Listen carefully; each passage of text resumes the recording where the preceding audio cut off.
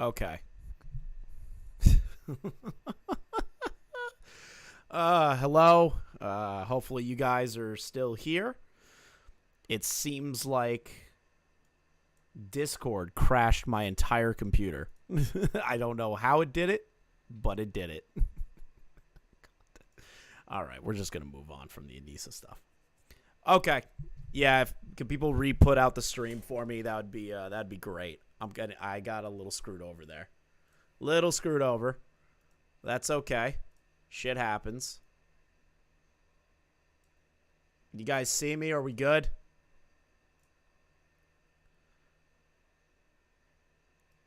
Okay. I had to completely destroy the original stream. I think I figured out what's going on.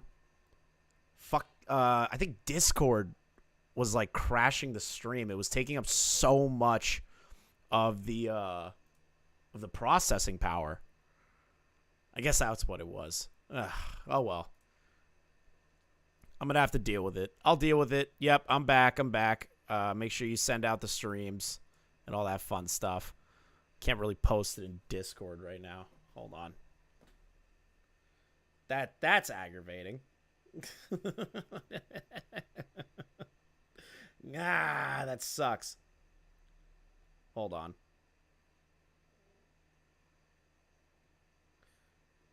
Let me see here. Oh, shut up.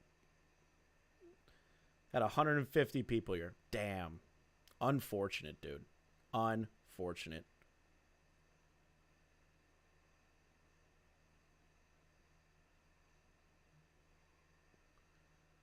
That's crazy. What?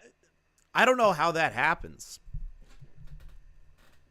I genuinely believe Discord has been crashing the streams. Because now that I've closed it, everything seems to be running even better.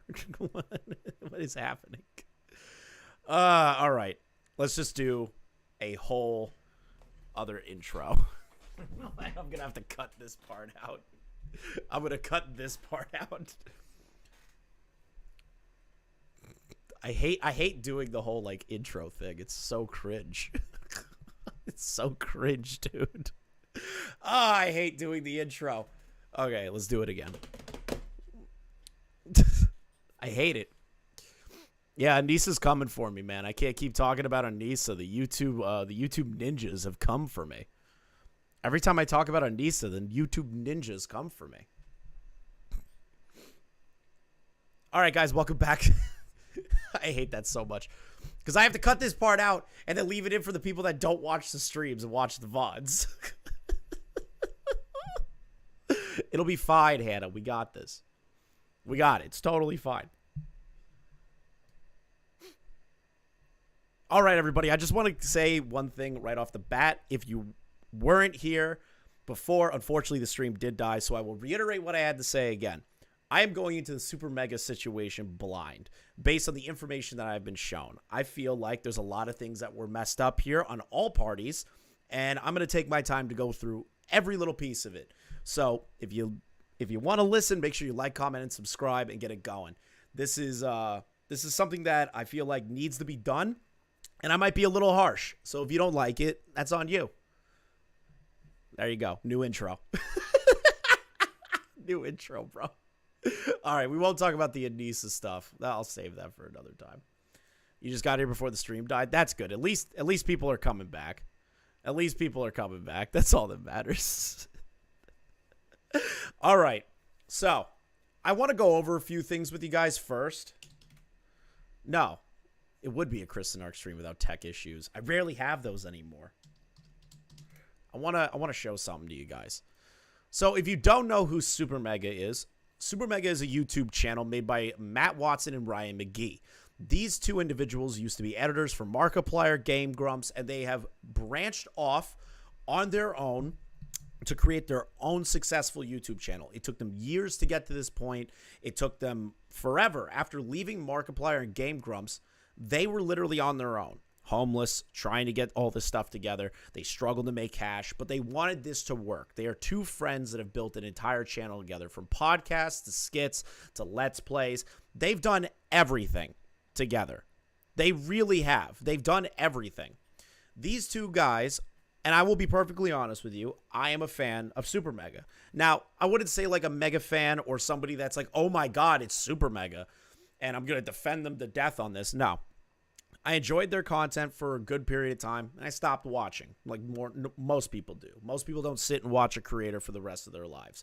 It is what it is. But I never really had an issue with Supermega. I thought they just made podcasts, decent Let's Plays, and were just two funny guys that did funny stuff. That's really it. I never thought of anything deeper than that. I found them through the Cold Ones podcast with Max and Chad, like I do with a lot of the creators I've come to like comedy-wise over the years. And this channel is like supposed to be their magnum opus. They've worked tirelessly on this. Unfortunately, somebody has come forward with allegations against one of their employees or artists. Better call them an artist. This individual named Lex Updog, a OnlyFans creator, a Twitter artist, all those things already make this sound bad, has come forward with allegations against one of the artists that were working for Supermega at the time and are friends with the guys who made Supermega. So, Lex puts together this thread. Let's read this over real quick. I made a video about my experiences with Don and Matt and Ryan and Supermega. It would mean a lot to me if you watched it. So, I want to read this first, and then we're going to watch her video. Now, I understand that the video is 2 hours long, and I've heard different things about this video, that you should only watch a handful of minutes because she only gets to the essay portion of everything within the first, 10 minutes, and then there's 2 hours of expository dialogue that just is unnecessary. So, it is what it is. But I also heard that there are things in there that throw her story into question, at least as to why Matt and Ryan were even involved in the story in the first place, outside of just not doing what they needed to do, which was a small thing. Really, they did the right thing from what I heard. They got rid of the artist. They got rid of the guy. They fired him. There you go. But there's a lot more intricate things at play here than just they fired him. There's a little bit more going on. So let's read over what Lex's accounts of things are, and then I'll let her talk. In November 2021, I was sexually essayed by Don, at Don, DRRR, on the first night that we had met while dating. We were both staying at Matt Watson's house. He attempted to physically force me to give him oral sex, and the only reason it didn't happen was because I was forced to physically resist him when he didn't listen to my verbal commands to stop. I waited to confront Don till Creator Clash 2022, where I could keep it offline and then never see him again. But then Don was invited to Matt's house in LA right before I moved to LA to stay in the house that they use as an office, the Supermegaplex, for Supermega, Matt and Ryan McGee's YouTube channel. Let's see here. I called them before I got there to tell them what happened so I could avoid being around Don. But they gave me mixed messages. Ryan, one of support, and 2 days later, Matt, a phone call where he went into lawyer mode and promptly explained to me that technically Don isn't an employee, so we don't have to do anything. I've heard that's a pretty gross mischaracterization of what was actually said. How Supermega is his magnum opus, also heard that wasn't said, and how this would be very bad for them if anyone found out. Days later, they talked to Don privately at Matt's house, where they proceeded to explain to try and get his side of his story. Left the conversation with Don saying he didn't know what he did. He didn't know what he did wrong, and Matt and Ryan deciding for me that Don and I just needed to talk things out in person. The day before I get to their office, Matt texted me and told me he sent Don there, and I had to hide in the bathroom for him to leave. During my time at the office, every action was held against me, me and Rav in silent until they felt appropriate to use them to kick us out, even though those things consisted of leaving to tonight. Wait, TN, dude, she can't write for fucking shit. While I visited my mom for her birthday, even though I bought a car, leaving town to work. Rav's partner, having attempted to take their life soon after I arrived, and me being still disturbed by what happened with Dawn and their reaction to it, were all held against us, and they used it to gaslight us into being framed as lazy when we were working harder than normal to get the less work done due to having no place to work. Any action that wasn't looking for a place or going to see one, aka being faster to going away, was seen as bad, when there was no sense of urgency placed upon us to begin with when we arrived. Let's see here. Oh, Tennessee? Okay, thank you. I was like, what? What happened to the stream before? Bit of a crash. We had a bit of an issue, so make sure you guys share the stream around.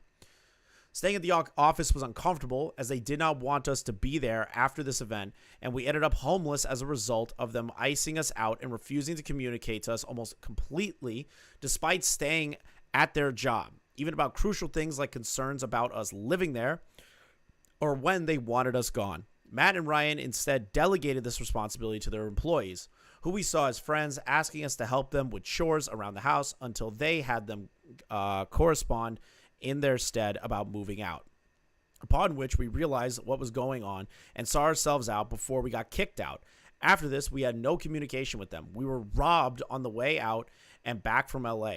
We almost lost everything we had, and we couldn't get our belongings from the office while living in the car from the hotel to the living in the car and from hotel to hotel for a while because they weren't talking to us.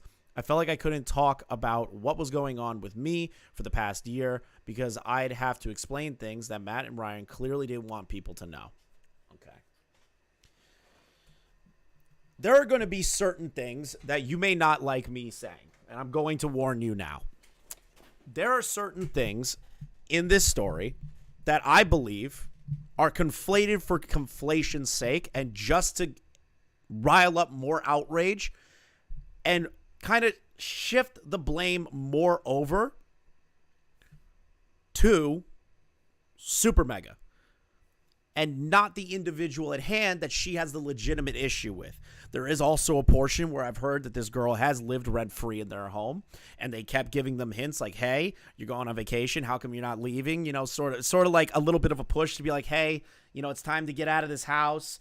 You know, you've been looking for a place to live for a while. It's time to leave. And they just kept, from what I keep hearing, going on vacation, spending money that they shouldn't be spending, and instead working to own a location. That's kind of what I've been hearing. It's a little, I've been hearing a lot of different stuff. But again, I've only heard bits and pieces. I haven't heard her explain the full situation, start to finish. I'm really not looking forward to this because I feel like I'm going to fucking rip it apart. But I want to give her an opportunity to speak, and I will be interjecting with things that I believe might be unnecessary to the allegations that are supposed to be had here. So let's talk. Have you ever kept a secret for someone else that you didn't need to? If you haven't, good, don't do that. But if you have, I know what that's like now. For the past year and a half, almost 2 now, I've been keeping a secret that I didn't need to for someone else's sake. And that someone else was someone very close to me, as was the person who hurt me. At no point was I supported enough to even be incentivized to keep a secret for them, but I did out of loyalty that I didn't need to have because they didn't have any for me. I think I was just too naive to see that. By the time I did realize that it was too late to do anything like for me to help myself. I hope what I'm saying is making sense. I don't know. Maybe talking about it will make me feel less alone. For the past year, I like to call it brain broken, but I try not to joke about it too much because I don't think it's like healthy. I haven't. You just called it brain broken. You gave it its own terminology. Oh God, I fucking mercy. I just don't get it. Like if you're gonna start off a video like this, why aren't you like jumping to the immediate thing that's necessary?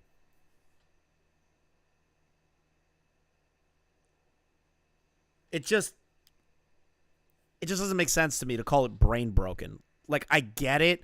You have your own way of, like, coping with it and creating your own terminology for things, but it kind of comes across a little fucking weird. It kind of comes across a little unnecessary. Actually, pretty unnecessary if I'm being honest with me. But that's just me. I kind of believe you're being a little unnecessary and conflating certain things there. I also want to say thank you, Gaming Witch, for the re-up, and Squatchin. Happy August. Thank you. Happy August to you, too. Hey, can you put these emotes now? Yes, you could use those emotes. You can use those emotes to become a member. Been too well, and it's frustrating because it feels like completely preventable causes. If you followed me for any amount of time, you may notice that my posts are very sporadic, and it's not just like, I don't know, I'm doing stuff, but the things I was known for, like drawing, I all of a sudden just didn't have time to do that anymore. People noticed and were asking me like, why aren't you drawing anymore? What are you doing? And like, why are you traveling so much? And I couldn't answer them at the sake of someone else. I've been talking amongst like my close friends and stuff about this for so long, but actually like saying it makes it feel really real. So it's kind of hard to do. I'm gonna try and word this like anybody who's watching this doesn't know anyone. I'll try and explain everyone. I was dating an artist named Don, who was the channel artist for Supermega, and we had been dating on and off since like 2017, maybe 2 years total. It was pretty scattered, but he's a Twitter artist like I was. I met him when we weren't dating in 2018, the same time I met Matt and Ryan. In November of 2021, I met him for the first time, like while we were dating. Don, that is... It's a little fucking weird. I'll be perfectly honest. 2 years together in a relationship and you never see each other, ever, like ever in person. That's such like a weird concept to me. I'll never understand that. Like I'll never understand that concept. Like I just don't get it. 2 years and you have not seen each other once. That's not a relationship. I'm sorry. That's not a real relationship. That's not a healthy thing. It really is not. Like in all aspects, it's not. Like 2 years together on the internet is not together. It's literally not together. You weren't actually dating. You were talking online. At Matt's house. He invited us both over at the same time. I think it was for the Supermega book. We both did art on it, and he wanted to celebrate the book coming out. And so in November, Matt's house is pretty big. It's like got like 3 extra rooms plus a living. I get it, but saying I have brain fog or I have burnout feels like such an inauthentic buzzword. But if you're having real cognitive problems, you're looking for an adequate way to say it. I guess, but I still don't believe brain, whatever the hell she said, is like necessary. It's just pathetic. Not pathetic. Yeah, I'm gonna stick with that. It's kind of pathetic. You know, just be honest. Just say I was really hurt by what happened and I just didn't know how to process my emotions. Trying to create your own terminology for things never makes you look like you're taking shit seriously.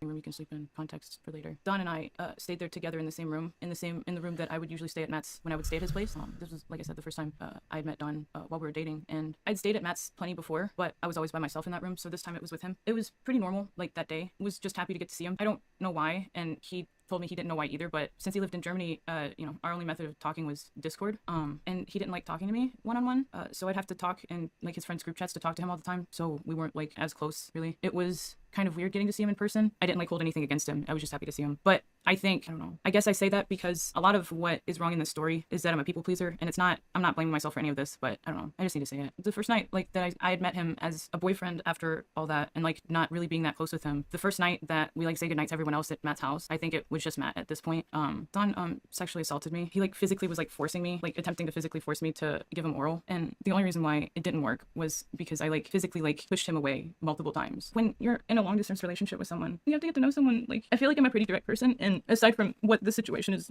like turned me into, I guess, but I feel like when this happened, I was like, especially this particular situation, I was like, no, I don't want to. Okay, this is the thing, right? This is the thing, and I'm gonna say this: she can feel like it. She has the right to feel uncomfortable by what Don did. She has the right to feel uncomfortable with it. Would I call it like rape? No. Would I call it sexual assault? Not necessarily either. I would call it that she can feel that that was an unnecessary approach that he made and be upset by it. She can. I'm not going to shit on that. The issue is that how it was presented initially and how people took it was that he like brutally took advantage of her.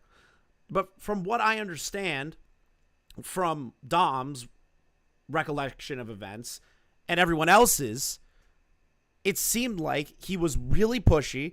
She wasn't into it, and he was like, "Dude, I didn't mean to do that. I didn't mean to do that."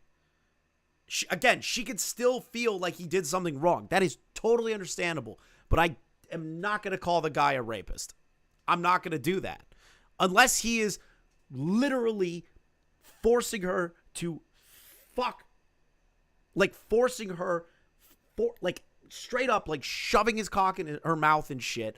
I don't want to call him a rapist. Did he cross a boundary line that is really fucking bad? Absolutely. But that is it. Don't want to do this. And he kept telling me, like, just do it. And, like, multiple times while he was, like, trying to force my head down. And he's, like, way bigger than me. I don't know. I was really freaked out after that. So, eventually he let me go. But she is allowed to be upset by. You guys need to understand that aspect. She's allowed to be upset by that. She's allowed to talk her truth on that. But personally, I don't think I can, like, call him anything dangerous. Maybe a creep. Maybe a loser. Yeah, I could say those things. Absolutely.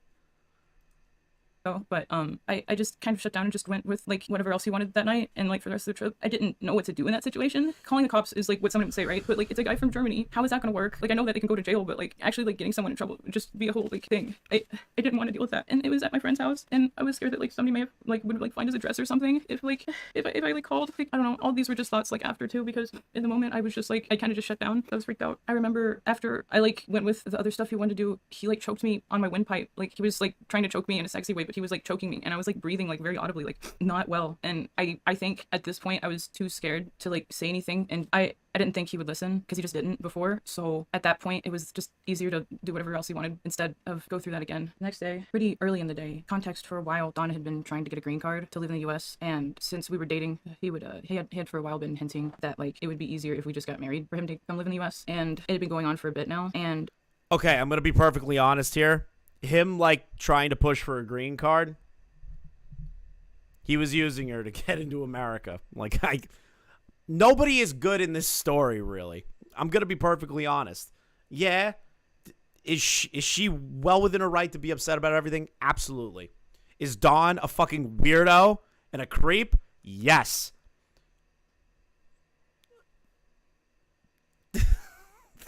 It's just a weird fucking situation.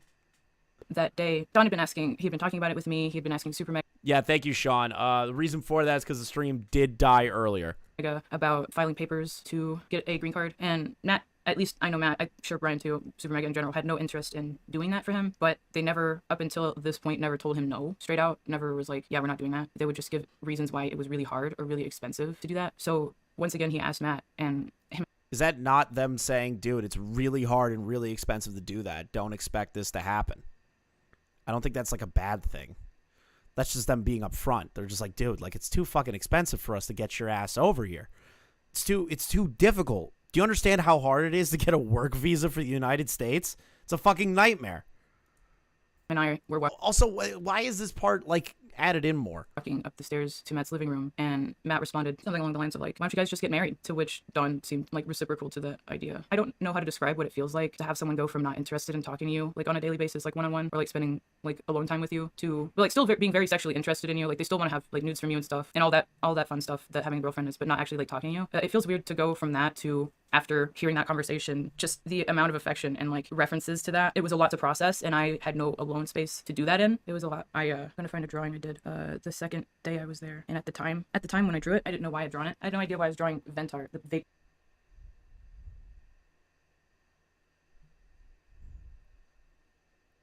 Dude, artists are weird. Since copium, I know it's really corny. There's a point that I didn't show anybody, right? Like, it wasn't supposed to be for artistic value. I still don't buy Matt calling Daniel a coward for taking his life. Matt and him were good friends. Yeah, see, I don't buy that either.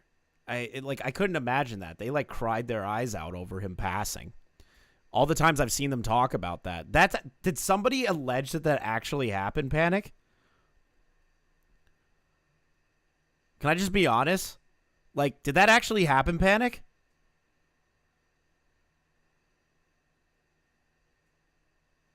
That's crazy. Did somebody allege that?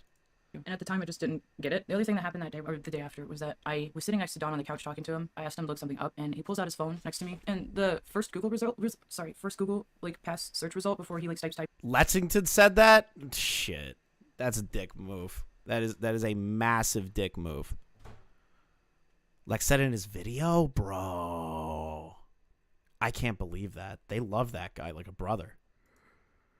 Starts typing in too many words is an artist sex worker's, like a mutual of ours, OnlyFans leaked. She's kind of a similar build to me, so I'm like double hurt because my self-esteem has been destroyed the moment I got there, the night I got there. I got upset at him before we dated the time then. He had essentially used me for nudes. I had a not safe for work Patreon, and he used to sub to it when we weren't dating anymore, and so I kept like a boundary with him over it because I was mad at him. Not necessarily mad at him, but he was my ex. I didn't want to talk to him, and gradually he like pushed that boundary over. It's my fault for not having any. I think he also knew that he could. He like unsubbed from my Patreon at one point when we were talking normally enough, and he like would message me and ask me if it would be okay if I would send him like the files from the Patreon, and I would be like, you mean like the old ones that you're sub to? And he was like, no, like new ones, or like all of.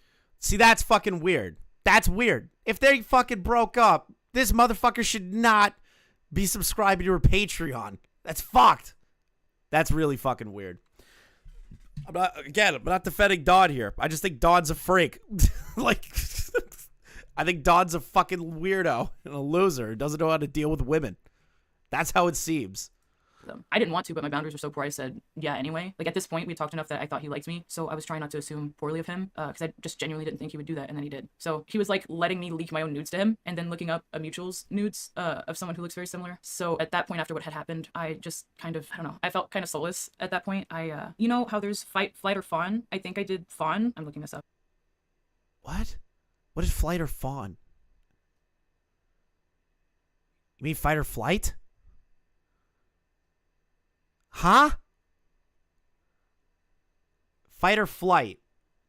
The natural human response to handling stressful situations, where you choose whether you're going to fight the situation or you're going to...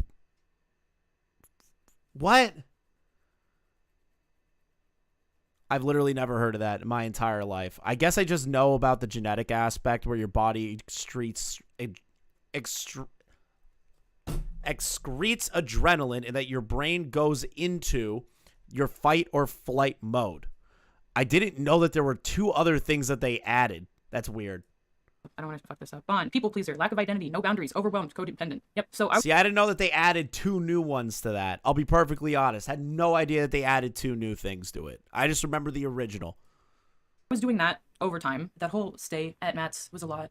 We had a Thanksgiving party, and unfortunately, that was like the last time we were all together and like happy. Like all the Supermega people, all the employees, including Jackson, which Fighting means giving in to the perpetrator along with what they want, like Stockholm Syndrome. Okay, I guess. I just didn't know that they added another thing to it. That's just fucking weird.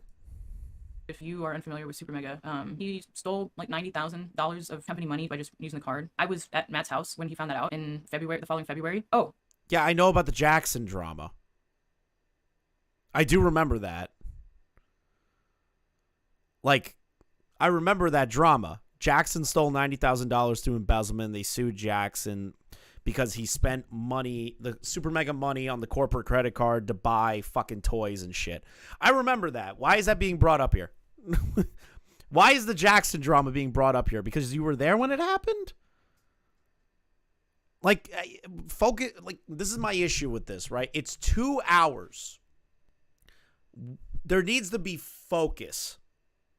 There's no focus right now. It went from significant allegations of a weirdo in her life brought to now talking about the drama between Supermega and Jackson. What the fuck?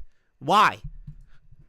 We did the podcast, me and Don. Well, Don did it twice. I was in the other room when Don did the podcast, which I thought was weird. And then the day or two after, it was my turn. But if you've listened to that podcast, if I remember correctly, I'm mostly just talking to them. But I think if you want to go back to the fawn thing, that's probably also why I was fine, because I'd been wanting to do it. I wanted to do it by myself. If you've watched that or listened to that podcast, there's a part in it where Don starts telling a story, context to do with me or something. There was a sentence where he starts to say something. From having known him on and off for like 4 years, I knew that he was going to say something about us dating. And even though I had wanted that before this trip in November of 2021, I'd asked him multiple times, like, do you want to be public about this? Because we had been before. So I just didn't think of it as a big deal. And he didn't want to. Would still draw me art, but only send it to me. So I got a really bad feeling when he started to bring it up. Mind you, I hadn't processed what he had done yet at all, really, besides the fact that I knew he did what.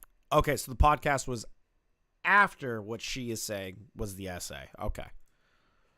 I told him not to do. Remember, guys, we are doing live research. If you don't like what I'm going to say during all of this, get over it. We're working our way through it. And it made me not feel good. So if I knew he was about to announce, or like not announce, or like casually mention that we were dating in a podcast, wouldn't I want him to mention that? Like of course I would, right? But instead, I interrupt him. I interrupted him and I made him stop, and I told him, like, I just made a joke or something. I think I said, like, I'm gonna kill you. If you are somebody that likes their podcast or have watched it before, give a shit, you can go find it. There's a part where Don just stops talking. And with this context, if you listen back to it, I think it makes sense. I remember being so anxious. I feel like I was having like a mini panic attack or something. I was really bad at talking. It was like an exercise. So I was having fun, but after when that happened, I like took over the conversation basically. So he couldn't get a word in, but he stopped trying to talk anyway. I don't know. Like I said, if I hadn't registered at all, like that something was going on yet fully, like that something was wrong. I mostly wanted to mention that because I wanted to mention something outside of myself for reference by the time that trip was over. Talking about it now just has me now processing it, I think. From what he did to me, I just kind of felt used, so I just kind of felt cool with being treated like however, so I feel like I stopped noticing when people were being, like, I feel like I don't do that as well anyway, but this was, like, worse. Like, I just was like, oh, they mean well. And from, like, November on, it only got worse, which is really hard when it has to do with people you trust. Honestly, from, like, November to when I stopped talking to Don, I just kind of did whatever he wanted. When we hung out in November, we started calling one-on-one a little bit more, and then it tapered off again, up until around April, when we were planning on meeting each other for Creator Clash. Then we started calling again, and I, like, was thinking to myself all the time that I knew, like, he was just using me. And I feel like a 90-day person when I say this, but, like, either, like, for sex or a green card. Or... Okay. Why continue communication with this person, then? So, this thing happened. You are uncomfortable by that situation, and you feel like it was a situation that you were not comfortable with at all. That you sit back and go, I feel like he did something bad to me. Why are you still talking to this person? Like, I'm not trying to beat her over the head over it, but it just doesn't make any sense to me. I've been in shitty relationships, and I fucking left them. I fucking ran. I stopped hanging around it. It was over. Gone. I'm fucking gone. I'm not comfortable with what you did to me here, or what you said about me, or what you said to me. I'm gone. Like, it just doesn't, it doesn't make sense to me. You felt uncomfortable that entire time. You didn't want to continue communication with this person. You should have shut off the communication there. I guess that's because I'm built different than this individual, which I get, but it just doesn't wrap in my head very well, especially over a Discord relationship. It's not like they lived in the same house. It's not like they are actually going through all this and that they are trapped by this person after the fact. It's just like, dude, like, just move. Like, just stop communicating with this person on Discord. It just confuses me. Be something like Stockholm. I doubt it's Stockholm Syndrome. Maybe it's just from the need not wanting to break up, or that they tried to make it better. What the fuck happened here? Pack, bro, I don't even know what to tell you. There's a lot. You're probably gonna have to rewatch the stream later, bro. You can watch it while it's going. But, like, this situation with this girl just seems... there's so many things that could have been fixed. There has to be an emotional attachment aspect to it. But for like 2 years in Discord, you meet them in person, and then something bad happens, and then you continue talking to that person. It just doesn't make sense to me. Both. I just feel like I fit into his plan, and it's less so about me, but I just look like a girl that he would like. Half his OCs look like me. His cassette girl character is referenced by me. He like told me this himself. He came up with her while we weren't dating, and just made a character that looks pretty close to how he drew me, and made her smoke cigarettes instead of weed. So I feel like he was obsessed with like the idea of me, but when I would talk, he just wouldn't listen. Like he didn't actually like me. My home life during this whole period, the last year, has been very not good. So stuff that happened outside the home was really hard to bring back in and process. I had a full load of stress at home, and that was the reason why I was going to Matt so much. I mean, he was inviting me, so it was nice that I was making friends because I didn't have many in Nashville. When he invited me for February on his birthday, like I said earlier before I cut myself off, I was excited about hanging out with him, so I came. And at this point, I think he's already started training for Creator Clash, and he's like getting wasted like every time I come over. I think he likes me coming over because I took care of him, but I had fun doing it. Like, I'm smiling about it now. I saw him like a brother. Like, I'm not trying to even say all this in slash neg. It's not good behavior. Like, you know, when you have a friend that's like making bad decisions, you try to be that person like, hey, you should probably like take care of yourself. You have obligations, or like, you know, don't do this, or like, I don't know. In January, the epic SMP happened, the Minecraft thing happened. I was at Matt's during that time as well, streaming. There's VODs of those, but it's mostly just me wandering Dawn around trying to get him to talk to me, because at this rate he wasn't like hanging out with me still.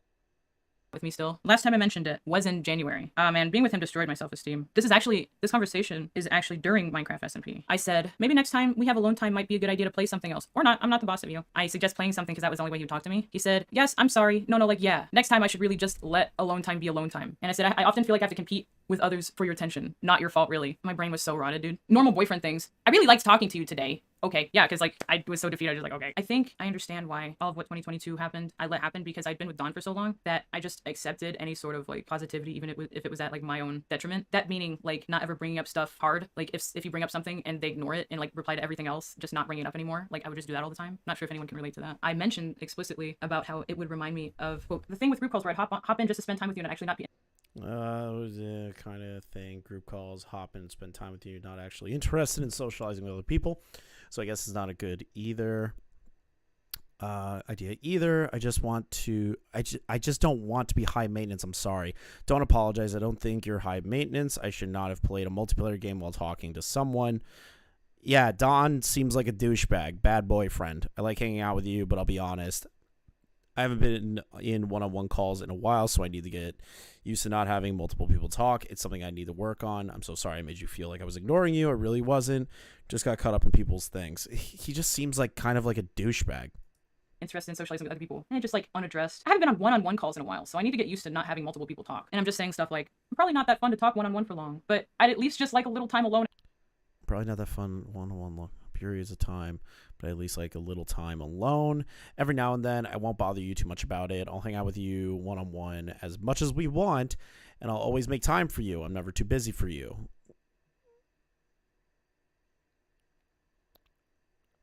I just feel like there's like 50 fucking red flags. I'm not blaming her. Obviously, she was, I guess, in love, if you want to call Discord love a thing, but, or at least committed to the relationship. But I just,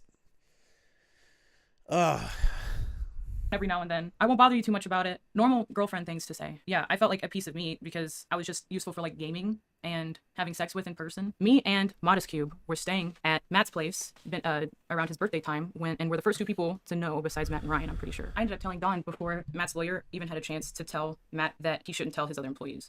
So he got a little upset with me and was like, just don't tell anybody else. And I didn't. Even around the time when Leighton was working there, because I'd known him since he started working there, even I didn't tell him, and we'd been friends since he started like immediately. But it never felt like things were the same after that. Part of why it's taken me a year and a half to even say anything is because like I had only just until recently had time to even process all this. So apologies. Yeah, I stayed home in April to save up money for Creator Clash. So at this point, I had made plans with multiple friends to get an Airbnb for outside Tampa.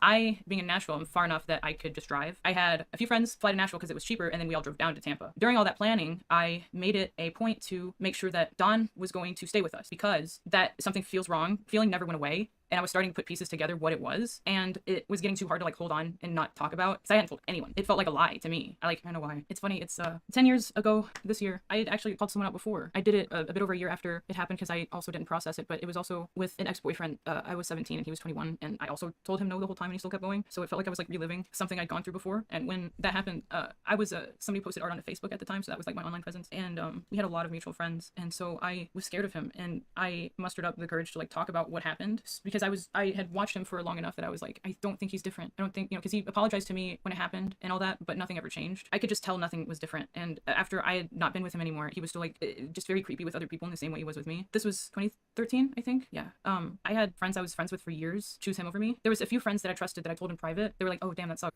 Yeah, those friends are dickheads then. If your friends turned on you because of a situation with another guy, you dickhead.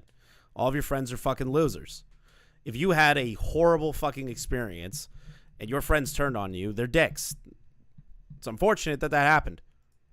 And then they would still hang out with him, and it made me feel unsafe, and I didn't know how to word that, but I was asking them. I would ask them like why. They just wouldn't know what to say and just would stop talking to me, or like be like, I don't believe you. Like it turns out they were being my friend and then didn't believe me or something. I had people quote retweeting, resharing, whatever. Which is fine. That, this is the thing, right? You're trapped in a situation between friends. You're telling me that between you two guys, there was something terrible that happened here. I've known him more than you. I'm going with them. That's fucked up to do because you're not believing that individual, but also maybe that there's a side of the story that individual has that like completely blew her side of the story out. Or maybe she said something that they just didn't want to believe.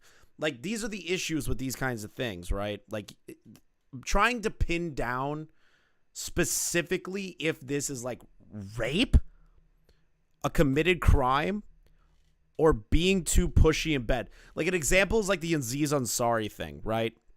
It's almost close to that. Aziz Ansari, this girl came out and said, Aziz Ansari tried to force me into a blowjob. I didn't want it, and he kept going with it. Later to be found out that it happened. She was kind of into it. Then she didn't want to be into it, and he respected that and walked away. I think that's how the story went. It just screams that. It screams that to some positions. That's at least how I'm feeling about it because, again, the Aziz Ansari thing, I remember that still. I don't know if it's super correlative to that, but it sounds a little bit like that situation. It kind of does. And Aziz was shown to be, he didn't do anything wrong. And now he still has a fucking life and still has a career and all those things. I don't know. It is on Facebook. That post that I made, since it was public, like people I wasn't friends with but were friends with him, saying I'd never even gone to New York to see him when I had pictures of me there. And when I would like respond with him, they'd block me. There's just so many people that did not know me at all saying I was lying. And mind you, this was before talking about sexual assault was like a normal thing to do in media at all, or like the Me Too thing or anything. I don't know if it would have even helped. Not that it would have, but it just I found out years later that the person that shared the post that said I didn't even go there also got groomed by them because they were like 16. All that context just because of all that happened. What I did know what was wrong was that I didn't feel good, and I was pretty sure I knew why. And the other thing I was sure was that I didn't want to go through that again. So when I was planning on having him come to the Airbnb, my thought process was if I could just talk to him in real life about this, there wouldn't be a need to do any of this. He lives in Germany. I live in the South at this point. You just have to go so out of the way to like bump into each other that way that there was no harm in me just like pulling him aside at some point and being like, hey, you remember this? It wasn't cool. Let's not talk anymore, or whatever, whatever line of dialogue. So it's not something that's screenshotable, something that other people can like speculate or be like, that's fake, or I didn't want people doing that to me again. I don't know. I'm a big boy or whatever, but the whole time leading up, it was pretty easy to detach from Don already to like process because he didn't call that much or didn't want to. So that was fine. We started two more, but I feel like at that point it was just kind of to keep tabs and like kind of confirm my reality of like, is this actually going? Mr. Gamer, are you fucking retarded? Everyone's shitting on Don. The problem is that there's specific aspects of it that might not be as insane as some people have made it out to be, like Nick's Not Green. Nick's Not Green made a fucking spectacle of it. That's the difference. She, again, is entitled to feel like something bad happened. I'm not devaluing that. I'm not saying that she did anything wrong here in the sense of what happened with Dawn. What I think is that there's a lot of additional shit that was unnecessary to be put in here in regard to the Matt and Ryan stuff. Going on or not, rather than it was to actually like spend time with him at this point. If you've ever been with like someone that has abused you, especially when you've been with someone for years, it's hard to just kind of be like, all right, bye. I didn't owe him anything, but I felt like maybe it was self-preservation, but I wanted to just it to be clean and just be like, all right, we're done. That's it. I've known for a while. Holy shit, is that Tom? I haven't seen Tom in forever. What's up, Tom? But now you do kind of thing, because I had intended on it for a while, like cutting off contact with him because I realized it was like not good for me, but getting the idea and building intention, two different things. Building intention takes time. So it came with the B&B. I came with my friends, and then it was me, my friend, and Ethan, and after Creator Clash, it was also Rav. Say she went out of her way to find someone who has hurt her just to tell them not to talk to her. No, that she did not say that. So I had plenty of people to like surround myself with between me and him for the time of the Airbnb until the last day, basically. I was just kind of feeling out the vibes when it happened, but like when we were there on when to tell him, but I ended up telling him like the day before he left. The Airbnb had lots of rooms, so I stayed away from him the whole time and just kept my distance. I didn't want anything to seem like anything's wrong because I didn't see the point in freaking Don out and have like 4 days of him left there and have nowhere to go. Like someone could be like, he doesn't deserve it or whatever, but I didn't want to do that. So I waited till the last day. Well, the day before Creator Clash is they had a gala. Everybody was congregated over there. And at one point, like it was the weigh-in, not the gala, it was the weigh-in. I don't exactly remember how or why, but I come out from the room of the weigh-in and Don has a giant nosebleed all over his shirt, all over his white shirt, and I just get the worst vibes ever. That was like when he started feeling like I didn't want to be around him because I was like, I would say that it was on purpose, but a lot of times it wasn't. There was just so many people that it was kind of hard to keep track if somebody wasn't like following you. So I genuinely didn't think he cared. So I got really freaked out when he started. She went out of her way to stay with him. I understand that she wanted to do it in person. I'm not gonna shit on that because I kind of did the same thing like I think with my first ever relationships. I think with my first ever relationship I did that where I didn't want to like do it over text or anything like that. I wanted to do it in person. Unfortunately, it didn't end up being that way, and then I sent her the song 25 to Life by Eminem and told her to fuck off. I was a lot more harsh back then. So like she should have had the conversation earlier, but I get why she didn't. She was putting it off as long as she could because she didn't feel comfortable doing it or cause an issue for she didn't want to cause an issue for everything, but like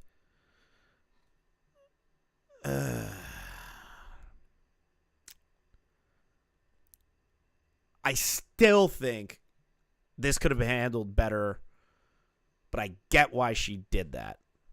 Getting freaked out. Like, I was like fucked up in the head, and all I cared about was like other people's comfort. I don't know. We visited a couple beaches and stuff. At the second beach we went to, everybody's hanging out at the beach all day. Like, it was the longest day we had at the beach. And like on the way back before we go get a hotel room, Don's like talking to Ethan and like mentions that we're dating. And so after that conversation, he comes over to me and he was like, "You guys are dating?" And my like stomach sank because I was like, I gotta talk to you about this thing, because it's not normal to like have someone have to tell you that. And then I don't know, I've never been in that situation before, you know. I didn't expect to tell anyone besides Dawn. I mean, what was I gonna do, lie? It wasn't even like an option in my head. I didn't know what to say besides just say like, hey, this thing happened a few months ago, because at this point in May, it was only like, it was about half a year. It was just like, this is one of the few moments where I actually have like photos of that exact moment, because around this time in my life I was just like, I've been traveling a lot more than I'd ever, and I've always traveled a lot, so I just would take photos of stuff like mundanely, with no intention of posting them. Most of my photos I don't. Anyway, here's like right as that conversation. I talked to him for a little bit. I'll show you a picture of the beach because it was pretty.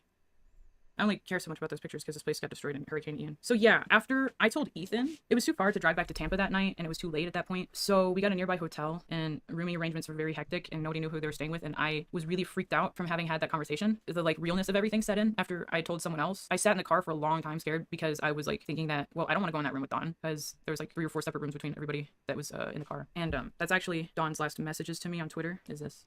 It was a bad night. I was just kind of hiding in the parking lot, hoping everyone would go to sleep and not find me. I'd had like a script in my head written for the whole trip, and then once I got broken, everything got way too real, I guess. I thought that how I was doing things was like the best way to do it, but I don't know. It didn't like foil my plans or anything. I still got to tell them. It was just, it added a lot of anxiety that I didn't have because I hadn't gotten to process it. If you've ever been abused physically, sexually, telling someone else, like verbally, it makes it feel so much more real that it can make you feel completely different than how you did before, and it's very jarring. So I was dealing with that. I felt like I had like shell shock or something, and I couldn't get away from the person that I had this realization that I was like really messed up by. But I don't think we stayed much longer after that.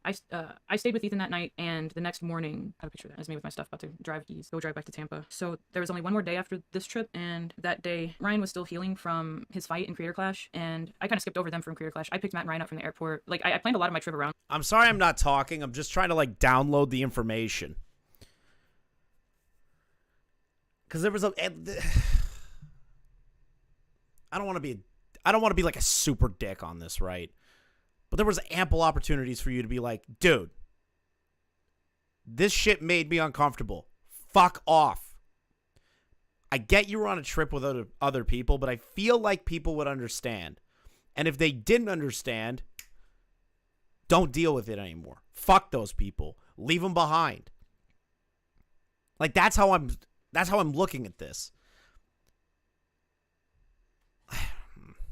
Like making sure I could help them just because I wanted to. Makes me feel silly, but we didn't really get to hang out with him that much after Creator Clash. And since he was healing and like healed enough to be okay, we invited him over and we smoked and hung out at the Airbnb on the last day. And I cooked everybody steak. And then by the time all this was over, everybody was pretty tired, so everybody went home or went to sleep pretty quickly. And it was after that I told Don. I pulled him aside. We went on a walk around the neighborhood the Airbnb was in. The way I told him was basically, I was basically like, hey, do you remember November when we first hung out? And he was like, yeah. I basically asked him questions that necessitated him saying yes or no to, because I wanted it to be easy for me and I wanted it to be easy for him, because I didn't want it to take too long. I didn't think it needed to for me to tell him the way I was going to tell him. So I said, you remember the first night when you were like pushing my head down and I was telling you no? Yes, he says, basically. He like didn't dispute anything that I said. He was just saying yes. And I was like, you know, that's sexual assault, right? Like, you can't do that to people. Like, that wasn't cool that you did that to me. I've been like really like messed up that you did that. I like have to like get better from this. This is something that I'm like having to recover from, because I want to see what Dawn had to say.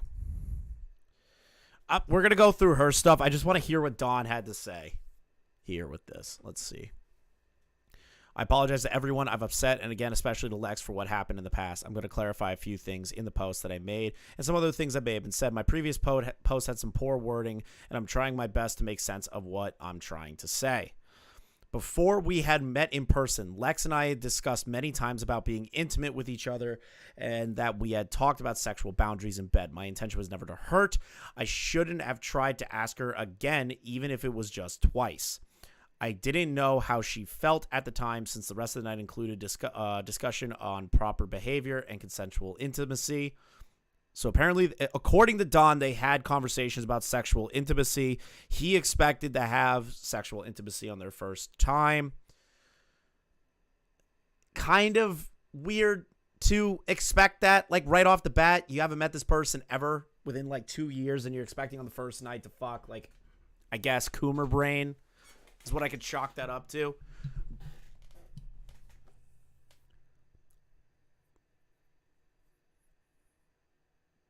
did he like grab her head and like force her to try and suck his dick?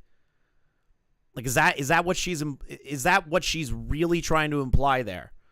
Because one could be like, you know, come on. We've talked about it before. Come on. Like, we've talked about it before. I'm horny for you. I've never seen you before. It's been 2 years and I've been sexually attracted to you for years. Like, I will, Tom. But like, Dom is a fat Discord mod who probably never been with a girl. I could see that. I've seen photos of him. But,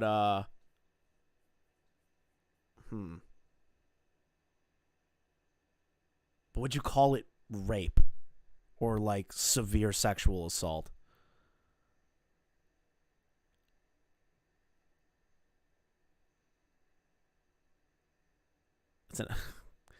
It's just like, yeah, is he a creep? Absolutely. Is he pushy? Absolutely. I'm not taking those things away from her. If she felt uncomfortable, she felt uncomfortable. But do I want to designate it as like rape that some people are making it out to be? I don't think I can subscribe to like full-blown grape. I don't think I can subscribe to full-blown grape. I can say, yeah, he's a fucking creep and a loser and a degenerate and he pushed her boundaries. I could say that. Totally fine. But I don't think I can call him a rapist. I don't know. That's the issue with the internet. The internet will immediately jump to rapist. When it comes to Dom, it's just hard to say, but timing does not do anything she says justice. I kind of see where you're coming from that. Let's see here. Never to her, fell at the time. Again, this is all he said, she said, too. We don't know what happened that night. We have to take her word for it and Don's word for it and work between the two. It's all he said, she said. That's the issue that we're facing here. I want to support her because obviously I don't want anything terrible to happen to women, but at the same time, I don't think I can go around saying that Dom is doing career-ending or significantly sexual deviant harm. I don't know.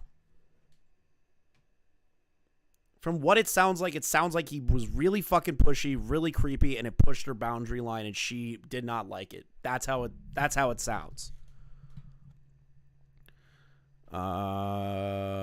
Let's see. Mutual intimacy continued until we both left LA, and we continued talking online frequently after the trip. FPS Diesel, something clearly happened, but it does look like the story was used in some personal ploy to screw Supermega. Also, no way in hell can you cover this all tonight. Watch me. Watch me, Diesel. This mutual intimacy continued until we both left LA, and we have continued talking online frequently after the trip. I'm not saying that I should be excused for what I did, because I clearly shouldn't, but it was never my intention to harm her in any way. I tried to apologize to her the night it happened, the night we broke up, and the night when I went back home via Discord. As for what Supermega did, I had no idea of their actions until recently. I was given no indication that she would be coming to either the Supermega office or Matt's house on both occasions, and it was never my intention again to upset her with all these events as well. We stopped having any contact after I was asked to leave abruptly. Regarding the girl and the accusation that I had based off Lex, those are not true. I had based Castell girl on a SoundCloud. I was, I don't know what that says, to back in 2017 before Lex and I started seriously dating. The character is no way related to Lex, so we're going to have to watch the rest of that to like figure that part out. One thing is clear, though. The Yvette's artist post I made before all this happened did not feature an image of me and was instead of someone who was a friend of someone who used to be my friend. On a final note, I'll do my best to refund the commissions. I have not started as soon as I can. Take a while to try my hardest. All right, fair enough. Don is totally a Discord mod Coomer who has no social skills. Yeah, dude, that's literally what I was saying. That's literally what I was saying. This dude comes across like a socially inept Discord Coomer loser that got a attractive girlfriend. They met in person. She didn't feel the same way that he did once seeing him in person. She wasn't comfortable having sex with him, meeting him in person. There was a very uncomfortable altercation for her. And that's where we are. That's how it comes across to me. I still don't get why Supermega had to be brought into this, other than they should have handled it better. I don't get why there are 2 additional hours dedicated to it. It's making me not well. Like basically explain to him all but like a baby that sexual assault is bad and that what he did was that and that you can't do it. Because all it would have taken is for me to have been like, no, I don't want to, and for him to stop, but he didn't. Nonetheless, so I say all this, and he says, so does that mean you're breaking up with me? And I was like, what? Yeah. To me, it was like, yeah, no. And that out of everything I said was both the shortest response I had to say, or like the shortest thing I had to say to him, and the most devastating. We're on the sidewalk, like we're walking. And have you seen the new Nick's Not Green video? Dude, I'm gonna be honest with you. I refuse to watch any Nick's Not Green videos. Do you want to know why? Because Nick's Not Green is a biased and fucking loser content creator and has been for fucking years. I absolutely detest Nick's Not Green's content. I refuse to watch anything that dumb motherfucker puts out. I'm like, no, I don't want to be with you. And he stops directly under the streetlight and does this for like a minute in front of me. I don't know. It felt so performative. And maybe it was actually sad. I'm sure he was bummed out at least, but I don't know. That was so surreal. I like considered taking a picture of him, but I was like, that's not morally right to do. I'm just making very light of like a shitty conversation, honestly. The next day, the Airbnb was up for me, so I got to drive back home. Don went to stay with his artist friends that lived nearby. And so my impression was that Grid Clash is over. Don had so many receipts, but Nick was super biased. He's friends with Lex's current BF. Yeah, so then Nick's Not Green should not fucking open his mouth. Like, I get he's trying to help his friend and all that stuff, but like, if you're coming across in a biased fucking manner and you're trying to report on a situation, you should keep your fucking mouth shut. He's gonna go back to Germany soon after he's done hanging out with his Florida friends, and then even though the conversation was weird, I won't have to see him again now. And usually, unless you're involved in the drama, then you have to fucking put your shit out. I can like actually process stuff. I don't want to go on a rant about Nick's Not Green. I do not want to go on a rant about Nick's Not Green. Do not make me. Do not make me go on a rant about him. We'll be here for hours. At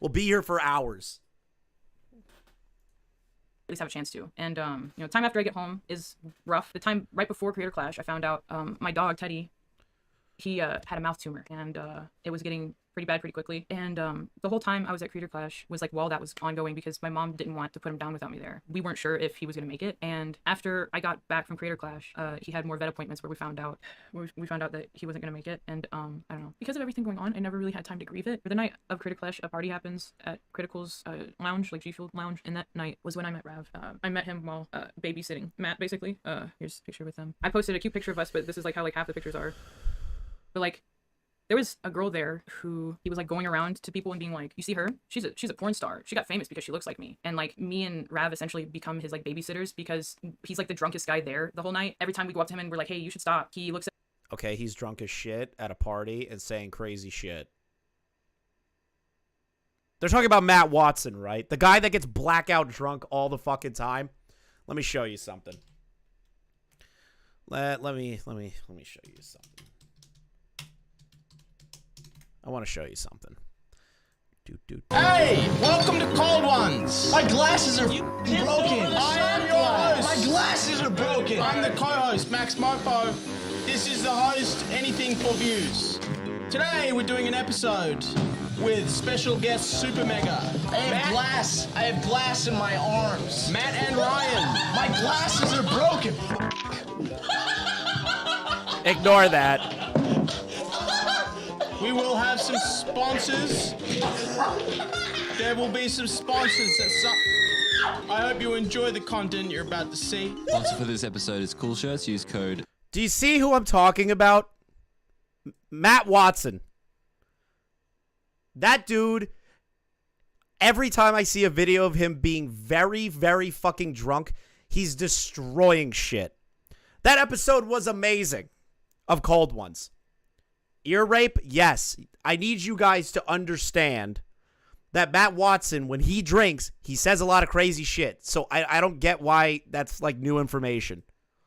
at us dead in the eye and takes another drink. And it's like funny the first couple times, but then when he does it like 5 times in the same night, it's like freaky and you get worried for people's health. But we're like literally just trying to like keep him from like doing creep shit to people because we didn't know what the fuck he was gonna do. He kept drunk. Whoa, what was that? You can't just blow past that. Just like me. And like me and Rav essentially become his like babysitters because he's like the drunkest guy there the whole night. Every time we go up to him and we're like, hey, you should stop, he looks at us dead in the eye and takes another drink. And it's like funny the first couple times, but then when he does it like 5 times in the same night, it's like freaky and you get worried for people's health. But we're like literally just trying to like keep him from like doing creep shit to people. Okay, let's see. This is involving Matt. He kept drunkenly grabbing people he didn't even know and kept picking them up or smothering them. It was really weird. Did you not see how drunk he was on Cold Ones? He did the same thing.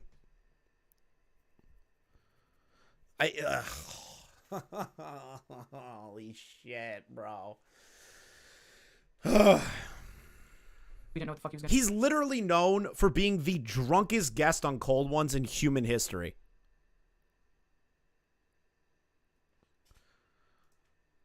Do. So me and Rav bonded quite a bit very quickly over being nanny. He didn't have anywhere to go. He just ended his tour like that day before he got there. So I was like, you should come stay with us. We have extra room. So while he was staying there, we were talking about our life situation and it struck a chord with him and he wanted to help me and said that he's moving to LA and that I should go with him. I think it was before I left Tampa. I'd already had a ticket to go stay with Ethan in NorCal. So when I got home after Creator Clash, I already had 2 different places to be. So when I got home and found out that my dog is going to die or like, is it going to make it? I end up having to leave, I think a day or 2 before the vet had scheduling to cremate him or like to euthanize him and cremate him. So I missed the death of my dog by about 2 days, 2 or 3 days. So when I get to Modesto, because like, you know, I'm like getting support, things seem kind of up because at this point I'm thinking, not going to see Dawn again, moving out of my bad home situation. Obviously Ted's the bad thing, right? That's like at that point, that is the bad thing happening to me. If you've ever lost a pet or you have a pet and haven't lost it, you can imagine what I was going through. I was just like bedridden for a while. So there was a chunk of time, I want to say around a week after I got there that I just didn't do that much. That and like mentally recovering from Creator Clash. And as that span of time occurred, every time I'd look at my phone, I'd notice things were going on in LA. Like, why is Dawn in LA? I thought he was going back to Germany. Turns out Matt invited Dawn to stay with him after Creator Clash, after he was done staying in Florida and I think maybe somewhere else. It occurs to me that I'm going to need to talk to more people about the Dawn thing, what happened with him, to give context to why I don't want to see him. Why would I ask my friend to make sure I don't see someone? It genuinely would have to be a good reason. And I thought it was, so that's why I just told them. I didn't feel comfortable, so I called Leighton first. I didn't know him nearly as long at all, but I feel like Why didn't you call Matt? Wait a minute. What? Why not call Matt, the guy whose house you're staying at and the house that Dawn is staying at, and been like, dude, listen, I need to have a conversation with you. Like, it's unfortunate, it sucks, but like I can't have Dawn at that house. You know, this is bad. Me and him had a falling out. He did something that was uncomfortable. I just hope you respect that. If not, then this is the end of the conversations. I hate people that do roundabout shit. Like, I do hate it. Roundabout shit annoys the fuck out of me. Like, if you actually have a legitimate issue, I'm not saying that she doesn't, right? But if you're in a position where you have to have a conversation that is uncomfortable with that other person about someone that they're close with, tell the person. Don't use an intermediary, because then a game of telephone's played. The game of telephone ruins the actual weight of the situation. he had gone through or has gone through enough that I've him and I both talked about that I know he would relate when I told him, or understand and believe me when I told him, without a doubt. So it's the least emotional burden for me to call him first, I guess. I did it to tell him too because he's a friend of me, but I wanted to ask mainly about how do you think Matt Ryan's gonna take it, basically. And he assured me that they're gonna take this. He was like, for 100%, they're gonna take this seriously, definitely. There's no reason why they wouldn't. There's no way they would want to work with him after knowing that and all that kind of stuff. And so I was like, all right, I felt normal, you know what I mean? I felt validated, I guess. So I called Ryan because I don't know, maybe I was scared to call Matt. I messaged Ryan and I said, hey, are you free for a call right now? At 10:30. I said, it's pretty late, so if not, it's fine. He said, sure, call if you want. Calling with Ryan made me feel even better because he immediately apologized and was like, I'm so sorry that happened. So I hadn't gotten many reactions at all so far, so this was at this point a good one. He went into detail just saying what he did was wrong and he deserves, to be held accountable for what he did. Stuff that you generally would want to hear, I think. I felt a lot better after I talked to him. I don't know why or how, but somehow I had no dialogue with Matt for 2 days after my call with Ryan. My call that made me feel a lot better. And my call with Matt was probably the worst thing I could have imagined. That's how the conversation went. He's apologizing about Teddy. I booked my flight, so I told him when. This is what he says after. Very nice words, right? I personally think him and Ryan did lots of talking before he decided to call me back, because his phone's with him all the time. He could have called me back at any point. I think by the time I got off the phone... That sounds like you're making an assumption. it sounds like you're kind of making an assumption. Yeah, does it make like logical sense that Ryan would go immediately to Matt and be like, "Hey, our employee just fucked up big time. He's a fucking creep. One of our friends had a very bad situation with him." Like, that's not crazy to think, but to expect a phone call like right after Ryan gets off the phone with you, I don't know. With Ryan, it was probably already too late for me to like tell things how I wanted to, because it wasn't my choice anymore. I was getting asked about like how things happened and stuff, like very inquisitively when I was on the phone with Ryan, and that was the one thing that I thought was weird, because if I believed someone, I wouldn't be asking them that many questions. I'd just be like, What? Hold on. to like tell things how I wanted to, because it wasn't my choice anymore. I was getting asked about like how things happened and stuff, like very inquisitively when I was on the phone with Ryan, and that was the one thing that I thought was weird, because if I believed someone, I wouldn't be asking that many questions. I'd just be like, I don't need graphic details. What if their employees and friends did something bad to you? They're asking you questions so that they can figure out what's going on? How is that a bad thing? What do you want them to like have a conversation with you so you could be like, yeah, this is what happened. This guy did this thing to me, and I'm glad that you're hearing me out. That's a little confusing to me. Because it's normal for third parties to ask questions. It's totally normal. Friends of yours can ask questions when another friend of yours has committed something bad, something wrong. You could do that. That's not a bad thing. Matt and Ryan weren't involved in this situation when it initially happened, so of course they're going to ask questions. That's so weird. That's so weird. A little weird. He lets me He can't just accept the "he did this, trust me" narrative. He has to know what was done so he can exactly know how it could be handled. Exactly. Like, I get that.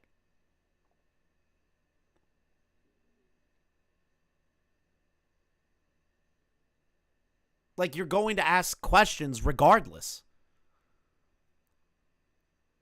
Like, her being emotional and rational in this situation will probably super hard to navigate for her. I just hope she's able to see the mistakes in retrospect. No, like, I get it. I get where you're coming from, Psych. It's just like there's certain things that I'm like, it's not a bad thing that Ryan was asking those questions. I don't see an issue with asking questions. tell him what happened, as I told you.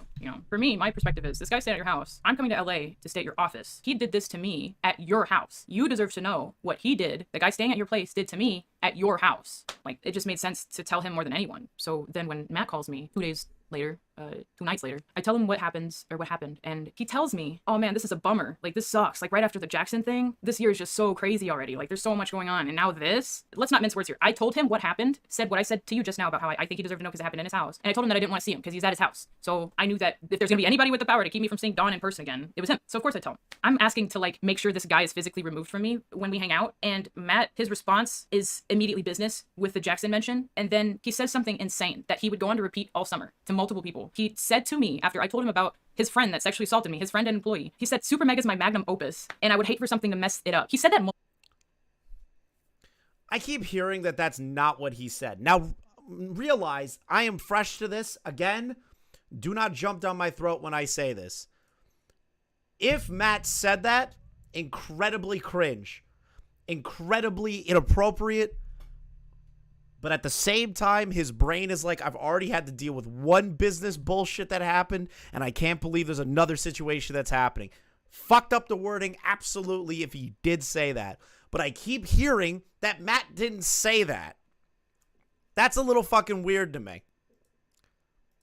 multiple times. I remember I was sitting on like the curb of the parking lot of where I was staying at the time outside, just like staring, because I never in a million years would have expected my friend Matt, to say something like that to me. It's like a switch flipped in him or something. Like he just immediately became different. And I purposely told both of them, I'm calling you because I don't want this in a text. I don't want this screenshotable. I don't want this to be a big thing. I at least want the choice to have that. And I get the choice if it's not drama. I didn't want that. And I told them that, made that clear. And I feel like they took advantage of that fully. They took advantage of how much they knew me to that point. Matt told me after the Magnum opus thing, well, we'll make sure that you don't not get invited places because he's in town. Like if we're like all doing something and he's in town, like you'll definitely still get invited. Like we'll still definitely invite you. And to all these things he said, I just didn't say much. And he just kept saying things. He was like, would it still bother you if we like still worked with him? And I started like being like, I don't know. That's not really my decision. I can't really tell you that because that's not what I was calling for it. He's an online Twitter artist. I would see him regardless. It's not about that. It's about me not seeing him in person so I can like relax and like process stuff. I wasn't asking him to like kick him out and make him homeless. I just wanted him to like stay at Matt's or like don't bring him to the office if I'm there, basically. It wasn't like the hardest ask ever, but... Is there any proof for her claims? She does have some form of receipts, but then most of it, from what I understand, is all he said, she said. So that's what I'm understanding the situation to be. So it's either take her word for it or don't take her word for it. Or do what I'm doing and try and navigate the story and unravel the 2 hours of additional expository dialogue that has been put out here. He acted like I was trying to make him go bankrupt because his like weird, creepy employee that I dated like did crazy shit to me and tried forcing me to do stuff. And it just seemed like any possible way they could have made it to undermine that story, to downplay it, to make it not as big of a deal, they did. And it only got worse. Wait, did they go out of their way to tell people not... Wait a minute. Did they go publicly and be like, well, you shouldn't listen to this woman. She's crazy. What you're saying is insane. Like, Don would never do something like that. I don't think, from what you've said so far, did they deny you what he said. Matt just said, dude, like, fuck. Now we're dealing with another situation that involves Supermega. Shitty to say? Abso-fucking-lutely. But you didn't say anything about them actually trying to downplay it. Or be like, that's not what actually happened.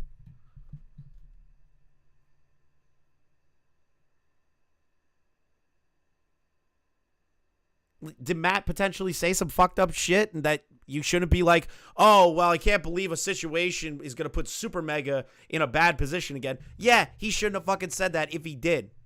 But from what I understand, so far, her wordings and what she has said for the past 42 minutes, there hasn't been a moment where Matt or Ryan have said, what happened to you isn't what actually happened to you, and we don't believe you. I don't think that's what has been said here. Worse once I got there. Before I got there, what made me decide that I needed to not stay in Modesto and I needed to like immediately go to LA was this.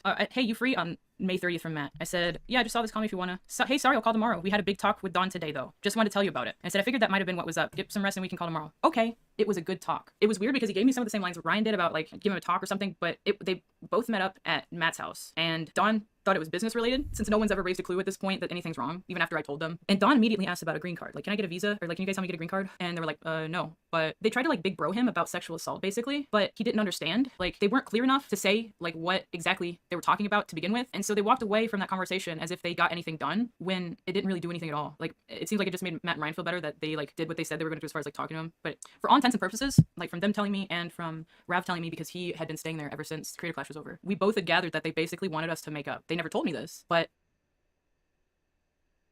why are you... He had been staying there ever since Creator Clash was over. We both had gathered that they basically wanted us to... I feel like a lot of people want to solve my problems for me without really thinking how I feel. I just want them to process. I don't really want to talk it out right now. From Don's private Twitter account while he was staying at Matt's. To make up. They never told me this, but every action from them was masked as disciplinary, but it was more like scolding. Like you're just like, man, you can't do that. That's really a big no. I don't know. I felt them downplaying it in real time, but I was across the state. Like, oh my God, it's such quick. Do that. That's really a big no. I don't know. I felt it was this again, lol, LMA what? Apparently Don is telling people y'all were vague with him and didn't say why he got fired. Sigh, he could just fade from view, to be honest. He gone full foul beast. Also, the 2 months I wasted there, my brother in Christ, you chose to be here. them downplaying it in real time, but I was You don't have to answer if you don't want to talk about it, but there is a reason you don't have a job anymore / got kicked out of the place. They just said they're not going to have me do the thumbnails. They were very vague. Jesus, that sucks. What the fuck? You've been with them for so long. That's some shit you go vague about. I'm done with YouTubers, done with everything. Can't get a rest because once I get time to myself, I start thinking about it and I get angry and sad and frustrated just thinking about the 2 months I've wasted there. Matt never addressed this again. So he fired him.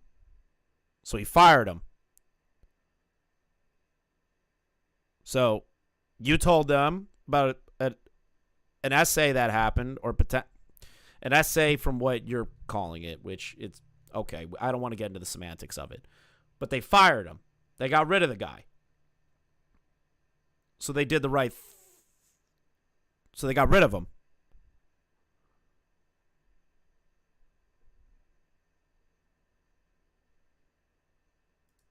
Across the state, like 5 hours away, and could do nothing about it. So that's when I decided I needed to be there. Matt had known since, or at least I told him, May 25th that I would be in town on the 14th. On the 13th at 9 p.m., he messages me this. Hey, can't wait to see you. Just an update. Dawn is staying at the office with Rav right now. I did not know what the fuck to say, so all I could say is, what should I do? Oh, whatever you want. I was just updating you where Dawn was. My place is full at the moment, unfortunately. Texting me hours before I gotta be there that he just sent him to the place I'm staying at. He didn't have to do this. Found out he did this because he was tired of Dawn making a mess. Instead of sending him home and just having one difficult conversation with him, he decided to have Dawn stay at the office. So when I get in, I'm scared shitless. I made sure Rav was there to pick me up at the Burbank airport so I could like get briefed basically. I get there and I don't think which Matt has fucked up here. If that is exactly what happened, Matt fucked up. He shouldn't have had Dawn stay at the same house that she was staying at. And if they were poor in the execution of firing him, they should have just owned. I haven't seen their responses, so anyone that's screaming at me, well, nobody knew this, nobody knew that, well, Matt said this, Matt said that, and Ryan said this, I haven't seen these yet. So far, from what I'm seeing here, is like, they let him go, didn't really tell him why. They were like, hey, bro, you kind of like did something, we don't really want to get into it, but you're no longer really working here anymore. You shouldn't have let him stay at the house. Like, I get he had nowhere to live, but you shouldn't have let him stay at the house. I can criticize that. It's totally fine. Dawn is there, and then I hear him. I hide in the bathroom, like after putting my shit up, because I didn't think he was there. The place is kind of big. The office is a house, so it made sense. Like when I was offered to stay there, I was like, oh yeah, sure. Until I actually stayed there and realized every room was being used. But regardless, I had to hide in the bathroom when I realized Dawn was there. I hid in the bathroom at the Supermega Plex, and I stayed in there with the door locked, scared shitless, until Dawn came up to the bathroom to try and use it, and I was in there. I had the door locked, so he tried pulling it, he tried turning it a few times and couldn't, and he knocked and he said hello, and I didn't answer. I was too scared to say anything. I didn't know what the fuck to say. I didn't even expect to see him ever again. I like hear him realize it's me. I'm sure he'd been told that I was gonna be there, but he says something twice. Matt has some receipts from Big Lies she's told. That's all right. Hey, listen, we are giving her just due, and to get her position out there, we will work with the receipts that Matt and Ryan have dropped soon. He's like, hello? He's like, anybody in there? And then all of a sudden he stops trying, and I hear him like inhale or exhale or something, and then he goes to the other bathroom. And then afterwards he got arrangements to leave very quickly, and I hadn't seen him since. But after that, because Matt didn't ask him to leave at that... Wait, so Dawn left the house and coming to the house? So the minute she showed up, so... At that point, Dawn, I'm not trying to give him a pity story or anything, but this is just what happened. Dawn was too poor to fly back. He had been financially floated from the time that he was there to the time that he got kicked out without proper word. Hey, I'm in Burbank right now. I need a place to crash. Anyone can let me, the little dude me, stay in their place for a few days. Or like a time, basically. He had already been like not paid by them because their PayPal was messed up. He could have been like gone if you told him a date. You could have been like, go home by this date. He could have taken commissions or something, free will. Matt could have done all that with Dawn and not had me see him. But instead he was doing stuff like posting Jim's cat sitting on Dawn just a few days before I get there. 6 days before I get there. So Dawn's gone at this point. Vibes are fucked in the office. Dawn was staying on the couch, so I don't want to stay there because I know what Dawn smells like, and it smells like him. So Rav's already been staying in the game room. It's like this huge futon, so I just put all my shit in there with him. So from day one, it was fucking weird for multiple reasons. It was weird because I don't get why she put herself back in the situation where she could have met Dawn. She went to clear this, according to her, like if he is dangerous and did something you'd avoid. See, I agree with that. If you heard, hey, this dude is going to be at this house and I'm not comfortable seeing him, don't go. Don't go to the house. If you already handled everything, broke up, you're like, fuck you, dude. I already told everybody that I told Matt and Ryan that you're a piece of shit. I think you're a piece of shit. I don't want anything to do with you. And you hear the same day, oh, he's at the house, don't go to the house. I'm not defending Dawn.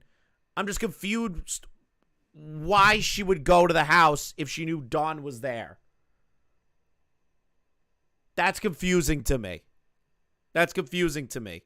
Did Matt and Ryan, fuck up and leave Dawn in the house? Yeah, most likely. But that situation already happened. That situation already happened. So then why not be proactive and go, I'm not going to that fucking house. Fuck these guys. Why go to the house? Why go to the house? But if you heard that Dawn was going to be at the house and you haven't shown up yet, don't go to the fucking house. I think people got the wrong idea from me staying in the game room. People were uncomfortable by me because of They sent him there. That she still shouldn't have went, and they shouldn't have sent him. What? the Dawn thing. People were thinking I was asking too much of them or something when I wasn't really asking for anything. I had already asked for something and it got turned into other stuff. And I think I was feeling blamed for those things. That it's I don't know. You figure out what you want to do with your business, man. And that was still in my court, Day after I get there is the 14th, and that is Ryan's. Let's not blame the person that doesn't have a place to stay in LA. Dawn. Okay, so then by that logic, Dawn also had no place to stay. What? Birthday. 14th. Happy birthday, Ryan. I'm in town with Rav. If you're not too busy, feel free to hit either of us up. We'll do. I'm thinking of hanging out with some people tonight, so I'll keep you updated. Tell me why I get to that party. There's happy birthday balloons, cute little party. Everyone in the Supermega circle up to this point is there, except for Leighton. Neither of us knew that the word around the block was fuck Leighton. He was our friend. We hung out with him all the time. He was a cool guy. I couldn't even fathom not liking him. So when he texted us that night and asked us what we were doing, I said it was Rav, and he said something along the lines of we're at a party or we're at Matt's house for a get together or something. And Leighton was is it Ryan's birthday party? Because he knew it was his birthday. I mean, they worked together. As the rest of the party found out through text messages that Leighton found out about the party, especially Matt and Ryan, they were ugh, they hate that guy. It was so crazy. I have never seen such a insane scene. Folks at that party, after seeing their phones and getting visibly bummed out that Leighton is on the way and spreading the word, people start taking down the balloons. They went to the store because I didn't see a tank. They went to the store to pick up these happy birthday balloons in preparation. Grabbed them. No, not really keeping track of who. It doesn't really matter because everybody was doing it. Grabbed the birthday balloons, went across the living room and stuffed them in the closet when they found. So what if they don't like Leighton? That doesn't correlate to. What? So what if they didn't like this fucking guy? So what? How does that work into the situation with Dawn?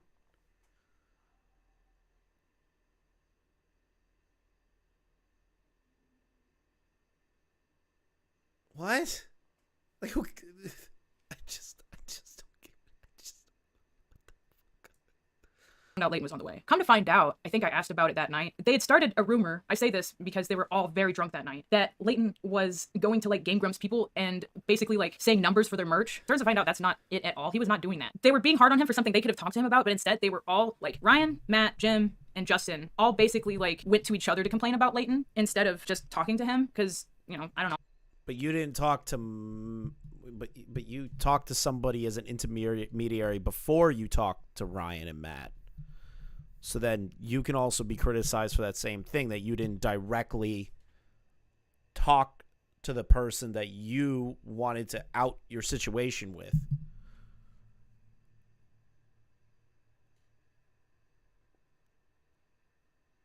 Also, Juvie, I heard that Leighton's stream, he took it down because he said a lot of unnecessary shit and came across schizophrenic. I heard he took it down. I have his Twitter post where he talks about why he took it down.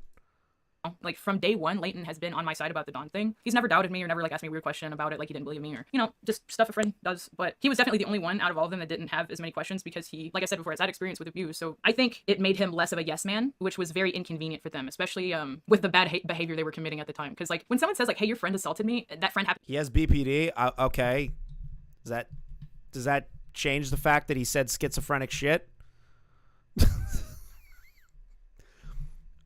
I don't put stock in that. You said some stupid shit. There you go. Don't give a fuck you have BPD or not. to be a coworker, can I not see him? And you say, this job is my magnum opus multiple times. There's like, you just like don't care about people. You just like care about yourself. Like you just don't see people as like real things anymore. And that definitely is like how I felt to him. After the birthday party, Leighton always kind of knew that something was up that night. No one had told him in like formal words like, hey, they hid balloons from you, dude. Like they put the whole party away to make it look like there was like 10 people chilling there without prior plans. But little did I know that would be like the peak of the iceberg onto how performative they would be. First of all, not get into any sort of like actual conflict with people, but to like be nice and manipulate people into doing an action that they've pre-approved. I don't know. Like as time went on, I realized what they saw me as through other people's eyes, through how they treated other people. I was like, oh, they treat me like that too, rather than realizing that I was being treated badly, because I was kind of at this point okay with being treated badly, or I was like used to it, or whatever you want to say about it, right? My birthday was a couple days after, and pretty much no one came to it. Nothing against anyone really. It's when I started to realize that things were weird, more weird. Only Jim and Rav were there. Rav, I was living with. Jim was there after work, and I think he came along with us when we went out to dinner that night. And then we weren't talking about her. Azur Vim, I don't know. I haven't seen you in chat before. Welcome. We weren't talking about her. I'm talking about Leighton. Isn't Leighton a dude? Someone else's Or am I like incorrect and I messed up their pronouns? I don't know anything about Leighton. birthday was like 2 days later, and everyone was there. But he's like somebody that gets like approval. He's not like Leighton, you know. I think that's when I started getting the inkling that I was falling out of favor with everyone. I just think that I didn't understand it, not because it didn't make any sense. It had happened to me before, but they were still inviting me to stuff at this point. They were still hanging out with us. They were still being friendly, like making plans with us. It was weird. There was a night where we all went bowling in K-Town, and I got so freaked out from how weird everything was that I had to like leave the bowling alley and like go cry by myself outside. I've never done that before, ever. I'm not a public crier, ever. I mean, I say that when I'm crying on this video, but I'm at home, right? But the closer to AX things got, the weirder things got. And I'd been planning to hang out with everybody during AX. I was supposed to be in the Supermega video last year at AX. I just didn't get any contact from them that day after like weeks of like Matt coming to me and being like, you should be in this video. And I was like, yeah, sure, that sounds fun. No contact that day. So I was at AX doing my own thing, taking my own photos because that's just what I do anyway. So it was fine. But on the 4th, I had a cookout for everyone at the Plex. Me and Rav bought a lot of stuff, like a pool and stuff for the party and all this. And I just spent the whole day cooking. Spent all day cooking, blah, blah, blah. Everybody gets kind of lit.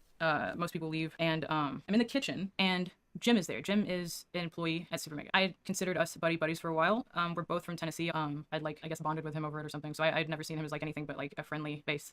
So he walks up to me after dinner and everything. It's probably gonna be like 10 or 11. And he's like, I noticed you've been feeling down lately. I bet like said something about how he's been like watching me or something. And I tried not to take it in a weird way because I was like, well, I don't really know how else you'd say that, right? Like, how, I don't know. So I like try not to overthink because I was trying to listen to him. He invited me to talk about what happened with Don because he didn't know the full story. If at least according to him, if he did, it was somebody else who told him and he wanted to know my version. I really don't know. We went from the kitchen right outside the kitchen to the living room and sat on the couch Dawn was sleeping on.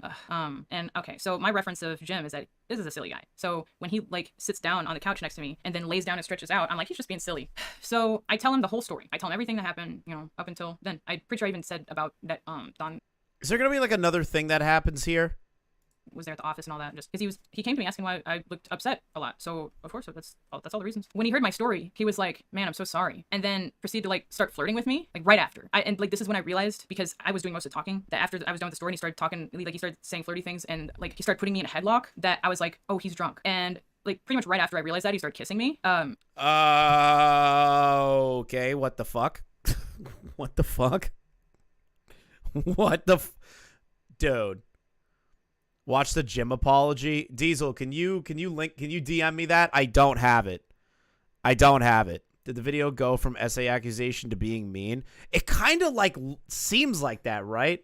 Like there was a point where there was a credible situation where she was uncomfortable with this individual. Now there's another situation with another guy that made her uncomfortable and did something that pushed her boundary and was fucking bad. Like really fucking bad.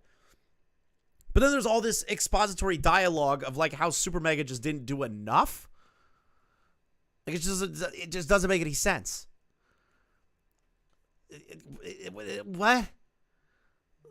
Diesel, like DM me that. I'm confused. Hold on. Hopefully this doesn't crash the fucking PC. I pray to God it won't. All right, you sent it to me? Uh-oh. What did I do? I thought I fucked up my disc. I thought I fucked up my stream for a second. Oh my God, I almost had a panic attack. Okay. Thank you. I'm going to put this in here. For those of you that don't know. Oh my God, Jim looks like a Redditor. Oh God, Jim looks like a fucking Redditor. Oh my God. Okay. I'm going to let her talk about the Jim stuff, and then I'm going to play Jim's apology. I'm curious. If you've ever seen a picture of Jim, he's a really tall guy. It was not even in my brain to be like, get this guy off of me, or like, not get this guy off of me. Yes, I didn't want to. Accusation to being mean. kiss him. Because to me, this guy I am not that close friends with. Like, we were just from the same place, and like I thought he wanted to like get to know me better. He listens to my sexual assault story and then makes out with me. Like, at this rate, I'm just kind of stun locked. I had no idea what he's doing. I don't know if there's even any other people in the place. I think there was 2 other people. I think Matt and Rav were still there. So he like gets up at some point after like putting me in a chokehold a few more times and kissing. Well, he only kissed me a couple times, but he put me in a chokehold for a while and it was very uncomfortable. He like gets up and then goes to the office and he's like, come here. I don't even remember thinking anything. I was literally just like confused. And because when he said that, he was in the office, but he was in the closet. And when I came over to him, because I was just fucking, I was like, why in my head I'm thinking, why is this guy just went to the office closet? Like the office where like everybody has their computers and there's like a coat closet and you just go in there and stand in the doorway and give me a kiss. Again, like I didn't even have like a reaction. I just didn't know what the fuck that was. And then after that, I was like, do you like me or something? Because I genuinely just so like, it came out of nowhere. Like I said, I just told him about being assaulted and he does this. And his answer is, I think you're cute. Is so fucking weird. I still to this day can't like, the only thing I can do is be like, he was drunk, but why would you do that right after? Like, even if you like planned on doing that, why would you do that then? I don't know. Things have been getting so weird over the. All right. I want to hear what Jim has to say. Lex Updog recently uploaded a video to her YouTube detailing her experience with Supermega and Dawn, the former channel artist. About a year ago, as mentioned in her video, July 4th, 2022, I made her feel extremely uncomfortable with my actions. A couple days ago was the first time I learned that I made her feel this way, and immediately reached out to her to apologize for how I made her feel, and any discomfort that I made her feel. But I definitely owe you guys an explanation too. As soon as I watched Lex's video, I realized how inappropriate my timing was, and how I made her feel so uncomfortable, and how inappropriate my actions were. And for that, I'm truly deeply sorry, and I always will be. It was never my intention to make Lex feel uncomfortable at all, but that doesn't change the fact that I did make her feel uncomfortable. That's what occurred, and for that, I take full responsibility for that. In college, at a party, I was raped by a man.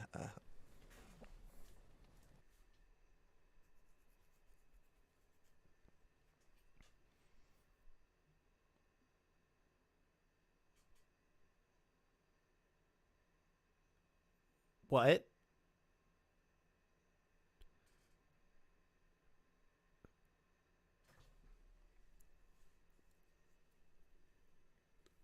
What? Okay.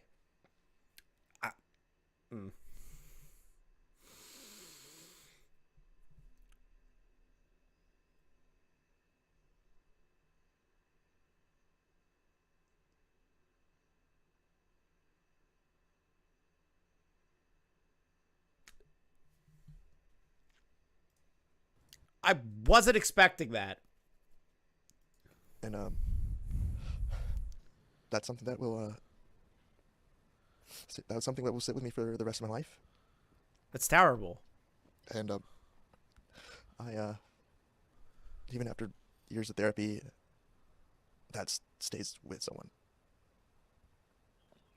And if I ever made Lex, I shouldn't have laughed at that. I don't even know how to pronounce this, but I shouldn't have laughed. You're a dick. you in this chat, you're a dick. A tiny bit like how I felt that morning after. I just got here. What's the take? Aiko, I'm going through like the most messy essay allegation / horrible work condition allegation of my life. I'm never gonna. I can't. I won't ever fucking forgive myself. That night at the party, I had noticed her being standoffish, and I asked her about how she was doing. And she opened up about Dawn and how he treated her. And I knew how she felt. And I told her how sorry I was. And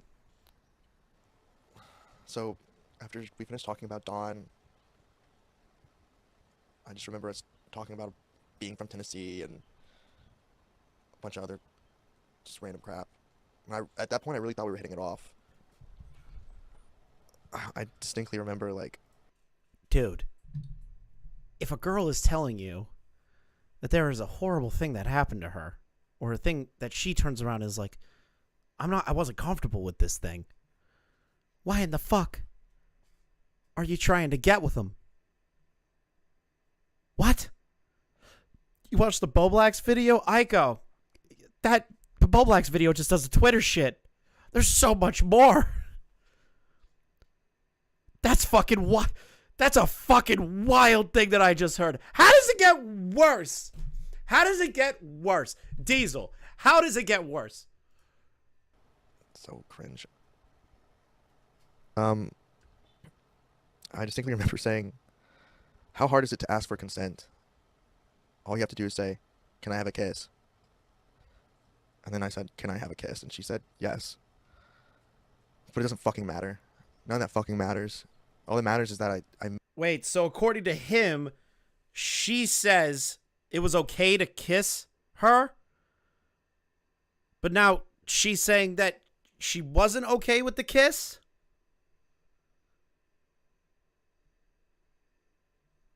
I need to re-listen to that. Again, we are doing live research. You cannot shoot me over what I am hearing. Can I have a kiss? Hold on. I distinctly remember saying, how hard is it to ask for consent? All you have to do is say, can I have a kiss? And then I said, can I have a kiss? And she said, yes.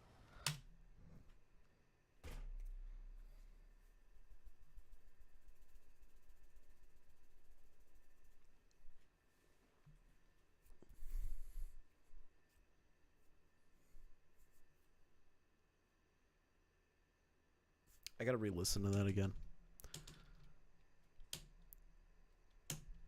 I had noticed her being standoffish, and I asked her about how she was doing. And she opened up about Dawn and how he treated her. And I knew how she felt. And I told her how sorry I was. And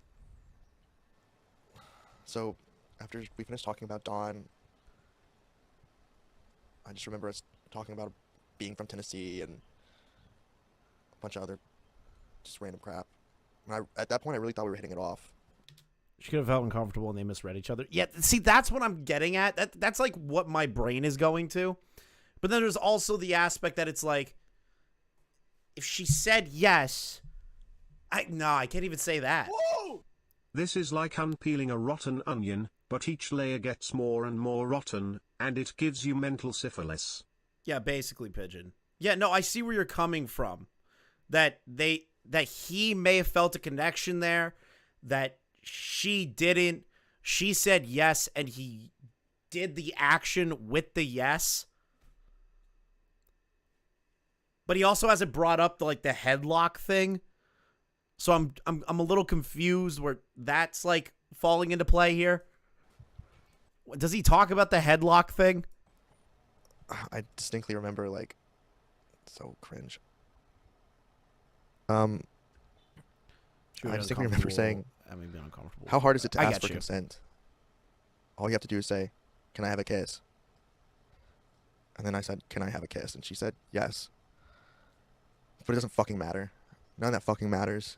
All that matters is that I made someone feel uncomfortable. That my timing was extremely inappropriate. And at the end, they didn't want that. It was the first time. Yeah, So I get you. the night winds down. Lex comes over to Matt's with me and Matt, and I think immediately pass out on the couch while they put me on TV. I wake up the next day. I assume that everything's fine. So the fact that I made her feel uncomfortable was... Whoa! I wish I'd fucking known sooner. Hello. Can I have a kiss? No. I wish I could have apologized sooner. I wish I could have... Once again, it doesn't fucking matter. This is about Lex, though. I only provide my take on the situation to give a little context as to why I only knew about this and how I affected Lex 2 days ago. I value Lex immensely. Her feelings really, truly matter a lot to me and to everyone, and I'm really happy she was able to share her story. It's a really difficult thing to do, to turn on the camera. Send me your dono sound for the soundboard. I will do that later. Chris, is it really taking you so much fucking brain power to figure out what the hell is happening? Dude, she wants her record clean. She's embarrassed, so she's nuking with lies. See, this is the thing. I don't want to jump to that. Again, I am doing research. There's still so much more we're going through. We haven't even made it through the full video. We haven't gone over any of the responses yet. Send some Alexa's tweets because more psychotic drama. All right, let's take a peek. So Jim definitely fucked up. Timing was wrong. She said yes, but she didn't mean it like that. She didn't look at it like that. I get where you're coming from. I get it. Also, I can't open Discord. I'll have to read it in a second. Talk about your actual lived experiences, especially the negative ones. And I hate to take away from Lex's account at all by bringing Leighton up or into this, but I feel like it's pretty important. On stream last night, I was accused of being sexually aroused hearing Lex's story. There is a whole other thing that I am not aware of. That is probably one of the most disgusting things somebody's ever said about me. It's just one of those things where you have no idea how fucking triggering that is. Just immediately throwing me back into my own assault. And it's fine that you hate me. It's fine that you think I'm an asshole. But if I ever made you feel even remotely like how you made me feel yesterday, dude, I'm sorry. I'm sorry I wasn't there for you in the way that you needed somebody to be there for you while you were at Supermega. Jesus. Course of AX, because I realized that I was losing contact with Matt and Ryan. At this point, Jim had been living with Matt for a few months now and was staying in, ironically, the room I got assaulted in, but the old room I used to stay in all the time. That night, I went with Matt and Jim back to Matt's place, and we all went to his living room. He has 3 couches, and we were all sitting on one each by ourselves. And Jim essentially immediately went to sleep. I have a picture of it. Hold on. Jim just immediately fell asleep as soon as we got there. That night was. I wouldn't call her a liar. I wouldn't say that necessarily. I would say that that's just a fucking weird-ass goddamn situation I've ever heard in my entire life. That dude's timing was so fucking off and wrong and inappropriate. I could see that. He didn't bring up the headlock thing, though. There's one thing that wasn't there. Weird. After Jim fell asleep, it was just me and Matt, and this is like the first time we had gotten to talk one-on-one since the phone call that I made to him. So we catch up a little bit. To my knowledge, I don't think we talked about Dawn at all, but If we'll watch from the beginning of the stream, we'll be caught up with everyone. Yeah, probably, Aiko. There's a lot of content that I'm going through. one thing that did come up was Matt offered to pay for me to live somewhere, like down payment plus several months, which if you're in LA, if you know anything about the housing market in LA, is an exorbitant amount of money. Okay, hold on. We had gotten to talk. Fell asleep as soon as we got there. That night was weird. After Jim fell asleep, it was just me and Matt, and this is like the first time we had gotten to talk one-on-one since the phone call that I made to him. So we catch up a little bit. To my knowledge, I don't think we talked about Dawn at all, but one thing that did come up was Matt offered to pay for me to live somewhere, like down payment plus several months, which if you're in LA, if you know anything about the housing market in LA, is an exorbitant amount of money. Jim's asleep next to us, just me and him in his living room, and he says this. Most freaked out I think I've ever been by him, aside from the phone call, obviously. I immediately said no. At this point, I didn't fully distrust him. I just had a gut feeling that no one gives you that amount of money for no reason without something to gain from it. It felt like a bribe. That's at least like, I don't know, the way he was saying it, that's at least like 10K. And like, regardless of how much it means to him or not, I didn't want it. I felt like weirded out that he did that. He was saying this so I could live alone in LA, like specifically apartment money for me to live alone. It was very weird. I turned him down, and you know, we ended whatever conversation we were having, and I went to sleep. Wait, what? Did you know that Dawn was Eve boyfriend and Apollo Q as well? They had E dated for a while. Oh God, of course, dude. What?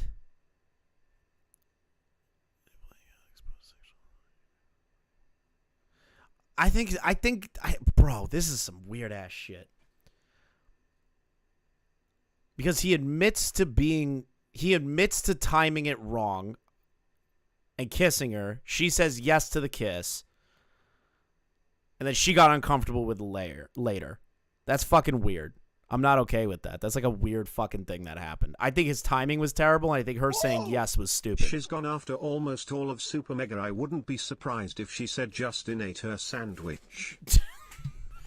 I shouldn't laugh at that. I shouldn't laugh at that. Jesus Christ. And went back to the office that next day and packed to go to Nashville. I went to Nashville on the 6th, I think. My mom's birthday is the 7th of July, and my mom is, not to out her, but she's like 65 almost. So I don't get along with my mom the best, but I still. Wait, so Matt offered her $10,000 to live on her own, to get out of the house, to like get out of the situation in general. And she declined it because she felt weird about it. doesn't she want to like get away from all these people? Like I get I get thinking that Matt was doing something underhanded, but why not take the opportunity to get out of there? Say, hey, listen, I'm fine. I'll go off of my own work, and I'm just gonna avoid these people. He's just trying to help. Well, he was trying to just get you out of there, if anything. If we're going to be like let's be really harsh here, right? Matt's just like, fuck it, I don't want this drama in my house anymore. Here's some money and get out of my house. We can make it sound like that, right? Or there's the other aspect where Matt's like, I get some weird ass shit's going on. One of my friends kissed her and it was fucking awkward. And then my other friend did some horrible shit that pushed her boundary. And I just wanted to be safe and get out of the situation. Like, she should have taken it, in my opinion. She should have taken it, in my opinion, and just been like, fuck it, I don't want to be near anybody. I want to get the fuck out of here. That's so weird. Wanted to go see her for her birthday, and plus, like, me and Rav at this point had been going to meet. Doesn't matter if he was trying to bribe her or be weird. I don't think he was trying to bribe her. Unless he's like, hey, don't talk about this. Here's the Chris, money. Did you get to the part where Matt hosted a cuties watch party at the Supermega Plex? Trust me, bro. Huh? Filters every however many other He's falling into place, guys. There may be a ton of lore and drama that's not complicated at all. This freeloading chick fabricated accusations. days, but we didn't have like most of our stuff. I'm saying no to it. I just think that I think there were certain things that she could have got herself after the fact, right? Like, I'm not shitting on her for like the thing with Dawn or anything like that, right? But if Matt's like, if you're trying to move out here and you need a place to live, but you don't want to be here anymore, here is some startup money for you to find a place for 7 months. I don't see that as a problem. Move in, and two, we were Ubering everywhere, so a lot of the money that could have went to actually securing a place to stay went to getting an Uber, to getting Ubers, like hundreds of dollars in Ubers, just living in LA doing life and moving stuff. So we had a plan to go to Gatlinburg, the Smoky Mountains, for my mom's birthday. Go there. We're in the middle of our trip, and I think about day 3 or 4, Rav's partner, we find out, had attempted to take her own life. And Rav's context, his backstory is that he's from the UK. He had just moved and done tour and was just going to move to LA. He just got divorced, but they were so close. They weren't even like finalized. They had just started the paperwork. They were just separated basically. And when that happened, it broke Rav. Like, it went from him consoling me to what was wrong with me to me consoling him. Yeah, like, she's making it out like Matt offering her money to get out of this situation is like a horror story. That's just weird. Because he was so destroyed from that we like had to take turns carrying each other's weight essentially, instead of sharing mine, which was kind of our overarching situation. Like, my situation was why his was the way it was, you know what I mean? There was only so much I could do besides distract him, and that was the most effective thing to do. There was nothing he could do physically. He wasn't in the UK to like go see her or, you know, If I'm just gonna have a blanket statement, I think everybody fucking sucks in this. If I'm just gonna say blanket statement, I think everybody fucked up in like a bunch of retrospects. Like, if I'm going to be perfectly honest, so far, I think everyone kind of sucks. Like, I don't think that's a nuclear take to say. I think everybody kind of fucking sucks in this situation. That's not even a cop-out. Everyone's, like, fucked up somewhere. That's just, like, that's at least what I'm seeing right now. Like, that's the craziest thing. I'm being charitable. Well, that's the thing. When I'm doing live research, I'm a little bit more charitable.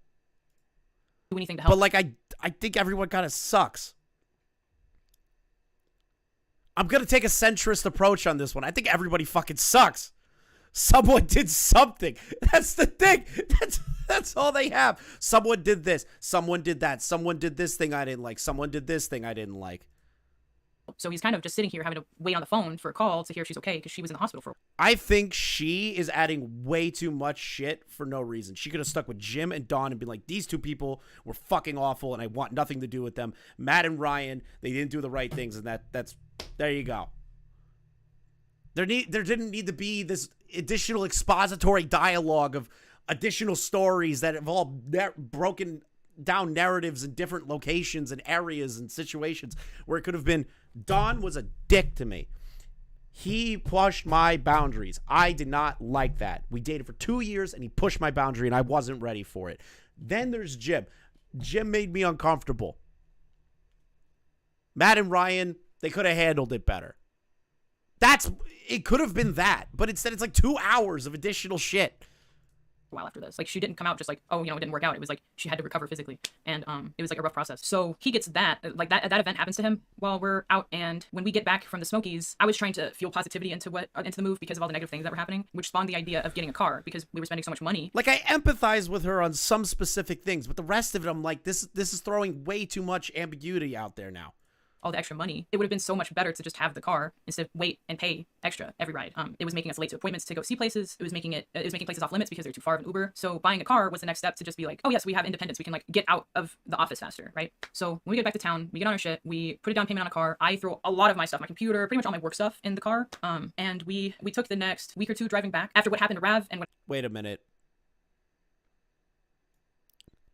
She doesn't have a place to live. She's looking for an apartment. She's living at the office because she can't afford to find a place to live. Matt offers her money to find a place to live. She declines it, but then puts a down payment on a car because she can't get Ubers everywhere that she needs to go.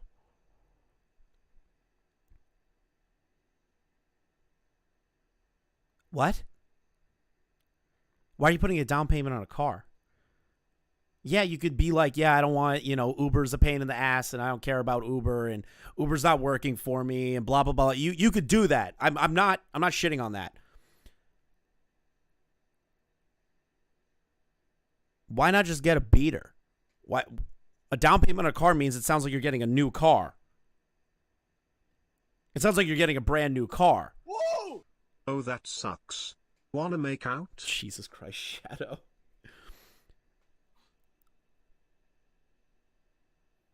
Just get a beater car. If you're going to put a down payment on a vehicle, get a car that works. Get a car that's not going to be a lot of money if you're struggling for cash.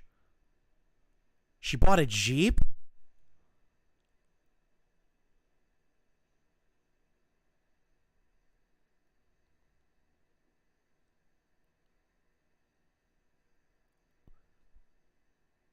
I thought I heard, I could have swore I heard somewhere that she was struggling to find money to get an apartment, but she got a Jeep.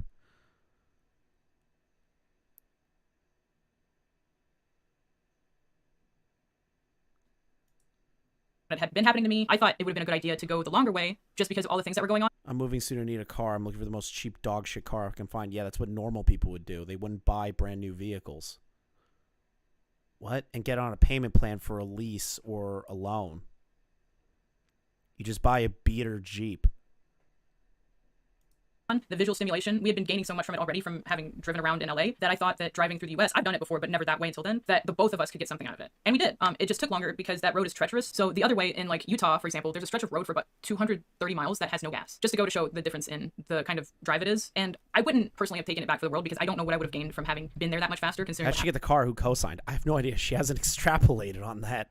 Or how things went down. But towards the end, I was getting texts like, or when do you guys think you're gonna be back? Which I found odd because at this point, I'd only been there 2 weeks. Yeah, just barely over 2 weeks. And Leighton accidentally exposed her and Rav that entire time she was trying to move out. She was buying weed and Uber Eats. Oh, Lord.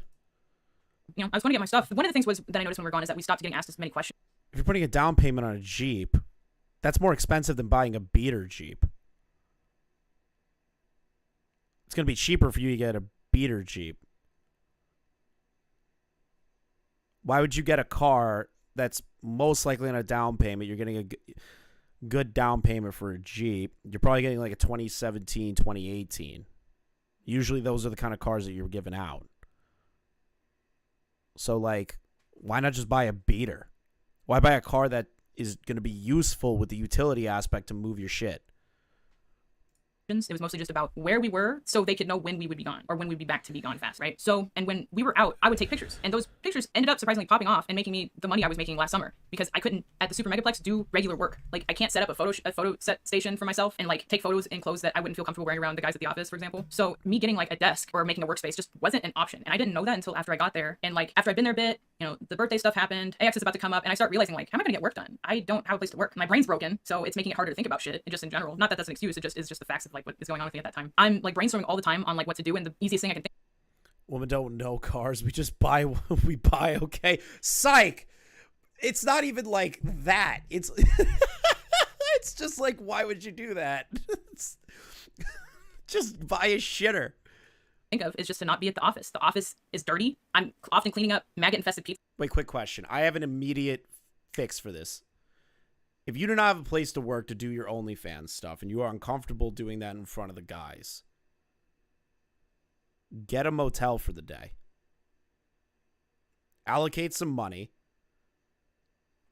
Get a hotel, take a bunch of shoots, and then slowly release those over a period of time. And then those will make your money back or make you more money. So, like,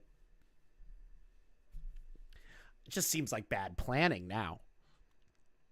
I love that we went from an essay allegation to Matt and Ryan being bad to technically an essay situation where the guy kissed her at the wrong fucking time.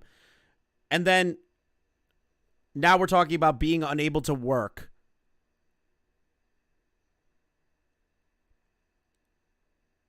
Okay, keep watching. Okay. Boxes. I'm doing stuff that maids get paid to do on my free time that I'm not working. So I'm paying to do it technically. It was not a place that you could work at. It was only a place you could sleep at. And every time I was gone and made plans, it was strategic. It was like, all right, while we're here, we're going to do this, that, and this. And I'm going to take pictures here, this, and here. Everything was so meticulously planned except for the locations because I just stumbled upon them. So I would just wear a maid outfit all day, drive around, find a spot. And that would be how I'd make money, is take a picture wherever I would end up traveling to. And I just was getting lucky. But there was 3 times we were gone. 2 weeks for my mom's birthday. So that was, I think, a 4 or 5 day trip to Gatlinburg, plus the day before to travel there. And then the rest of the time was traveling back. So maybe like at most 7 days of travel during what was one of the hottest summers ever last year. Didn't even include in those fingers buying the car. I think we spent 2 days on that, trying to find the car and then buying it, which I could have spent more time on it because I ended up getting a car that needed a $4,000 repair when I got back to LA. So I suffered because... What? What kind of car did you get?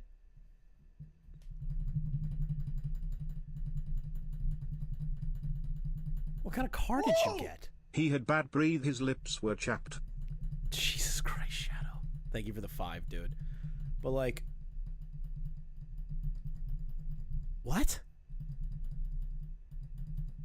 Been listening while working. Wait, she moved to the Supermegaplex and thought that the office Matt and Ryan would just give her a space to do OnlyFans stuff and basically a gaming editing house. Yeah, that's a little weird.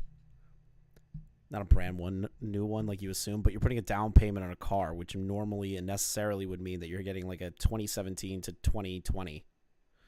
It's usually how it works.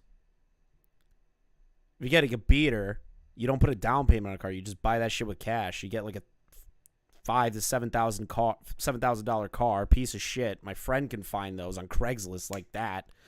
You just get a car. of having to rush from knowing You don't have to go to a dealership to find a car.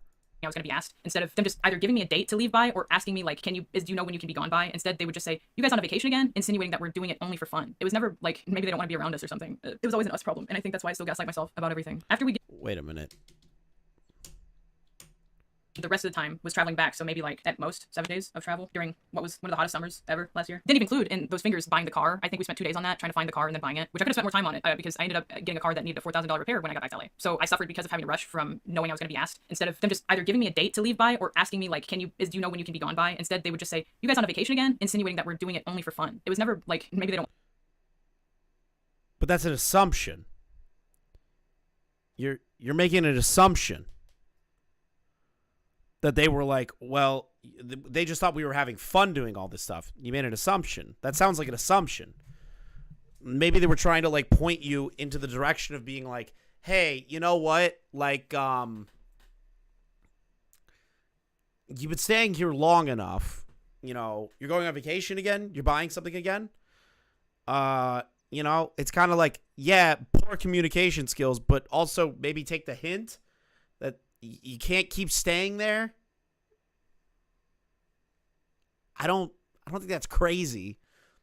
If somebody kept texting me and being like, oh, dude, you know, you've been staying, not necessarily saying exactly this, but they're like, I know I've been staying there for a while. I don't like being there for a while. This drama has been divided into categories. See, that's the thing. Thank you, Cheaply. Thank you. This drama's been divided into categories. That's the issue. Instead of it being cohesive, it has now been divided into multiple fucking goddamn categories. It should have been laser type focused on how Dawn, in her words, made her uncomfortable and how Jim made her uncomfortable. It should have been focused on that aspect. Now it's like No, you misread. This drama needs to be divided. Oh, needs to be. No, it already is, bro. This drama needs to be divided into categories. Okay, my bad. I misread that. My dyslexia kicked in. Keemstar's dyslexia got to me. But, like, think about it. It already technically is. You have the essay allegation against Dawn. Then you have Supermega being bad at addressing the situation. Then you have the gym situation. Then you have Matt and Ryan wanting her out of the house, but she didn't leave the house. And on top of that, she's not able to work. It's already technically broken up into categories. It's a fucking pain in the ass. That's at least how I look at it. Want to be around us or something. It was always an us problem, and I think that's why I still gaslight myself about everything. After we get back from the Smokies, I think we were back for a week or two. I apologize for misreading your donation, dude. But, like, that's how I'm feeling right now. It feels like it's all broken up. It's like, bro. I want to say a week and a half. And then it gets to the point where Rav, I'm so scared for his depression because he's still so broken about his ex attempting to take her life that I, like, wake up and go to sleep worried that he's not going to be there. He's not, like, he's just going to, like, walk off somewhere and I'm not going to see him. Because that's the kind of stuff he was, like, talking about because he felt so awful. And when someone's that suicidal, it's scary and, like, it's hard to think about other stuff. Like, we got back and he told the boys and they all were like, I'm so sorry, man. And after that, anytime it was brought up, it was like, it just kind of felt like he was being dramatic. It just kind of felt like this again. It was hard not to stay out of the office after realizing that our lives were becoming increasingly more difficult. And every time anyone at the office found out, they pulled further away. It made us feel like it was our faults and that we had something to fix. And we were trying to fix it to the best of our ability because we didn't want to be there. No one wants to stay in their car all the time. No one wants to be. Well, dude.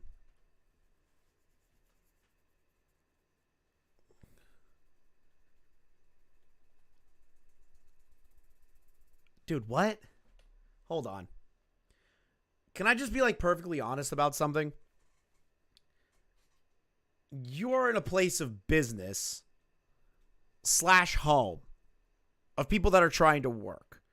And you're living at this house. I'm going to sound really fucking harsh with what I'm going to say. If there's a lot of problems going on and they're trying to focus on work, no shit, they're going to start, like, pulling away and be like, you know what? We need to work. We can't keep dealing with these personal issues. Like, I get that. I get that. I'd probably be in that position too. I'd be like, this is a horrible thing that happened to you. I'm so fucking sorry. And then if it keeps getting brought up, I'm going to be like, I have to focus on this. I have to work. I guess that's just me being like a cynic and somebody that like has only a very like small tolerance for shit. Like, I get that. She wanted to be direct, but they weren't. But at the same time, I could also understand why they didn't want to deal with it. That not the essay or anything, but like this specific instance where they're like, dude, we're trying to work. You're living in our office. Like, we're trying to do shit here. Like, it sucks. It sucks that all this shit's happening to you and we feel terrible, but like, come on. Willingly living in their... Like, I'm sorry if I come across as a fucking dick on that one, but I feel like I'd be the... I think I'd have the same thing. Like, and that's a good point, True Gamer. They offered her apparently $10,000 to get her own place. car all the time if they don't have to do that. Not when I already have half my stuff at a house and have brought over more from the other half of the United States. Like, that shows an intention, right? I wouldn't let people sleep in my office, Juvie. I'd be like, go find your own fucking place. I would be a lot more of an asshole than Matt and Ryan were, because I wouldn't let anyone sleep in my fucking office. I'd be like, you're not staying at my fucking office. Let me get you an Airbnb for a few weeks. You're not staying here at all. You're gonna get in the way of my employees. Like, I would be like, get the fuck out of here. Right? But it just feels like it's still ridiculous to expect them to constantly deal with you when they're working, though. Like, even though they let them in, it doesn't mean that there's an open window to be like, let us download all of our personal problems onto the people working at that house. So it's on them for bringing personal shit into the office, and it's on Matt and everybody for allowing them to stay in the house. Nobody's good in this situation. the whole time. Anytime I was gone out of town too long, it was just a statement towards me being lazy. Me and Rav being lazy. Instead of it being like, I don't know, just literally anything, asking a question and talking to people like friends. That didn't happen. So, you know, I get this car and I get back to town and I'm still getting ignored. So that doesn't help Rav either. So I came up with the idea about a week and a half after the Smokies that we should go to some mountains in NorCal about 5 hours north. It was, I think... No, essay allegation and Supermega handled should be separate. Thank you. It should have been. It should be separate, but the problem is that everyone's made it into one. So her initial video turned this into a one thing right off the bat. Then it branched out to the fucking Leighton thing. Then from Leighton, it went to Matt and Brian trying to handle this. And then the situation with Jim. So like, I get Supermega was involved in this, but they shouldn't be like the focus of this. Yes, did they fuck up? Absolutely. And there are things to criticize them for. But like, and I'm going to say it's going to sound fucking harsh, Matt and Ryan did not commit the deeds that Jim and Dawn allegedly committed to Lex. That those two situations involving those two people. Woo! Essay allegation and Supermega handling should be separate. It should be separate. It should be. I think a 3-day trip. We had already like taken a blow to our finances at this point, and it was just to get out, to get fresh air, to see a mountain, to drive around, to get out the Plex as usual, but also to distract ourselves from what was going on, and for Rav to distract himself for what was going on for him back at home. So I don't feel bad for doing that. I didn't have to worry about Rav wanting to die. I think that's worth anything for anyone, but it was still always just that we're lazy. It was never like, is he okay? Are you guys okay? Even if they were like disappointed in us, they still could have always came up to us and had like a heart-to-heart conversation and just had every chance to and never did and refused to, if anything. We were where they worked every day, and they still didn't decide to walk across the house to talk to us about anything important and just left it up to Leighton and Jim. Mostly Jim, because Jim wasn't friends enough with us to take our sides on anything. Leighton would have and had said things in our favor against theirs, and I think that upset them. And it was around the same time, aside from the creator clash thing, that they really started to ice them. Around the same time they started to ice us. We get back from the mountains and no one talks to us. We are basically statues in the backgrounds of the house. And not that we expect people to like come chat us up all the time, but it's obvious when you're getting ignored. Anyone knows what that looks like. So we become painfully aware that we're being ignored and just still trying to do our normal thing. I'm doing work around town, like just driving around. We're only in town for about another 2 weeks before we get a message from Rav's, what do you want to call him? Coworker? Co-rapper? That he's going to be in Seattle, and that he wanted to work with him because they had music to put out and needed to like make it together. So since Rav had been going with me all these places to do my work, I was like, yeah, I'll drive, let's go. It's not that far, and it's like work. Like Matt and Ryan know the guy that we were going to meet. Matt's gone on tour with them before. They found out about our plans to go to Seattle for work and put Jim in a group chat with us to get Jim to ask us, quote, like, going on another vacation? When are you guys gonna be back? At this point, this is like they start calling them vacations. Whoa! I felt as if like Dude, the he things kissed that I him knew they with saw. consent. Absolute pig. Shut up. My timeline were clearly just being ignored because like I was obviously doing work. Even if you can't see Rav's music that he's making because it hasn't been released yet, I've been doing stuff every day on my timeline last year. You see me and I'm posting in a different state, getting like tens of thousands of likes, hundreds of thousands of likes. I'm not even trying to bloat. It was like amazing. That was the only thing at that time that I was excited about because everything else in my life was going to shit. And when I was sad, I couldn't even like post why I couldn't work when people asked me because at this point, everyone had involved themselves so much that how would I say something without sounding like I'm trying to call them out now? I refuse at that time to believe that now those stories are just intrinsically linked. I know that now, but it took me at least half a year to digest the fact that if I wanted to ever talk about it, I'd have to talk about both of them now because they both refused to talk to me when I was staying at their workplace that they visited all the time, or even just text or like call me up.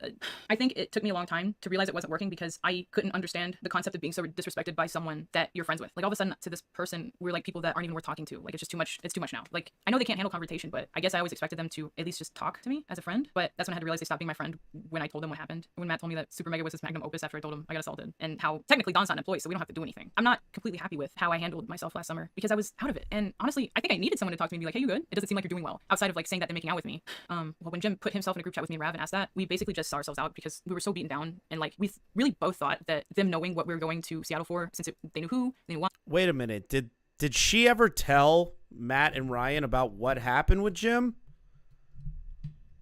Because if she did, and they put him in the group chat with her and Rev, that's bad. They shouldn't have done that.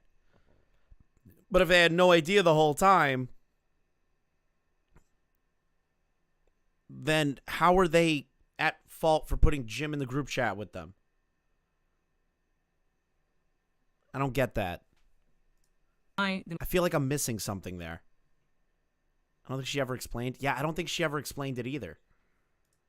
What it was work couldn't be any more work for work than it possibly was, and this was the straw that broke the camel's back, like the most work trip visit we've taken so far. It was just defeating to get a message like that, I think. So we just offered ourselves to just leave because we had a feeling that it was gonna happen anyway. I can only speak for myself, but the fear of being kicked out without a date was freaking me out because there's no date. No one was saying a date. No one was like, you gotta be here by, or you gotta be out here by then. I remember there was a time frame of like the middle of August, but we had plans to be back by then. So if things had gone correctly, we get back from Seattle, grab our stuff, and we can peacefully fuck off because we would have had time to plan it. Oh, sorry to mention, it was Jim and I in the group chat, Rav and Matt. Matt said nothing, just was supervising, just didn't say anything. Yo, just just heard y'all were taking another vacation. Wonder if there are any updates on the expected move-out date. Hope the search has been going good. This whole time, Jim had been showing us places and being like, this is cool, you should sign up for here. And then when we didn't manage to land a place, because if you've been in LA and tried to move into a place with someone else, it's very expensive and very hard, and there's just, LA realtors aren't good. We had a lot of problems. They weren't showing up. They would say they had a meeting time of like this to this, and you go there and no one was there. They'd be late because they already got sold and you didn't know until you get there. That was most of those. It's just like finding out that the place was already like taken, or it was just not what the pictures said at all, and like we were trying to get scammed basically. But none of that was like conversations to be had, right? It was just about, you know, make sure you guys get out soon. They only wanted really updates of when we'd leave so they feel better. But no words were said to us by Matt and Ryan. I must reiterate this. Matt and Ryan were... They kept... Wait, their employee... Wait a minute. Their employee was taking you areas, to homes and areas, to find you a place to live. And they kept saying, how's the search going? They were doing the right thing. They were like, hey, like, we've been letting you live here. We found this cool place for you. You like that place? Oh, no, you don't like that place? Okay, well, how's the search going? I hope you found another one. Oh, you found another one? Okay, we'll have somebody go out there and help you guys out. Find a realtor. Find this. Find that. What? How is Matt and Ryan in the wrong here for that? All because they didn't say an exact date to kick them out? They were just like, guys, like, they just, yes. Should they have communicated better? We want you out in a month? Probably. But I don't think that's like a fucking nuclear thing to be like, I need updates. You know, like, how's everything going? Did you guys find a place yet? How's the updates doing? Like, what the fuck? And they even offered to find you a place and give you money to find a place. I'm sorry. If someone is living rent-free and not making moves, I would be giving them a hard date. But if they didn't move out, throw their shit on the street. I ain't gonna lie to you. I would have done that too. I would have been like, get the fuck out of my house. Get out of my house. The fuck are you still doing here? You guys have been living here long enough. We have shit to do.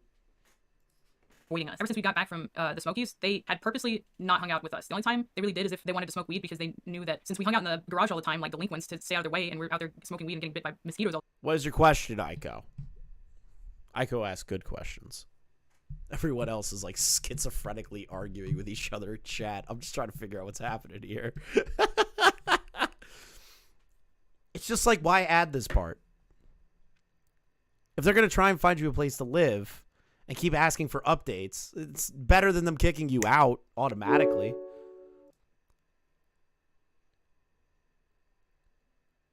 Were they her boss? I think they were just friends. And she was dating one of their employees.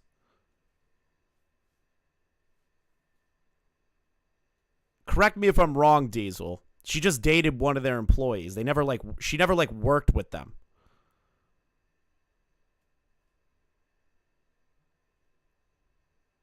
Like, she was never an employee of theirs. They just let her stay in the house. She dated Don, the guy that she accused of SA. She did some work for them like a freelancer. Okay. So she wasn't a direct employee. What?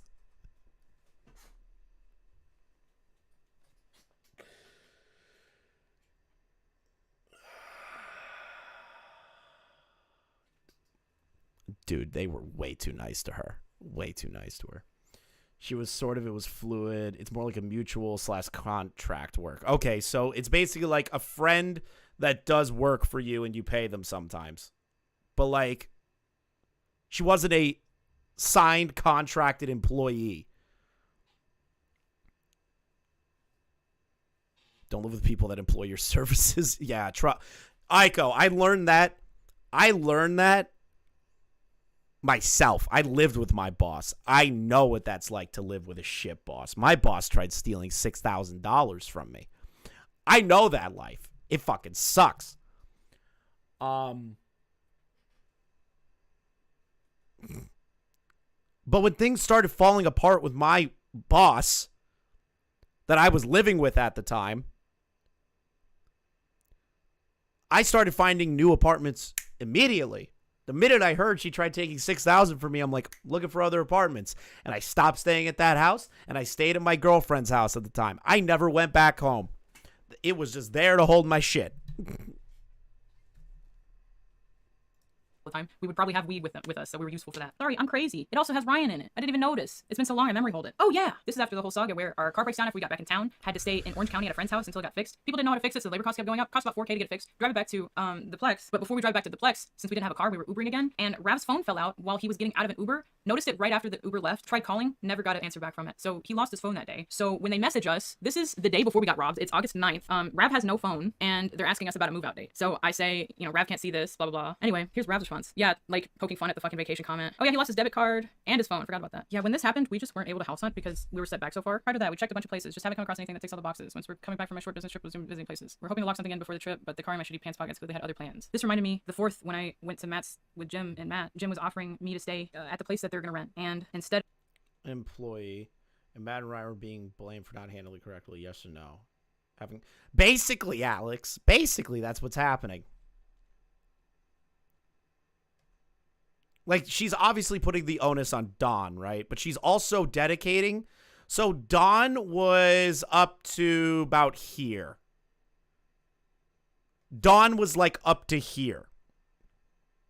The thing that happened to her that she can feel that he crossed his boundary.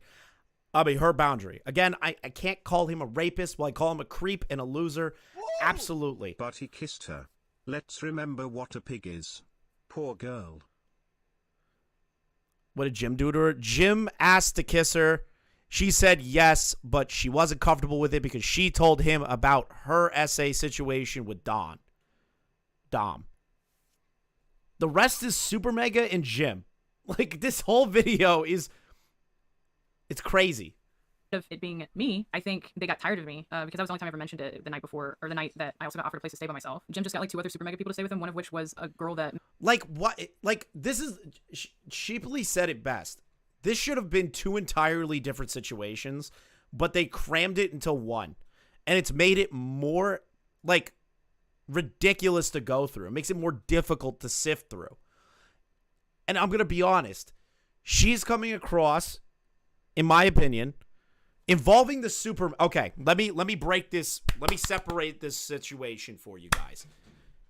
Dawn did something terrible. Dawn. According to her, Dawn did something terrible to her, and she is well within her right to feel like he pushed her boundaries, if that is the case of what happened. She can also say she was uncomfortable by Jim's actions, and horrible that happened. I am not devaluing that. She has more than enough right to be like, fuck these twos. I would not care. The other half of this looks like after everything, she kept wanting to live at this house that she didn't want to live in and kept putting up excuses as to why she didn't want to leave. And when they would offer to find places for her or to, what's the word I'm looking for? Or offer her money to find a place or to help her get out of the house, she just kept not doing it or kept creating excuses as to why she wasn't doing it. Do you see that there's like 2 situations here where she feels like she got slighted by Matt and Ryan because they were like, you're living in our office. Like, we were nice enough to let you live here. You want to move to LA. Here's some money to do it. Well, I feel like I felt like it wasn't genuine or whatever, so I didn't take it. Why not? If you didn't want to be there anymore and you felt like you were a burden, why didn't you take the money? Why didn't you move? Why didn't you get the fuck out? Why'd you stay? And I know somebody's going to come running in here and go, well, Chris, she was in a difficult situation. Yes, but if you're that uncomfortable with the situation, don't stick around. Yeah, it comes across as entitlement once the Supermega shit starts coming in. Like, when it gets to this point, it sounds like entitlement. It sounds like she wanted to be taken care of, but she didn't want to be taken care of. But she wanted to be direct with them, but they weren't receptive to being direct with them. Like, she is well within her right to be upset by what Dawn and Jim did. I am not devaluing that. I am not saying anything that is like this, and that. No, she can feel bad. She can hate that. That's totally fine. But trying to get the fuck out of where she was living rent-free and in an area that she wasn't happy with, why the fuck didn't she take the money the first time? At some point, if you're an internet influencer business, has you running around like a rich hobo, it's time to seriously consider a real job and get some stability in life. You need to self-advocate. Thank you! Thank you, Diesel. Holy shit. Like, that's the way that it should be looked at. Matt cheated on his girlfriend with, to his ex-girlfriend looked like whenever he would go see her was just him hanging out with Jim. Matt's ex that knew She should ask the Incredibles if they're hiring. Bro, you're such an asshole. Holy shit. Pac God must be sitting here. If he's still here right now, Pac's probably like, what the fuck is going on? Bro, this is cancer. who Jim first got betrayed by Jim, and everybody pretty much knew except for her what was going on. So at this point in the story, it's August. If they are hiring. Okay.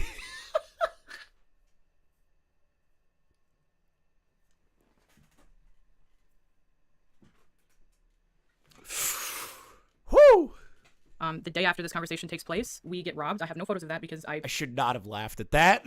As soon as I woke up and saw the car was empty of stuff, I just screamed as loud as possible, called the cops, no reason, they could not help, and then just cried a bunch, and then made a post about it, which apparently was laughed at by the guys at the office. That day that I got robbed and I posted about it, no one that I knew in LA messaged me. No one. Actually, no, I think Matt's ex messaged me. If anyone messaged me, it was her. The only person out of the Supermega people. Wait a minute, how does she know that people made fun of her at the office? How did she know that? Did somebody tell her? Was it Leighton that told her? Because she doesn't extrapolate who told her that. That messaged Rav was Jim, and he just sent him a slanty face. He sent him this as like a reply to his Instagram story saying we got robbed. I literally never would expect money, shelter, anything, but at least to like reach out. They got robbed because someone cut the top of their Jeep open? Bruh, LA. Holy shit. I would never move to LA. As a friend and be like, you good? I literally was there when he found out Jackson stole a shit ton of money from him, and I was constantly asking him, what's wrong? Are you good? Are you okay? Only like once or twice, I think, did he. Don't let her just bring up Matt cheating on his girlfriend. Wait, what? Wait, what? I didn't hear that. Actually say like, yeah, this is upsetting me, but it was like hard fought. It was like I got weirded out that he couldn't be serious. I guess I shouldn't have expected him to be serious about what happened with me if he couldn't do it about himself. And that was so. After we go to Seattle, get robbed in Portland. On the way up, the stuff we get robbed of: laptop, iPad, work clothes, makeup, toiletries. I'm a model and an artist. Those are all the things that I need to make money in the world. So at that point, priority number one was no longer finding a place to live, but rebuying those things so I could make the money to get a place to live. I don't know, not my proudest moment, not anything anyone should ever have to go through. And it just is what it is. But the reaction to it didn't need to be the way it was, unfortunately. If anything, it made me realize like, oh, this is real. Like they're not fucking around. They don't care. Okay. And it was funny enough easier to reprioritize my plans after having something that bad happen. Some say you need to follow rock bottom. When we get back in town, there's a group chat where essentially me, Rav, Matt, and Ryan are all going back and forth, and it's basically Matt and Ryan telling us all the things we did wrong that made them not want us there anymore. After both we got kind of kicked out, like nicely kicked out, and robbed and not contacted by them after, their next correspondence is like telling us we were dirty. We were dirty. The people that would spend hours cleaning up the office from when guys would order every single day often don't throw it away. They have a person come by, but it's only once a month, so you can imagine the mess that gets made between the time, and it was getting blamed on us. At this point, we just had drove back into town, and we had nowhere to stay. Trying to save all of our money to rebuy our stuff. Why does that matter? No, I get you're upset that you're being blamed, that Matt and Ryan didn't give you enough like sympathy for getting robbed. Like I guess I can see that.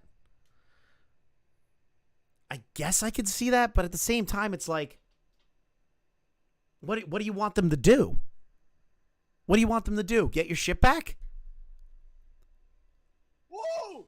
BTW Leighton is just a salty employee and provably lied. So did Magpie.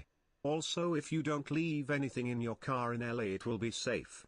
I'm sorry, but she is very unintelligent in every way. I hate to say it kind of comes across that way, at least for this section. Again, she's entitled to be upset about the two situations that happened with those two other men, but I think all the Supermega shit is unnecessary. At least for me. A lot of this stuff just seems like she's venting about everything Matt and Ryan has ever done is a perceived slight against her. That's how it looks like, if I'm being perfectly honest, as it's going right now. Because I was with her for a lot of it, argued a lot of it, but I also understood a lot of it. Now I'm in this weird little area where I'm like, Where are we going? Why are we going down this route? Holy shit. Dude, here's an example. I live with my boss. I'm literally going to give you an exact example that she went through right here. Same exact situation. When I was living in my old apartment with my boss, the bitch who tried stealing $6,000 from me, and I hope that she is burning in hell somewhere. I hate this woman. But when I was living in Buffalo, my car was broken into. Hundreds of dollars of stuff stolen, clothes. New donation from Final Flash. Thank you for the direct dono. I will read that in a second. A lot of shit was stolen from me. A lot of shit. You know what I did? I got the car repaired and then went on with my day. I didn't expect my boss and roommate at the time to comfort me that I got broken into, because I knew that it's my shit I have to deal with.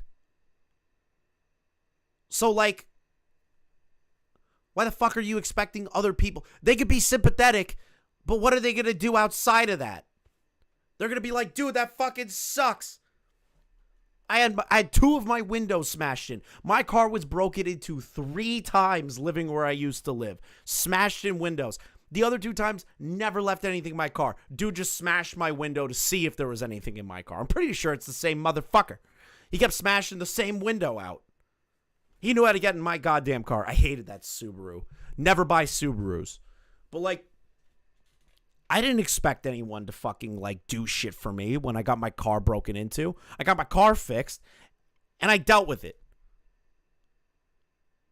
I feel like there's a difference between, like, being an adult and being somebody that doesn't know how to handle situations whatsoever. You know what I mean? It's like, shit happens. You deal with it. In regard to your car getting broken into. Like, what? Except, so since I have a Jeep, we just sleep in the car. I go to Santa Monica, Malibu area in between there, and just go park by the ocean because it's free. The first place we stayed outside of the Plex was like some rinky-dink hotel in Pasadena. It was like obviously like used for sex trafficking. So, Allie, this is the thing. Nothing we needed to hear or actually care about. She put this out there. She put out the additional information, and I'm going through all of it because everybody has a fucking issue with something in this. Like, it was a giant master bedroom with a hot tub, and it had a corded phone with the cable cut. So we were there for like a week or 2 paying. Wait, so you stayed at a motel. You're responding to someone else, but she does seem like someone that can handle herself without. She does seem like someone that can't. Is it can't or can handle herself without coddling? I don't think she comes across as somebody that can handle like life situations. I'm not talking about like obvious situations that she couldn't help, like the thing with Dawn and the thing with Jim, right? Those things are bad. But like everything else is just like basic adult shit. Chris can't read. This is crazy. Bro, I worked for Keemstar, dude. I can't read. His dyslexia got to me. His dyslexia got to me, bro. Chris Keem strikes again. Shut up. Don't make fun of my dyslexia. Don't make fun of it. Illiterate. I'll tell you right now, I've read some great books. It just takes me a little longer to read them because the words get jumbled in my brain. Fuck you. Like extending it day by day because we weren't finding places to stay. I think it had been a bit, and then we get no message. This is insane.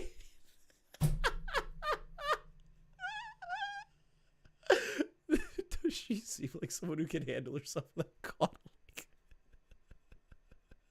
I've never seen someone misread 3 messages in a row. Name them, Chris, or they're fake. The Lucifer Principle, Fingerprints of the Gods, and the Human Bone Manual. Don't ask me why I read those. Don't ask me why I read those books. They're really good books. And I have an obsession with human evolution. Leave me alone. Leave me alone. I can read those books perfectly fine. But for some reason, when I'm reading chat, I can't read shit. I'm not answering why I read those books. So we had to kind of decide to read Read this, retard.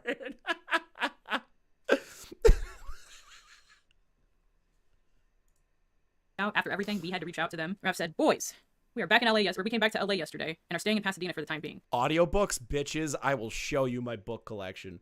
Don't you get me started. We'd love to talk with the two of you soon. Things have felt real weird between us lately from my POV, so I just want to make sure we were all good. We could drive up to y'all even today if y'all wanted to be able to make time for a conversation. Hope y'all are well. Oh, and congrats on managing to reach a settlement with Jackson. Hopefully that'll be a huge load off y'all's shoulders. This is it. August 23rd, 3:14 p.m. August 24th at almost 1 p.m. Rav responds again. Boys, Matt Watson. Hey, dude. Sorry, we were out with Alex Ernst yesterday and have been busy filming. Things have been totally cool on our end. It's all good, man. After everything that I just told you all summer, a year, it's all good, man. So this is the kind of things I'm saying when I say that these are the kind of people that will placate you. This is the kind of manipulation that they do. It's... Wait a minute. They were working on content and weren't home, and you're expecting them to drop everything for you.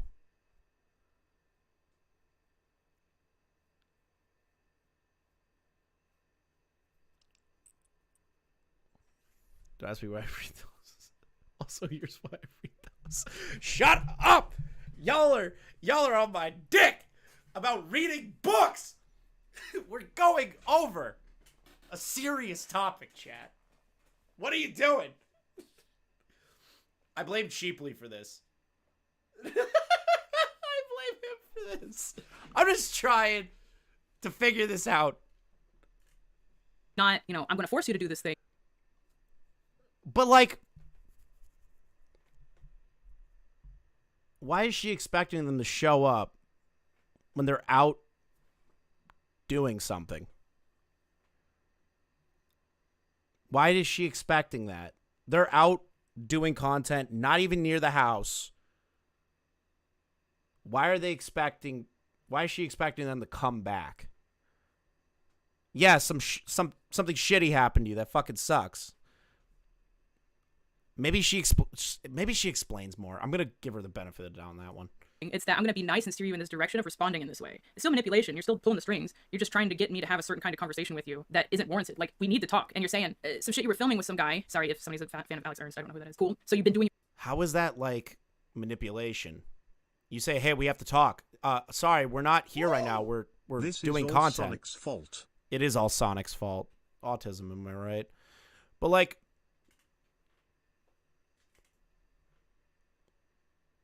that doesn't make any sense. Whoa! I blame her parents. Broken brain FRFR on no cap. So true, dude. So true. I didn't even see the $2. What the fuck? But, like... Whoa! I blame her parents. Brokey brain FRFR on no cap. Why did that come through again?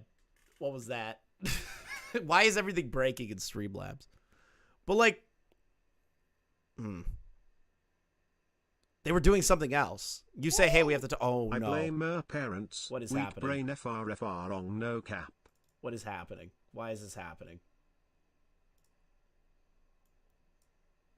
I'm turning that off for now. It just seems like it's broken. Your job. So you're telling me you're too busy doing your job that I guess you don't do enough that it's like a big deal, an excuse enough to like not say you want to meet up at a later date? Because that's all we were asking, is to say, hey, can we meet up? Like we were saying we could even today as like in case you got like some time because we want to get this done. But instead it's like no, I gotta make it a block to think about this and even get on my phone to respond to it is basically the kind of response you gave. Nice, no worries, you're busy people. Glad to hear that you feel like everything's cool, but we have heard / seen things that at times have made us feel otherwise. I feel like a conversation would be good to have to help address any misunderstandings and or grievances that might potentially exist regardless of how small, Besides, we haven't talked in forever. Matt says, I'm not sure what you would have heard or seen otherwise. I'm sorry if anything has come across that way. We have no grievances on our end. At the time, I was mad at Rav for responding to this. Back. Have you seen the stuff that's been going with Rut and Minxie one with that Nate creep? I've heard. I'm looking into it. Wait a minute. Read this correct. Streamlabs has broken brain. Thank you for the 6 months. Read the chat correctly, Chris. You can do it. Fuck you, Muldoon. Did you read the Ko-Fi donation before your story about the ex-boss? Fuck! You guys are making me do so much work now. Flashback Turtle. Does anyone know how fucking old this chick is? Just wondering for sanity's sake. Does anyone know how old this person is? Because I have no goddamn idea. But now that I look back, it was just because I was... He didn't even read that correctly? What are you talking about? I read it. Read this correctly, Chris. You can do it. Scared of making them mad and scaring them off like little birds or something. But Rav was just being playful because he... I'm being gaslit.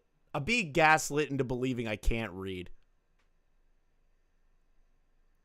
was trying to point out the fact that, well, Ryan hadn't even responded at this point, but Matt was totally avoiding the point of us I said chat. Fuck. messaging them, which is the Fuck. fact that we were like, hey, can we meet up? And I'm being gaslit. I'm being gaslit right now. Now I know. Now I know how Augie feels. His chat just calls him short. I get called illiterate. Everyone is like saying different ages. She's like in her 20s, right? Can we just say in her 20s? I'm gonna say in her 20s. Matt's like, I'm doing YouTube. We're all good, man. It's all totally cool. And it's like, that's not an answer. And so I get why Rav felt like that was his only option, because when you're around people like this all the time, you get brain broken into trying to be nice all the time. So I think this was his way of trying to be like playful and nice and bringing up a serious topic, because they're so avoidant that when you do stuff like saying, hey, can we have a conversation? They don't respond. And then when they do, it's a throwaway response that, you know, they're doing stuff they would be doing even if you hadn't messaged them. I'm doing work, guys. Congrats. So Ryan gets really real with it the next day at 5 p.m. just about. They had to spend a day and a half chewing on this. The way these guys like do group chats is they all go in the office together and say, and like play football and like make a plan and like who's doing good cop, bad cop, ass shit. Very manipulative. But Is she making another assumption, or did she see this all the time with other situations that did not involve It's her? Gaslight Tuesday today. It's Gaslight Tuesday. Fuck off. Fuck. Why? What did I do to deserve this? how else do you think they would have had Jim message me with Matt in there? They all work together. Why does Matt need to be in there? Except for a power dynamic. Like, they know what they're doing. Ryan says the next day, I don't think it's about that. It's just we're trying to get our lives together, and we've been nothing but generous to y'all during this time. I think the idea that there are grievances time and time again with our friendship when we've been helping you whenever we can is confusing. It's not a good feeling and I can't say that for this one, Mr. Gamer. I can't say it for that one. overwhelming, especially since this year has been nothing but drama since the jump. Literally nothing to do with me at all, or Rav. I don't care. No one's saying that to me. No one's saying I know you've dealt with a lot. Like they're saying they're only bringing it up as like we've dealt with you. Like Rav just was like, congrats about the bad thing that is good now. And when it gets brought up for us, it's about like we've been helping you time and time again, and there's still grievances time and time again. It's only been one grievance. It was always the same grievance. It was the same thing that no one listened to me for, and when I tried to talk about it, no one wants to talk about it, and now it's a problem, and I'm homeless. Nobody wanted to talk about it. You called Matt. I mean, you called Ryan, and Ryan said, "I'm so fucking sorry," and then they dealt with it. So they did want to talk about it, and they did talk about it. Maybe they just didn't want to keep harping on it again. But, and I'm homeless. They offered you money to find a place to live. You live somewhere. How I define homelessness, which is going to sound fucking ignorant, I guess, is that you have nowhere to live. You can't get a hotel. You can't get a fucking motel. You can't do shit at all. That's how I define homelessness. Not, I was kicked out of a place and now I have to live hotel to hotel. Yes. Is that bad and a terrible situation to be in? Obviously. But, like, I wouldn't call it, like, homelessness? I don't know. I guess maybe I'm just being, like, fucking really cynical there.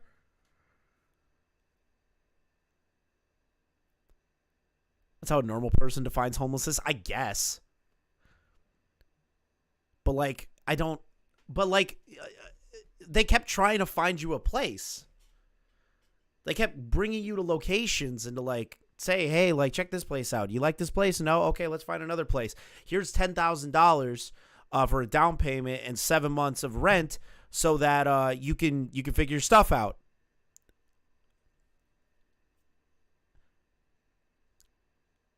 But they kept going on trips. Like, I understand that they wanted to get away from all the craziness and they wanted to get away from Rev's mental state.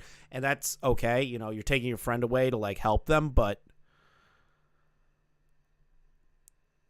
why wouldn't you prioritize moving out of a situation that you found to be toxic?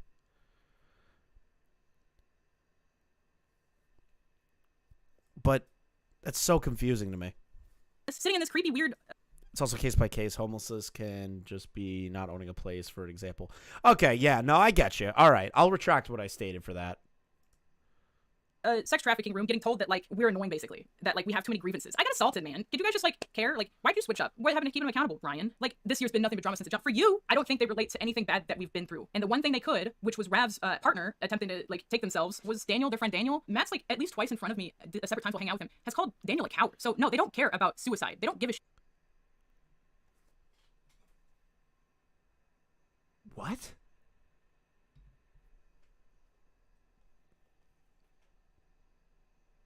You mean the guy that they had an emotional fucking connection with, like a brother? Matt used to say he was a coward? That's a bold fucking statement. That's a bold statement to make. Matt and Ryan, like, love Daniel.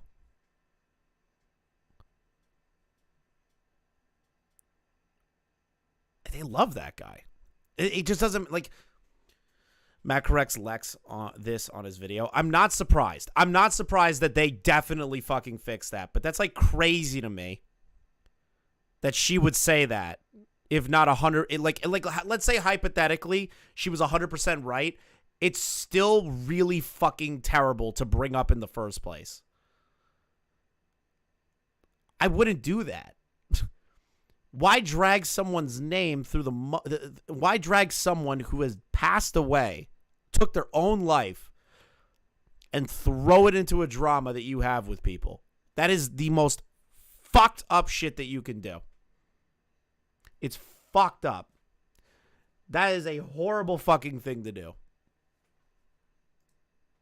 Shit about suicide. They only give a shit about themselves and who they can make jokes of that are under them that they can get away with. We know that your intentions are mainly to air grievances with us, so it feels odd to throw in the secondary objective of hanging out when the whole purpose of you even texting us was to set a time to air those grievances. If it hasn't been obvious, we love y'all and want to support y'all when we can, and I'm not sure there's much else we can do or say. Him saying we love y'all, the only other time they said that to me was when I called them and told them about the assault. That was the only other time they've ever said that to me, and I've always seen them as brothers. Never, ever had... They said that they cared about you during your lowest moment, but you said that they didn't want to talk about it. But they supported you.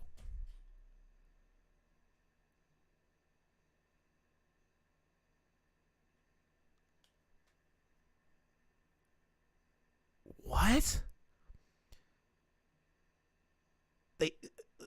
They supported you. I'm also sick of watching this quack, but the thing is that the reason I am doing this is because so many people have been doing this in chunks and not just doing a full-blown crack at it. I know Diesel did it, I think. I don't know. I didn't watch the whole thing. I don't know if Diesel got through everything. But, like, it just seems like there's this loss of translation of what is actually happening here. I think she has legitimate grievances against Dawn and kind of Jim, but I don't think this part, most of this part, like maybe up to like here, I don't know where Jim was, is unnecessary. One like weird thought about them. That's why I felt safe to even like go hang out with them by myself. It goes to show how much I trusted them. I don't know. I did want to hang out with him, and he's just like trying to call us out. Like Ryan just tried calling us out, acting like we're like trying to do gotcha or something about me being upset. The event that happened that made them even aware that we were upset still was that we had talked to Leighton, and Leighton, he did not do this on purpose. He made the mistake of passing the word along, and I think he was trying to help because I think it's what he wanted to. Because he would never try and like get me in trouble over this after he has been like my rock the whole time outside of this whole situation. When he told them that I was still upset, I don't think they got to hear why, because all I wanted was them to make a statement, at least just to say that Dawn doesn't work with them anymore, or they've split ways, or however you want to word that. You could. That's such a... Mr. Gamer, you need to understand that there are multiple other things going on than just that one thing. Yes, that is bad. What happened to her is bad, involving Dom, whatever the fuck his name is. It's bad. And we can all agree on that. Nobody's saying different. Nobody's being like, she's this, she's that. I don't think it's like rape. Obviously, I don't think it's rape. I think it's a fucking creepy situation and a horrible situation to be put in, and she was uncomfortable, and she feels entitled to feel that way. But all of this other stuff doesn't involve that stuff. She's making that stuff a point to vent about the other stuff. That's what people are trying to say.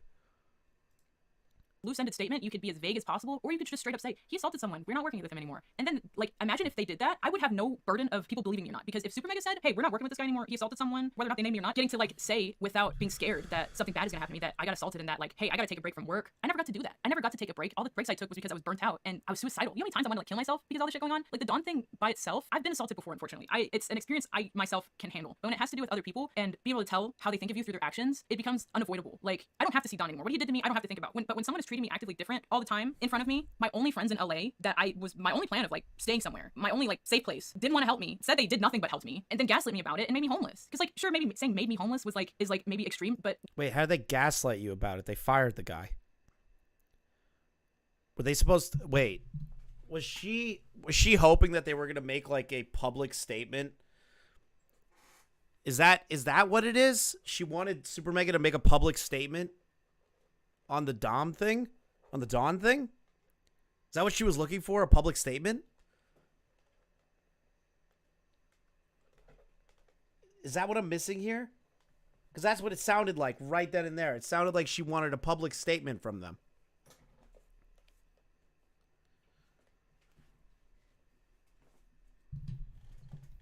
one, how else would you say that? Two, we could have talked. Literally all we had to do was do this. We tried doing it even after and they still didn't want to. So how do you get someone to talk to you when they refuse to? You just can't. And when that person or people are responsible of the like land that all your worldly possessions are in that haven't been stolen. So all these outraged fans doing their pearl clutching now realize if Supermega is hiding the spinner in a more proper both never had the what? Never had the I hate that this stupid little fucking heart's in the way. I can't read this. Yeah, and everyone knows that Supermega fucked up on certain things, but she's expecting the fucking world. She's expecting the world from them. They did good. They did things to be like, we want to make up for this in some way, and be like, please, here's some housing. Let's get you out of this house. Let's give you an apartment.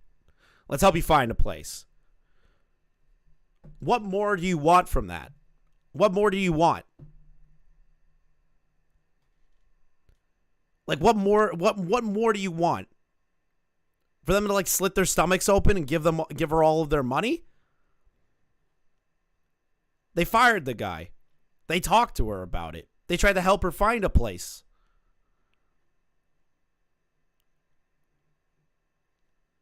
What more should they have done? Yeah, I'm watching the responses.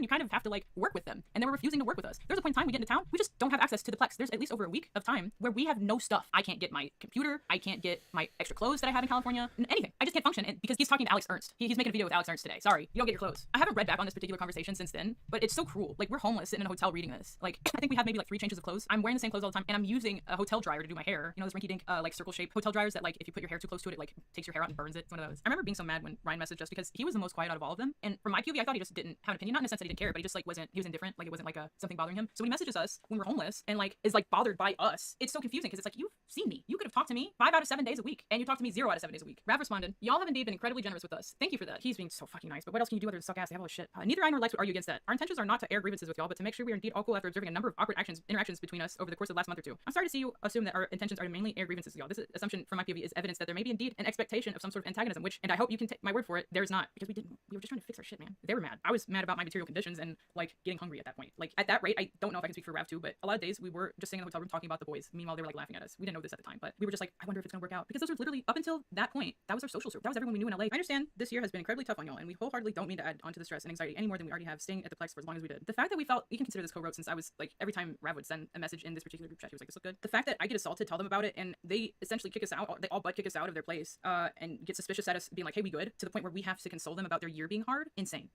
Like, what are these babies we're talking to? Like, why do you have to, it's this last sentence, why do you have to console someone for a hard year? What are you, a kid? Like, they got stolen from, right? And we're having to tell this to them right after we got robbed. They're not saying sorry to us. They never said sorry to us, actually. They made fun of us. Strange. It's only okay for you guys to have. How does she know that they made fun of her? How does she know that? Does anyone extrapolate on that? That's the part that's confusing me.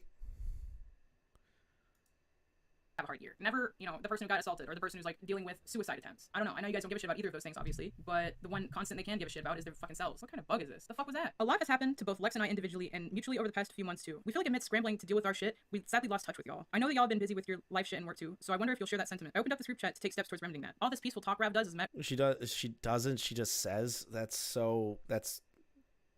not proof. That's an assumption. with a text back from Ryan saying, we were told that y'all are still upset with how we handled the Dawn situation. Is this not true? If the problems you're talking about aren't that and are just an off vibe, then yeah, we've caught it too. Whether it's standoffishness we're getting from y'all acting in a rude manner when invited to my birthday, or what seems like directed negative sarcasm in a recent group chat, it's difficult to not expect there is antagonism behind some of these things. The fact that he can say, like, even bring up the Dawn situation, I had not talked about Dawn in tight words the whole time. So I remember when I wrote this, I was like, oh, so I could just show this to anyone now, right? Like, I could just show, he said it, it's real. Like, things. The fact that he can say, like, why don't you share that sentiment? I opened up this group chat hoping to take steps towards remedying that. We were told that y'all were upset with how we handled the Dawn situation. Is that not true?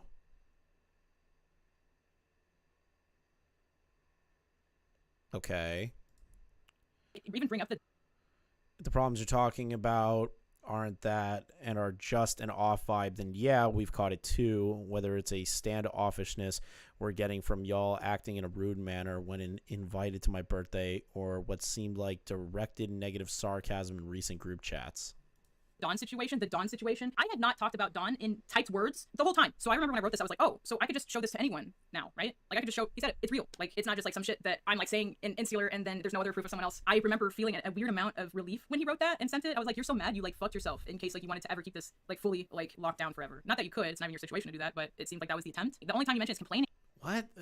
But it just sounds like you're making significant assumptions about how they viewed the situation. Did they poorly handle it? Probably, and I'm pretty sure Matt even admits that they poorly handled it. But you're making an assumption that they wanted to cover it up and downplay what you went through, when it was just, the situation happened, it's horrible, we got rid of the guy, we're gonna, you can live with us, all this stuff. Yeah, Dom's here, but he'll leave, and he did leave. And it was wrong of them to do that, to have them in the same house, or at least think that was like okay if they did do that. But again, I haven't watched the Matt response yet, so I'm going based on what I'm being told here. Like, yeah, Matt and Ryan fucked up certain things, but they also did things to try and compensate for that, and even like offer her a place to live and let her live with them. And she stayed an extended period of time, and they kept trying to find other places for them and offer them money to find other places. So, like, what? To me about how I'm reacting, them not reacting. And in the way that it's brought up, y'all are still upset with how we handle it. Is that not true? That's just prompt to like start an argument. That's not, you don't actually care at that point. You're bringing it up that way. We were told y'all are still upset. Like, first of all, we know by who you were told. And when I told that person, I told them we were going to talk to you. So I don't know if like them finding out soon made them expecting a lot from a company of incel gamer freaks. Yeah, see, that's the issue. You're expecting a lot from like a creator house of a bunch of like dudes in their 20s. Like, yeah, they should have been responsible, but they're not gonna like do like they're not gonna move the heaven, and they're not gonna be able to move heaven and earth for you. Decide not to suddenly talk to us. That's a very immature reason to not. Yeah, we don't want to talk. You guys are seeming aggressive. Our year's been really hard. This grown man is saying it's difficult not to expect there's some antagonism behind some of these things. You try getting fucked on by a grown man, keeping it quiet, having people like treat you like you're a little worm after you tell them, and see if you're not a little antagonistic. And even then, I was keeping the fuck quiet. Like, they weren't gonna find out unless someone else told them. And Leighton was just trying to help. He was just trying to help. They refused to talk to us. It's not like they would have ever found out through talking to us. They would have only found out if like Leighton or Jim said something. So they just had no intentions. It could not be any more clear that they just had no concern with trying to communicate after all this happened. Their only concern has been framing it so it's our fault, and everything that we've done is our fault. And I'm not just wait. How did they frame it that way? Do the kind of thing, yeah.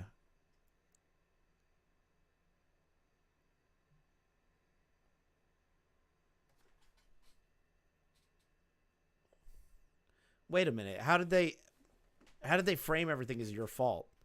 The text message, they said you guys didn't like how we handled the Don situation.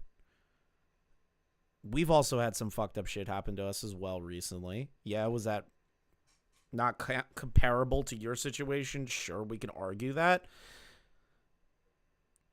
But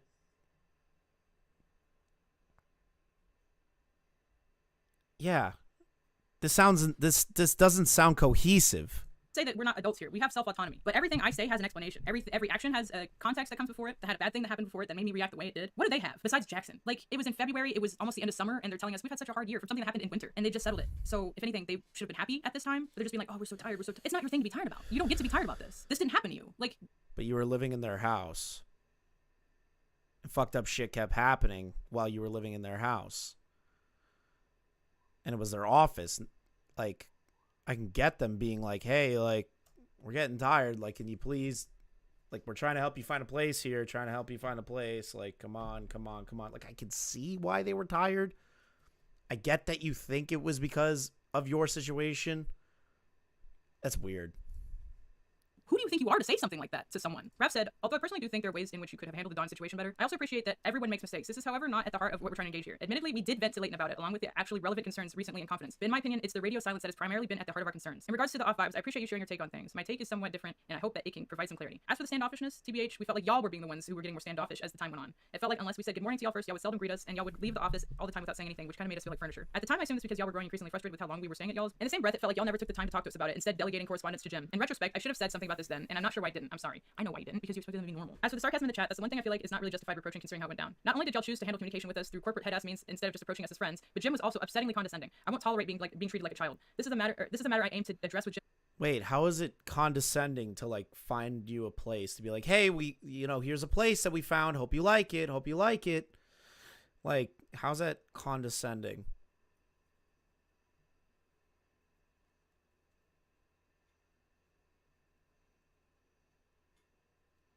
How is that condescending?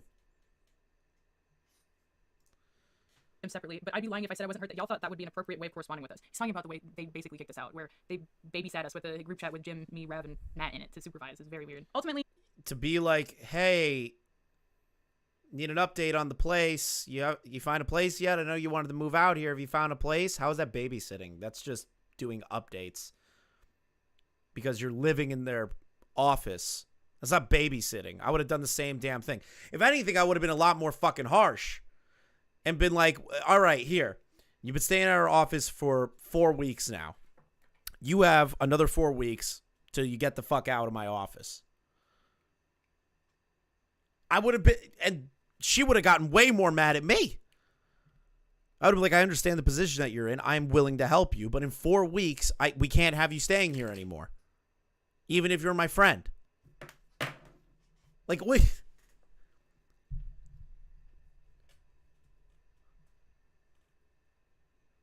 Like, I would have kicked them out by now.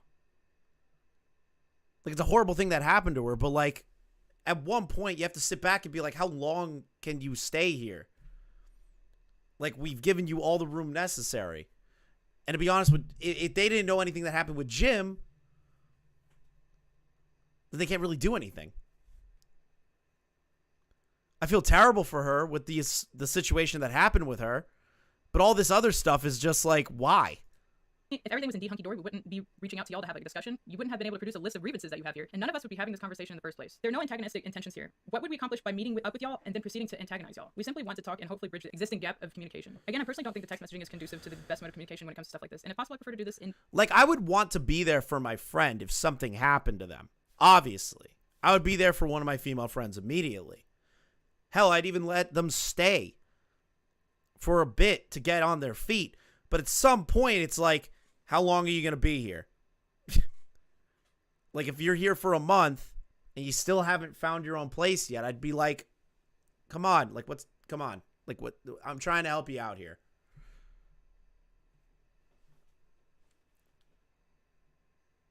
Like, I just don't get that. Like, I get that they had Jim talk to her, but it's like, what's the problem here? Person, at the very least via a call. This feels a lot colder and more distant than what it needs to be. Big message, part of why I didn't say anything, or I didn't show anything yet. It's just a huge message. You can scroll for yourself if you are nosy and want to read it again. This smiling message. I really wanted to be able to talk to you guys about it normally and in person about everything that was on my mind. I hadn't had the opportunity to catch you guys at the office before we stopped staying there because y'all seem really busy and at the end of the day, I think I ended up missing y'all a lot to be able to catch you guys. It tears me up that you saw us as rude during your birthday. I was being avoidant because I was still both torn up about the Dawn situation more than I realized at the time. Yeah, because I just fucking saw him the day before, and fucking Ryan messages us like, how dare you be rude to me at my birthday party? Rap's getting divorced, and I saw the guy that assaulted me the day before, and Ryan's like, you need to be happy on my birthday. Why are you outside on the balcony smoking? Didn't come and ask us. We We were just trying to be nice. They had invited us, and we wanted to be there. I was excited to go to his birthday. I'm pretty sure how it ended up being slipped out to Leighton, and I was happy when he got there too. I was happier when he got there because he's one of the only few people I like talking to, and we all just sat outside on the balcony. And apparently that's rude. Not only is it something he noticed, that you can just have left it at that, it's rude. Fuck your birthday, man. You're like 29, 30? Fuck your fucking birthday, dude. Grow up. Go to round one. I'm very insulted reading this again because I feel like I've just been taken as a sucker, which I haven't. They totally have been, but it just always becomes obvious when I reread these. It's been Aiko, you've missed so goddamn much. hard to do this because I just get mad that I've been thought of so stupid before. And maybe I was, but the way that they treated me to do me the way they did is just so like blatantly like wrong. Like, how am I in the wrong for being sad after I just saw the guy that assaulted me? No normal person gets angry about that. And if it's your birthday and you don't want to deal with it, you just leave it alone, or you can come out and ask me what's up. We can have a good time together. Obviously, I'm open to it because I came to your party. And instead, I was holding back tears on the balcony because I was just basically having to pretend to be normal, going from seeing Dawn to being happy that I'm around these people the same day after. That like kind of like gaslight myself into these people that like give a shit about me. I was still torn up about the Dawn situation more than I realized at the time. I guess because of how it ended up that we were both at the office was still fresh. Yeah, it was literally the day before. I'm having to sugarcoat things for like grown men that are like being like, my year's been hard. This is your problem, after they've like pretty much covered up my sexual assault and then made it my problem that I was upset about it. I was also a bit anxious for my birthday for other reasons. Yeah, because I didn't think anyone was gonna fucking come, and I was right. I didn't want to make any of this your problem though. I was worried that I'd end up crying, so I was on the balcony a lot looking like I was just vibing out smoking as a guy to collect myself, so I wouldn't ruin your party crying, because that is the truth. In hindsight, maybe I shouldn't have come because I hate that it came off as rude. The reason why I came was because I want to show you that I cared about you by being there. But I understand now my execution was wrong. God, I'm such a fucking cuck, and it seemed really careless, and I'm sorry about that. Why am I being so gentle for people that have never been that gentle for me? I was telling Rav all night about how I wanted to see you even though I thought I wasn't feeling the best, and how I was hoping you were feeling okay, etc. And none of this translated to you because I never said anything to you directly that showed that, and that's my fault. I do believe that because I was talking to him like I really didn't want to go. Give me so far take, please. Hasn't really changed. Horrible thing happened to her. She in my opinion, overstayed her welcome with Supermega at some point. I really believe she overstayed her welcome. They did what they could to offer her money to find a place and gave her free lodging to do that. She bought a car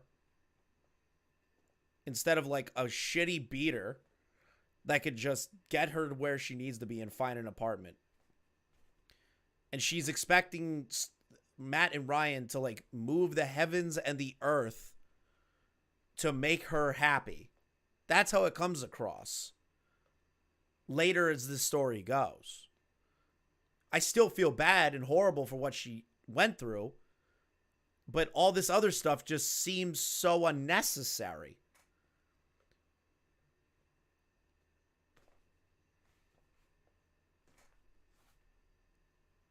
She felt like they pushed her out, so she went from hotel and motel to motel and kept getting more and more mad at them. And she also said that they made fun of her with no proof that they made fun of her for being kicked out and homeless. Like that's like the weirdest thing to me. Because I was sad and I was like, I want to go and see Ryan. And we did, but we found out about our home situation. Nope, doesn't talk about that either. I mean, that wasn't good enough for him. I needed to be on smile mode way harder. A lot of anything I've talked about to anyone else, mostly just stuff I'm still getting over. Not really anything anyone can do about, I think, copium. And it honestly really hurts my feelings that it was brought up to you behind my back in that manner, rather than us being able to just check in and talk. I don't recall ever talking to anyone about how I felt without stating the clear intention to talk to both you guys in the same breath, which is true. So having someone take that agency from me is really upsetting because that kind of stuff always comes off as malicious rather than something you do for advice or out of anxiety or anticipation of having a harder conversation. I've also contributed to not being available though because I've tried to stay out of both your way as much as possible and keep my focus on work, which probably came across as fucking off and not wanting to talk to y'all, and I apologize for that. They had my number. I think I was probably. Wait a minute. Go and see Ryan. And we did, but apparently that wasn't good enough for him. I needed to be on smile mode way harder. A lot of anything I've talked about to anyone else, mostly just stuff I'm still getting over. Not really anything anyone can do about, I think, copium. And it honestly really hurts my feelings that it was brought up to you behind my back in that manner, rather than us being able to just check in and talk. I don't recall ever talking to anyone about how I felt without stating the clear intention to talk to both you guys in the same breath, which is true. So having someone take that agency from me is really upsetting because that kind of stuff always comes off as malicious rather than something you do for advice or out of anxiety or anticipation of having a harder conversation. I've also contributed to not being available though because I've tried to stay out of both your way as much as possible and keep my. So he tried to give her space and then not get in her way while she's trying to get everything done in her life. Because they were close to Dawn. Doesn't sound like a bad thing. They could be supportive of her, but not smother her. There's nothing wrong with that. You could be supportive, but not smothering. I focus on work, which probably came across as fucking off and not wanting to talk to y'all, and I apologize for that. They had my number. They had my number. He just gave you this. Wait, he gave you the space. He gave you space. They gave you space. They wanted you to go through it and kind of like remove themselves from it. so that you can help. You don't need to be smothered to death by people that you think mishandled the Dawn situation. If you think they mishandled it, why did you want them to smother you and take care of you and talk to you all the time about it? If you felt like they mishandled it.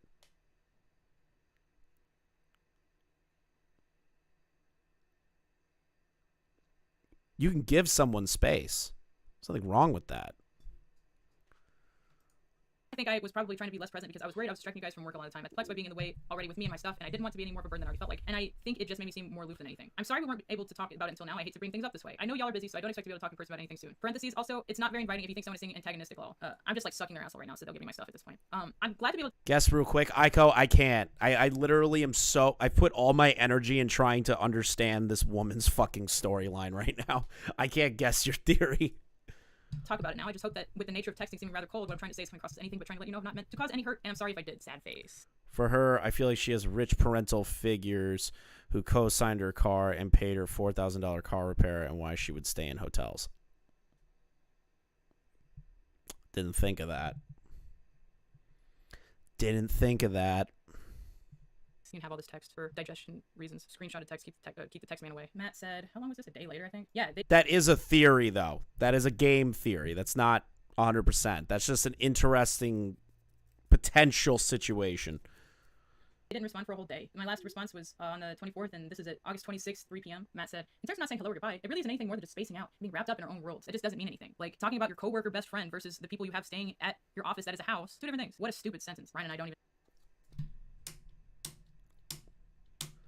Any hurt, and I'm sorry if I did. Sad face. You can have all this text for digestion reasons. Screenshotted text, keep the text man away. Matt said, how long was this? A day later, I think? Yeah, they didn't respond for a whole day. My last response was on the 24th, and this is at August 26th, 3 p.m. Matt said, in terms of not saying hello or goodbye, it really isn't anything more than just spacing out, being wrapped up in our own worlds. It just doesn't mean anything. Like, talking about your coworker best friend versus the people you have staying at your office that is a house. Two different things. What a...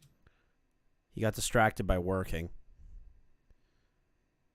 I do that to my own best friends all the fucking time. I get distracted doing this. I get distracted making content for you guys. My friends sat me down that I've known for 16 years to sit me down and be like, dude, we don't talk that much anymore. What's going on? Why aren't you talking to us? I'm sorry. I've just been working my ass off. I've been tunnel visioning. I've been having a full-blown tunnel vision on everything.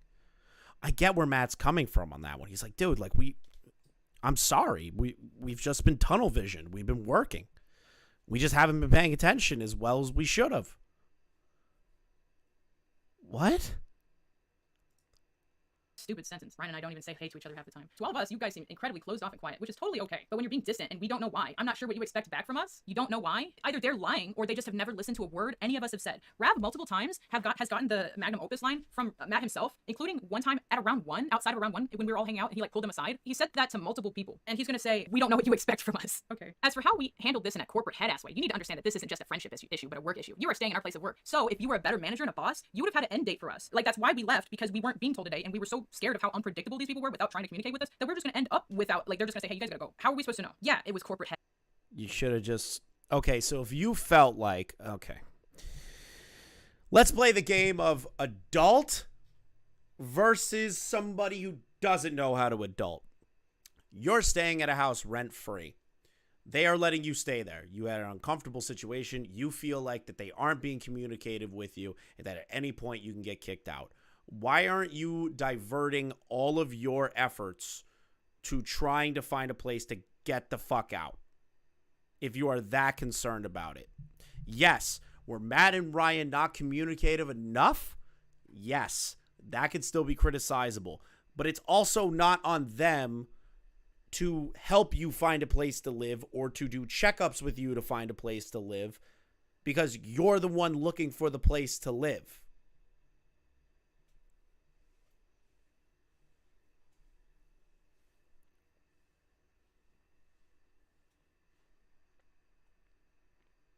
I don't get this.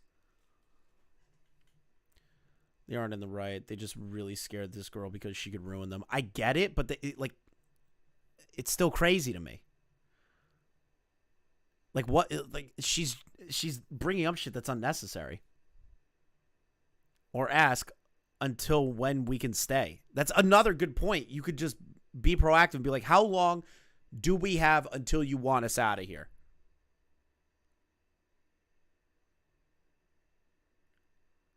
Like, I empathize with her for obviously the shit that happened with the guys, the two guys that did something horrible to her, but this shit with Matt and Ryan, it's ridiculous. It's fucking ridiculous. You're our friend. You don't need Jim to say that. He's not the boss. You're saying that as if Jim is the boss. Like Jim was hired to be able to communicate things for us. What is he, fucking clairvoyant? You're So delegation? Like a real boss? What? friends that are staying in the room you play games in, dumbass. Like, what do you mean? Jim had offered to talk to you guys for us since we'd already done it in the past. When? About what? Show me proof. Like, please. I would love to. It would make me feel better in my heart to know. So who is Jim? Aiko, do you remember Jim, the guy that we watched his apology video? That's one of the guys that kissed her. The other guy is Dawn, who was, in her words, assaulted her. Two different guys. One guy kissed her. One guy, in her words, assaulted her. That you guys have tried to be a good friend once and be like, hey, are you guys good? Because if you think you said that, I don't think you did. I think you said that. I think you in your head said the equivalent of hey, you good, but it was probably like, hey, when you guys get out, or when you guys come back, or something like that. Like I said, the only vague thing we had was like the middle of August, and we had gotten kicked out happily by then because we were like, we can have our stuff gone. They're like, sure, happy travels, just fine, cool, but like, don't bring up friendship issues if you're gonna do that. Don't bring up not being corporate head ass if you're gonna do that, because it's just like, I just got laid off of the fucking show or some shit. Like, viewers didn't like me. I'm getting voted off the island. Like, I have no warning of this. That like, what you expect when someone is like not happy with you saying somewhere? It's like someone to sit you down and be like, hey, is there like a time you plan on leaving? Not a fucking text message with a guy you don't know that well that made out with you and your friend who is not talking. What the fuck am I gonna do in that situation? I mean, Ralph's a talkative guy, but most of these group chats I just don't have any words in, or maybe one message, because I have nothing to say to any of these people. The only people I wanted to talk to the whole time was Matt and Ryan, and the only reason why they found out that I'd said anything else besides to them was because Leighton was the only other guy I talked to. But everything's my fault though. You know, I'm fine with being so fucked up in the head that bad things happen, but I can't understand being so like uncared for that as a friend that no one has ever like checks in on you. Like, if someone had checked in on me, I think I could have like been like, oh, I should go home, you know, like anything, because I have a home in Nashville I could go to. But by the time it was, Why didn't you? If you felt like you were constantly in peril, that you were going to not have a place to live, why not go back to the home you have in Nashville?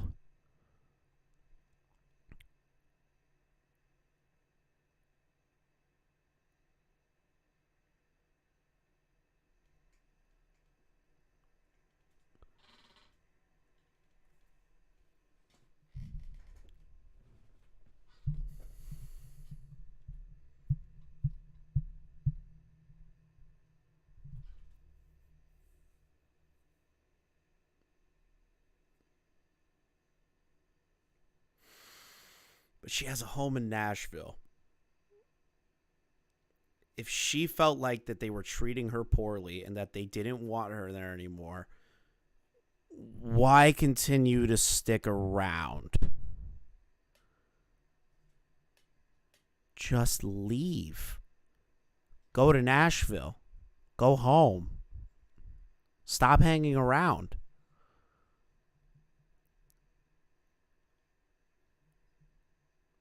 But why? I'm doing like that meme. It's like, but why?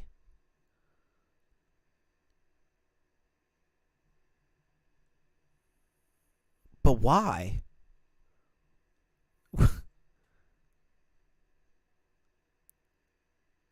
What? Just go home. Like, what?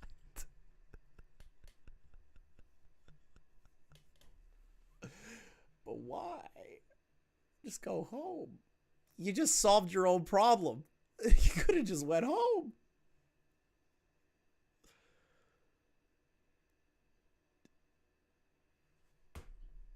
Just go home. Where are we going? obvious because they hadn't communicated to us. When it became obvious without communication that this was not going to work ever, I was too broke to go back home. I had to buy all my stuff back. It just wasn't an option anymore. And then even if I wanted to just leave town, all my stuff was still at the Plex. So I was trapped, homeless. The only option I would have had is if I had a friend that would have let me stay with them, which I did do for a few days. Granted, we did have less money at this point, so it was So you had stuff at the house. They weren't letting you in. You had a friend of yours that you could stay at their house for a few days. Why not say, hey, can I stay here until Matt and everyone comes home so I can grab my shit and then go back home to Nashville? I just solved your problem. Right there. The critical thinking skills of this woman is abysmal. Again, not to take away from what she feels those guys did to her. I'm not taking that away from her. Everything else is fucking delusional. Everything else that I have heard outside of those two incidences is delusional. Chris, you're making too much sense. You can't expect people to think like that. Why can't I? Why can't I expect a modicum of, like, basic human understanding? Why can't I do that? Also, I tied my fucking shit up. The hell? How did I do that? Hold on. How the fuck did I do that? This stream is going on long. We're doing it all. I don't want to keep doing the Supermega shit ever again. We're doing it tonight. I don't care how long this is. I don't care if there's 10 fucking viewers. Chris, not everyone is like you and me. They were born on the internet. We weren't, homie. Bro, like, I love the internet. I didn't grow up on it necessarily, but I've played online video games. I stayed online a lot in regard to, like, growing up with it. But I never understood, like, people like this. I don't get it. There are such basic critical thinking skills that are lost in this moment. It's just, like, insane. Have I watched the Supermega response videos? No, we're still going over those. I get this all being overwhelming in the moment and making dumb mistakes, but most people would look back at these things and go, oh, I was being so dumb. Yeah, I get that, psych. But this is over a period of, like, from what I understand and from what it sounds like, multiple days and, like, weeks. It's not just, like, a few days after the horrible shit happened, which, again, still feel bad for her, and she's entitled to be upset by it and nerve-wracked by it. But all the other stuff doesn't make sense to me.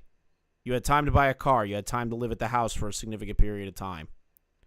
Like, trying to find an apartment, living at someone's house, getting kicked out of that house, actually months. At some point, it's just ridiculous. Counted the issues, but more issues where it was a picture of a you don't want Leon's take on this. He's just gonna say Leon's take. I can literally tell you Leon's take. This bitch entitled. I'm not gonna speak for him. That's a joke. different place type thing, and you go there and it's not the right one or seems very sketchy, just mostly shit like that. But also the days that we were there at our friends, we were mostly just kind of recovering because we were not having a good time. It was Jim had offered to talk to you guys for us since he had already done it in the past. We were also in the group chat so we could talk to. If you were crashing on my couch at my Discord is not working. I can't call Leon. My house, obviously I would talk to you one-on-one. But we saw this as a work-related issue because you're in our office. I just don't think anyone wanted to deal with it alone, and no one wanted to be the bad guy. We're trying to best run our business. I hope you're able to see where we're coming from. Is that why you guys don't work and make videos? Because you're trying to do what's best for your business? Because I definitely see how that's working. I understand that both of you have been through a ton this year, and I really feel for you. It's been a shitty year for everyone. Just had to add that in. Just about, when it's about you, you don't say anything about me, but when it's about me, you gotta say something about you. You just have to. We really do care about you as friends. If that hasn't been obvious with the support we've consistently given you by letting us live somewhere that was full of trash and people. You lived in a house. Was it gross? Yes. But you had a roof over your head. Free rent.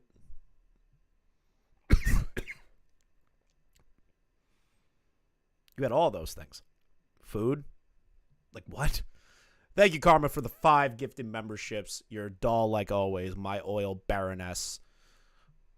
In no room and making us feel uncomfortable about it, and then making us feel uncomfortable about getting assaulted, and then not talking to us while coming to work every day. I'm sorry that miscommunications have happened. Ryan teamed in also. It's very obvious that these messages, Thanks, Soul, for me as well. You guys are great people. Always been supportive of the streams.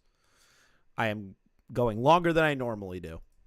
See the time, Friday, 3:18, and Ryan's message, we're coordinated because Matt's is so long, it seems like it's like half Ryan's words. 3:18, he sends that. 3:25, Ryan sends his response. So they were typing them at the same time. Just obvious what's going on. Tipster is somehow connected, I agree. Shut up! Agmar, what the fuck? Somehow Tipster's involved.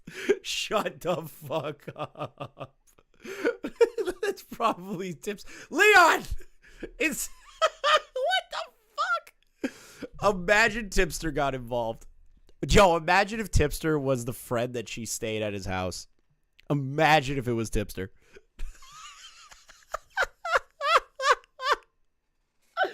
Hey, Discord kitten. Want to stay at my house? I heard Supermega is not treating you right.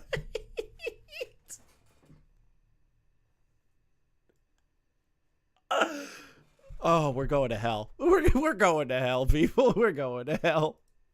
From like, I just live there. I know what you guys do all day. You're just both sitting in the office looking at each other's phones like, this looks good. Ryan said, don't you think the I won't tolerate it being treated like a child is a little far reaching? Y'all consistently left messes out or in our fridge, parentheses, rotting food in the kitchen and fridge, bags of trash sitting out, etc. It's not about being treated like a child. It's about acting like an adult and respecting the place we were happy to lend to you, which again is a place of work for 5 other people. Hello? Maybe you shouldn't be inviting people to stay at your work then. Isn't that like your responsibility to make sure that like that's something you can handle or not? We did not leave.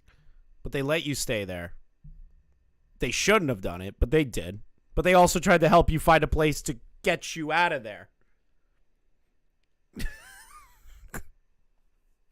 This woman is like melting my brain, dude. Messes in their fridge. I order food at like dinner time or later because I would stay up a lot when no one was around so I could enjoy being normal. Order late night food, fall asleep, take it out. Okay, okay, I'm just gonna say it. I'm gonna say it because I want to move on to I want to move on to the other stuff. To the people who have watched this video and only them, can I move on, or am I going to miss context? I feel like we've heard enough. Only the people that have watched this, because I see a handful of you fuckers in here. I see a handful of you people in here that are new to the channel. I hope you subscribe. But like, context, is there anything that the other videos that Matt and Ryan put out that they are going to contest her on that we have not gone over yet? Is there anything left?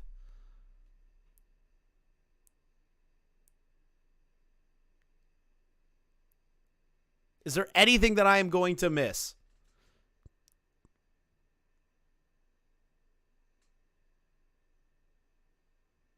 Matt responds to Lex. Okay. Mr. Gamer, if you think I'm blaming her for the sexual assault, you are retarded.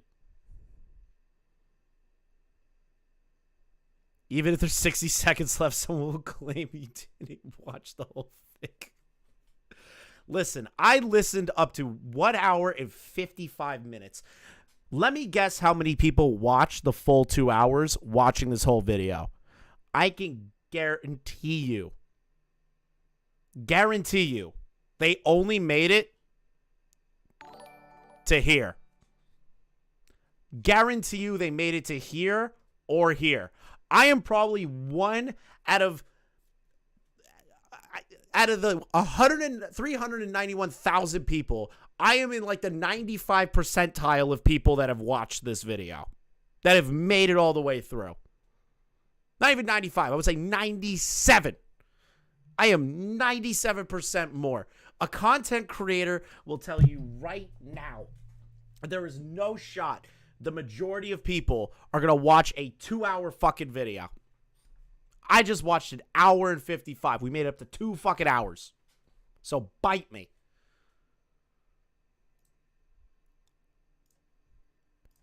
Let's see here. So this is something that Chud Logic found. Lex has posted in the Supermega subreddit. She apparently felt Leighton was a bit too harsh in his stream about Supermega and got Leighton to delete his socials in order to stop him responding to drama that is now blowing up in his face. What a lovely person. Now, Leighton is a ex-employee and friend of Supermega. Apparently, they had a meltdown stream where they said a bunch of crazy shit that had like a lot of shit that was unsubstantiated. And people say it's because of his BPD. I have not seen anything of this guy's stream. I'm going based on what he is saying here. During my stream, I told a story of how I felt my ex-bosses misgender someone behind their back at the office. I had no idea that this person identifies as gender fluid. I was also unaware that they used... Oh, God. This is a pronoun problem? Wait a minute. I don't want to read this now. Is it a fucking pronoun thing? Did this person really accuse Supermega of misgendering someone and trying to make that more important than like the actual bad situation? Did he also drink piss? What Aiko? What are you yelling at me for?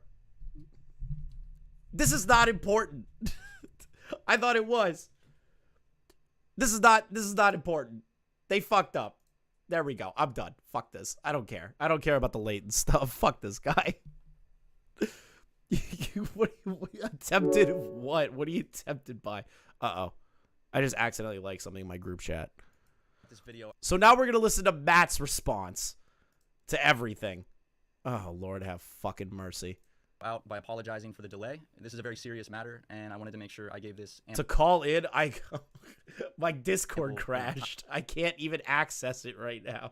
time and thought before speaking publicly. You probably also noticed that Ryan and I are both doing separate videos. This is because we each have specific points that we want to say, and we didn't think it would be as efficient to cram all of it into one video next to each other. So instead, we opted to do 2 separate videos. But yeah, a lot has obviously been said in the last few days. I want to address everything that's been said. And I want to pay me for paying you for nearly a year. My mental health issues after watching so much of your content. I'll owe you something, Neko. We'll talk. We'll negotiate. apologize and take accountability where I need to take accountability. For those who don't know, Lex is an old friend of ours who recently released a statement on Twitter, as well as a YouTube video detailing a sexual assault incident that involved our former channel artist Dawn, as well as her recent experiences with myself and Ryan, aka Supermega. I'm gonna go ahead and read what Lex posted on Twitter so you can get her words verbatim on everything that happened, and then I'm gonna try to supply as much additional context as I can and explain what I feel like these are the people that everyone thinks Zoomers are. I can kind of see your point on that. What happened from my perspective. In November 2021, I was sexually assaulted by Dawn on the first night that we had both met. We already read this. Already read it. That more as we progress through the video. So on May 19th, 2022, after returning home from Creator Clash, I got a call from Dawn in which he was crying, saying that him and Lex had just broken up. He told me he was essentially stuck in Florida because he's from Germany and he had no money and didn't know what to do. And at this time, I didn't know any specifics of what had happened with the breakup. He mentioned to me that they had been distant and then ended up just breaking up. That was the extent of my knowledge on the split at the time. Feeling bad for Dawn, I offered to get him a one-way plane ticket to LA to come crash at my place until he could find a way to get back to Germany. He took me up on the offer, and on May 23rd, he flew out to LA. When Dawn arrived, he cried to me about how heartbroken he was, and the whole time I was none the wiser on what had actually taken place between him and Lex, and if I had known, I would not have invited him out to LA to stay with me.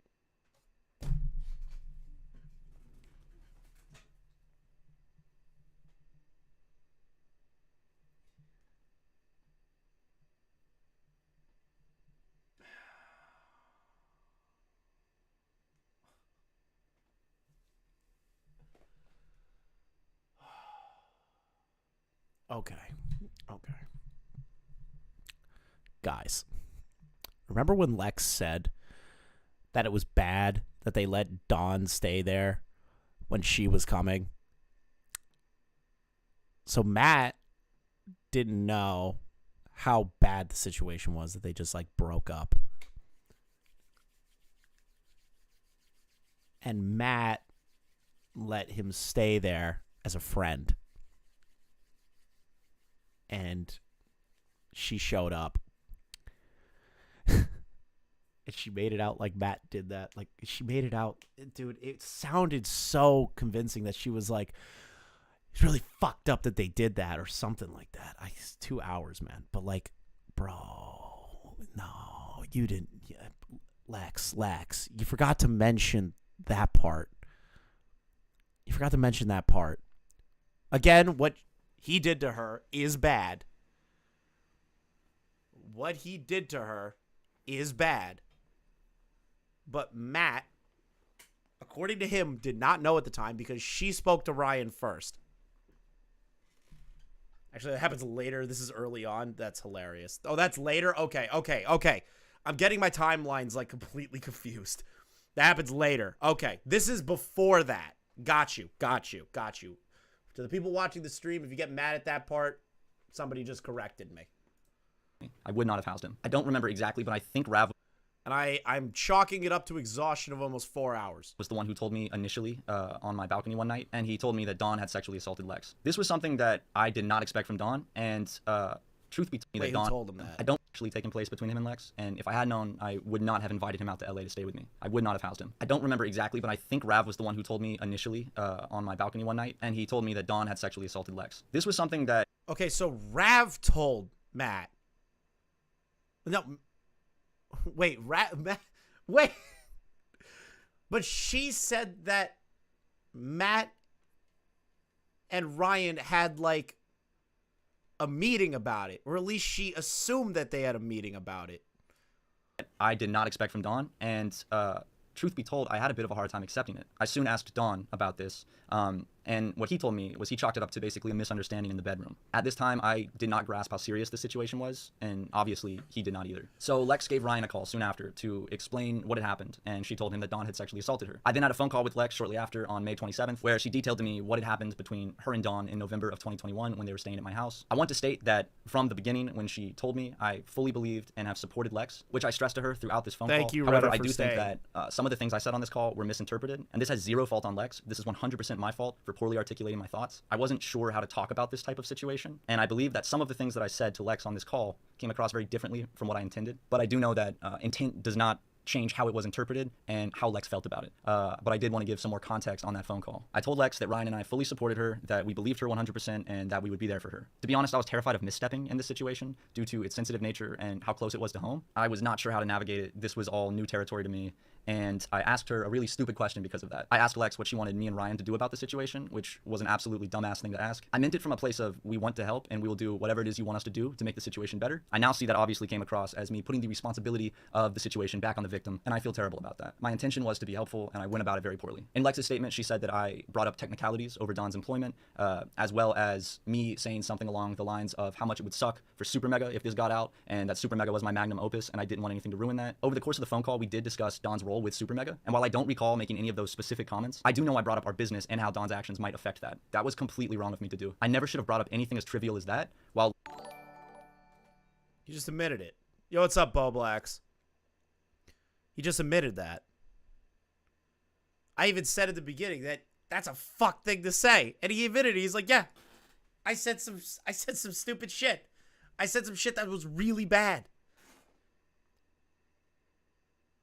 It really just seems like, admitted what? That he said something that to her came across as him being like, well, the business. You know what I mean? That he was focused on the business aspect of it. And he even admitted, he goes, yeah, I did say something about the business. I admit it. I feel bad. I should not have brought that up. I should not have brought up something trivial like the business. Jesus Christ. Everyone sucks in this situation. What's up, Mitch?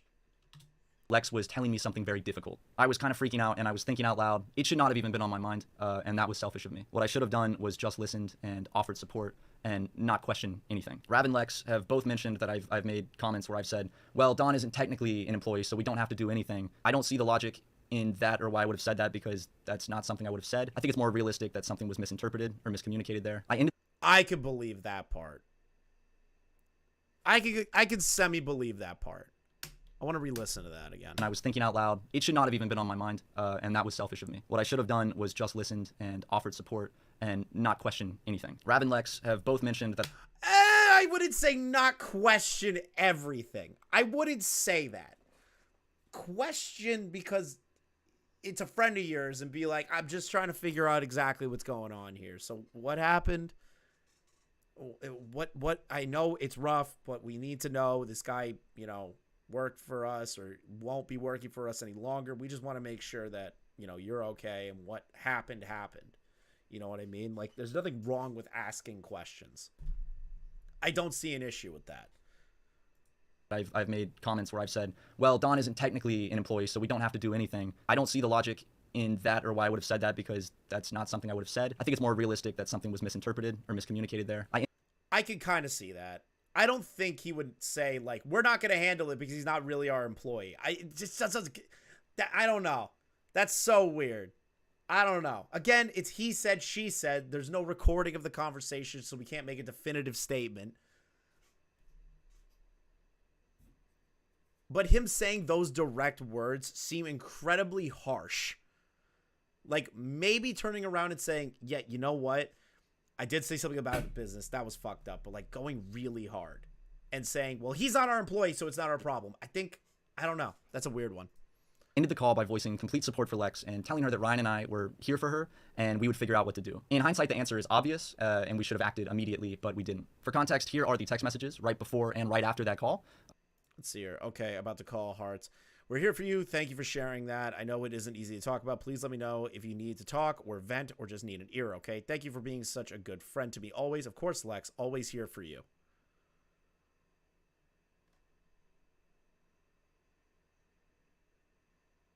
But she said that they didn't want to talk about it. They talked about it. They even said we're going to be here for you. What's up, Dippy? Welcome to the channel. This is maybe the longest stream I'm going to do in my life. I'm never doing this again. Oh, God.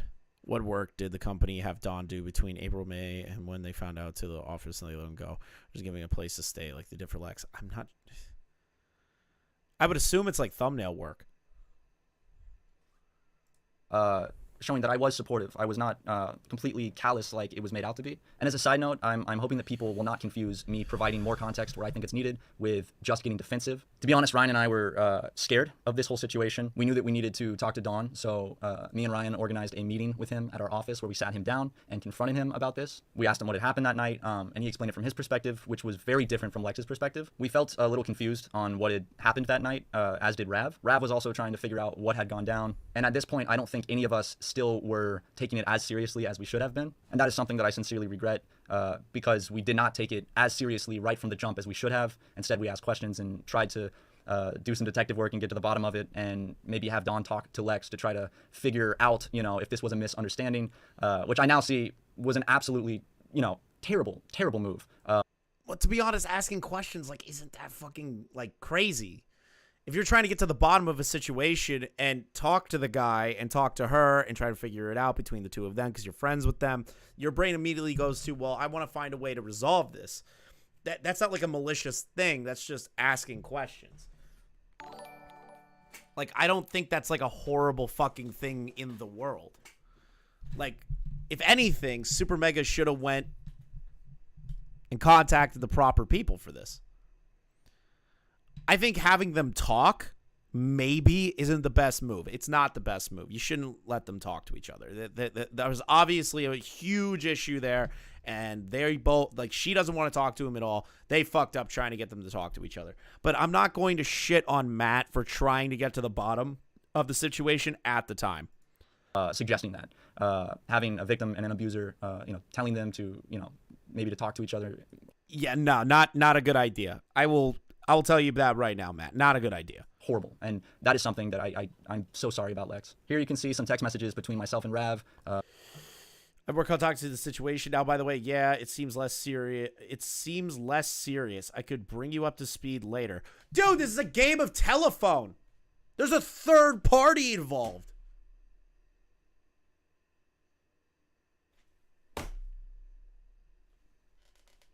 This is early on before the call with Lex. But bro, this is okay. So this text message was early on before the call with Lex, but it seemed like there was a game of telephone where Rav reached out to Matt, told Matt everything. Matt already had this not preconceived notion, but an idea of what happened. Lex told him, heard her side, then heard Don's side by hearing Rav explain it to him first. That creates a fucking nightmare situation where there's three people telling three different interpretations of what happened. I'm not shitting on Rav for doing the right thing and being like, hey, you need to know about this. But bruh, I get why this is I get why this is coming across as complicated now. They know they fucked up by having this happen. No, now whether they know, yeah.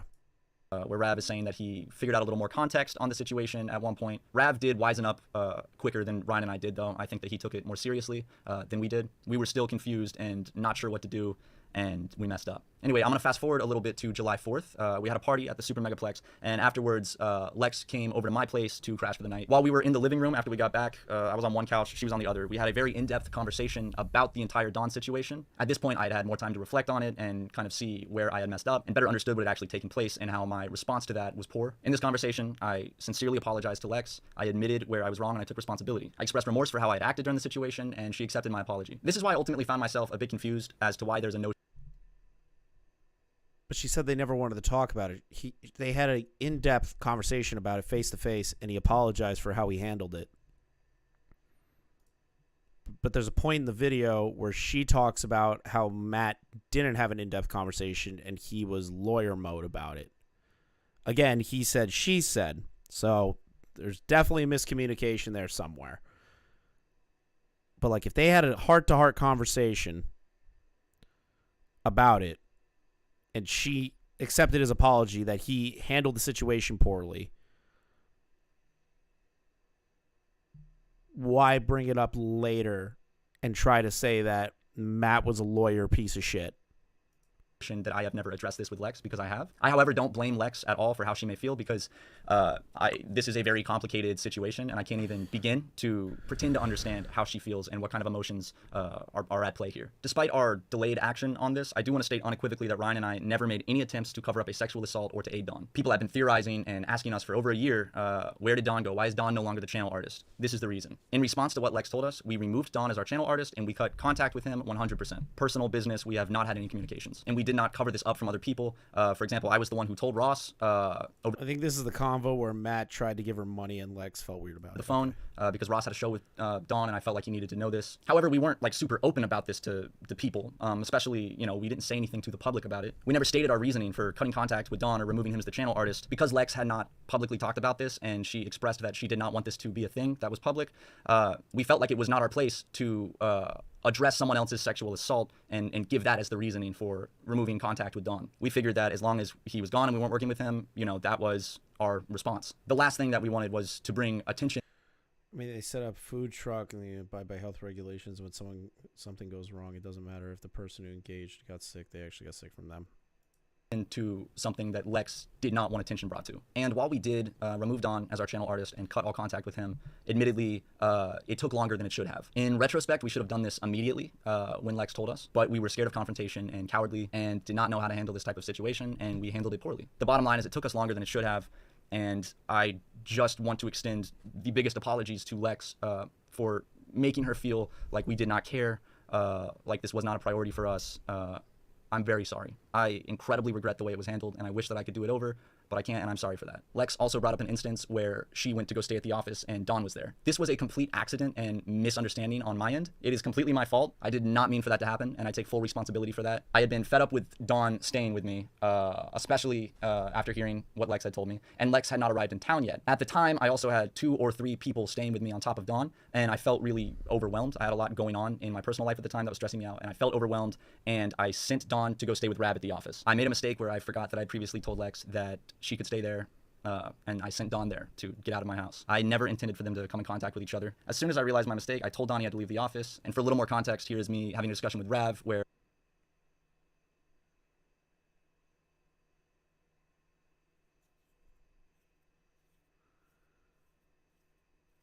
You got some snow crab in that shit? Hell yeah. Sorry, I got distracted by the snow crab talk. Damn it, Leon. Now you make me want to make seafood Alfredo with crab. Fuck you. Fuck you. Did you get scallops and shrimp? See, now I'm getting distracted because I like to cook. Now I'm getting distracted. Fuck. Stop. Stop distracting me. You put Cajun in that? Fuck. Stop it. Okay. Anyways.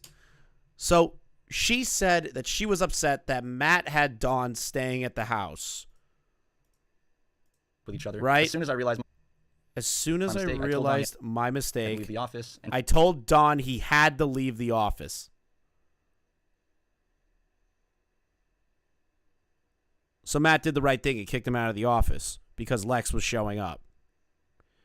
But the way that she kind of portrayed it is that they did that and let it happen. But Matt did the right thing and kicked Dawn out. Huh? Yeah, I've even got going on my end to babysit him. LMAO, he'll live. Dude, exactly how I felt when I sent her to the office. And when I forgot, I told Lex she'd crash there. I feel like I was babysitting him, and I was mad about what was going on. Yeah, he's a whole grown-ass man. I still need to talk to Lex. Still haven't had a good chance yet. We can keep it. We can't all keep big brothering him forever. Oh, true. I'm sure she would. For a little more context, here is me having a discussion with Rav where I'm realizing my mistake. Bottom line is, Lex, I am sorry that I created that situation and put you in it. It never should have happened, and my stupid fried brain let it happen, and there's no excuse for that. Overall, Ryan and I should have handled the Dawn situation completely differently. We absolutely recognize where we failed, and we take full accountability for that.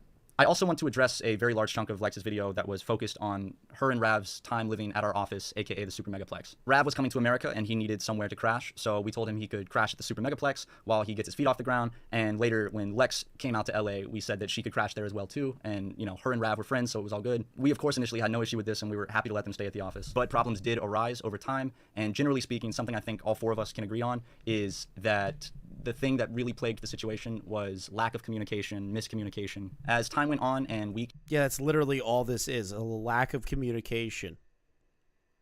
So this is the thing. The Dawn stuff, bad. They really fucked that up. And they admit that they fucked that up. Everything else just seems like mild miscommunications between friends, and one of them got in their feels about it. That's how it looks like to me.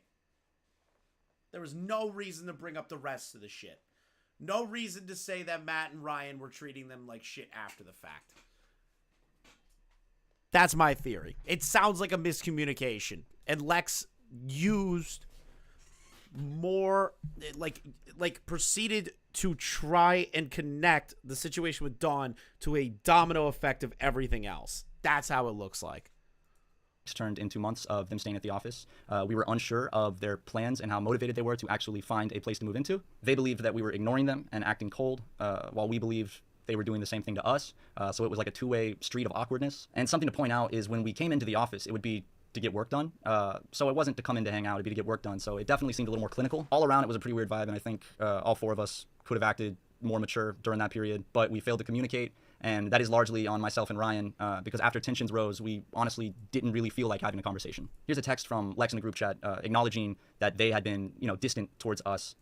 Let's see here. I've also contributed not being available, though, because I've tried to stay out of both of your ways as much as possible and keep my focus on work, which probably came at cost. Fucking off. Okay, so she was the one that said that she was trying to give them space. Okay. Just making sure that that was there. My focus on work.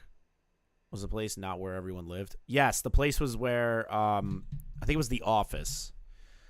I don't know if Matt and Ryan lived there. I think a few people lived there.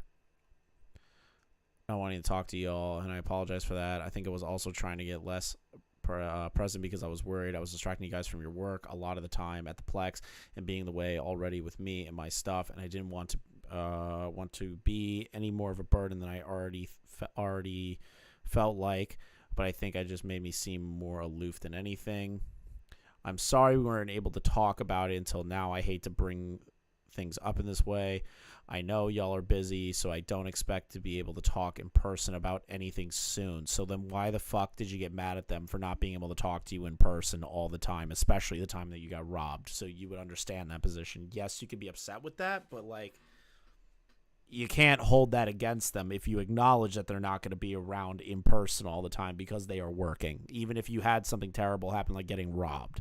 Well, your car got robbed. And I'm only bringing this up to add context because in her video, she states just Lex and Rav live there? Okay, thank you, Dan. That we iced them out and gave them the cold shoulder, but it was a two-way street and it was miscommunication. I'll just go ahead and read these out to make it easier to digest. Lex said, I've also contributed to not being available though, but Bird busy. I just fully understand, and this seemed to be understood by Rav and Lex. I'm not going to read all of this because it is too long and I want to move on, but feel free to pause the video and read. In terms of not saying hello or goodbye, it really isn't anything more than just spacing out and wrapped up. Okay, so she read that part. Thank you, Dominic. Appreciate you stopping by. You guys, if this isn't your thing, you don't have to stick around if you don't want to. I'm committed to fucking figuring this shit out. Let's see here. Don't have hey to each other half the time. To all of us, you guys seemed incredibly closed off and quiet, which is totally okay. But when you were being distant and we don't know why, I'm not sure what you expect back from us. Like Chud's take, why does this always seem like random earth-shattering issues caused by preventing them from finding a place?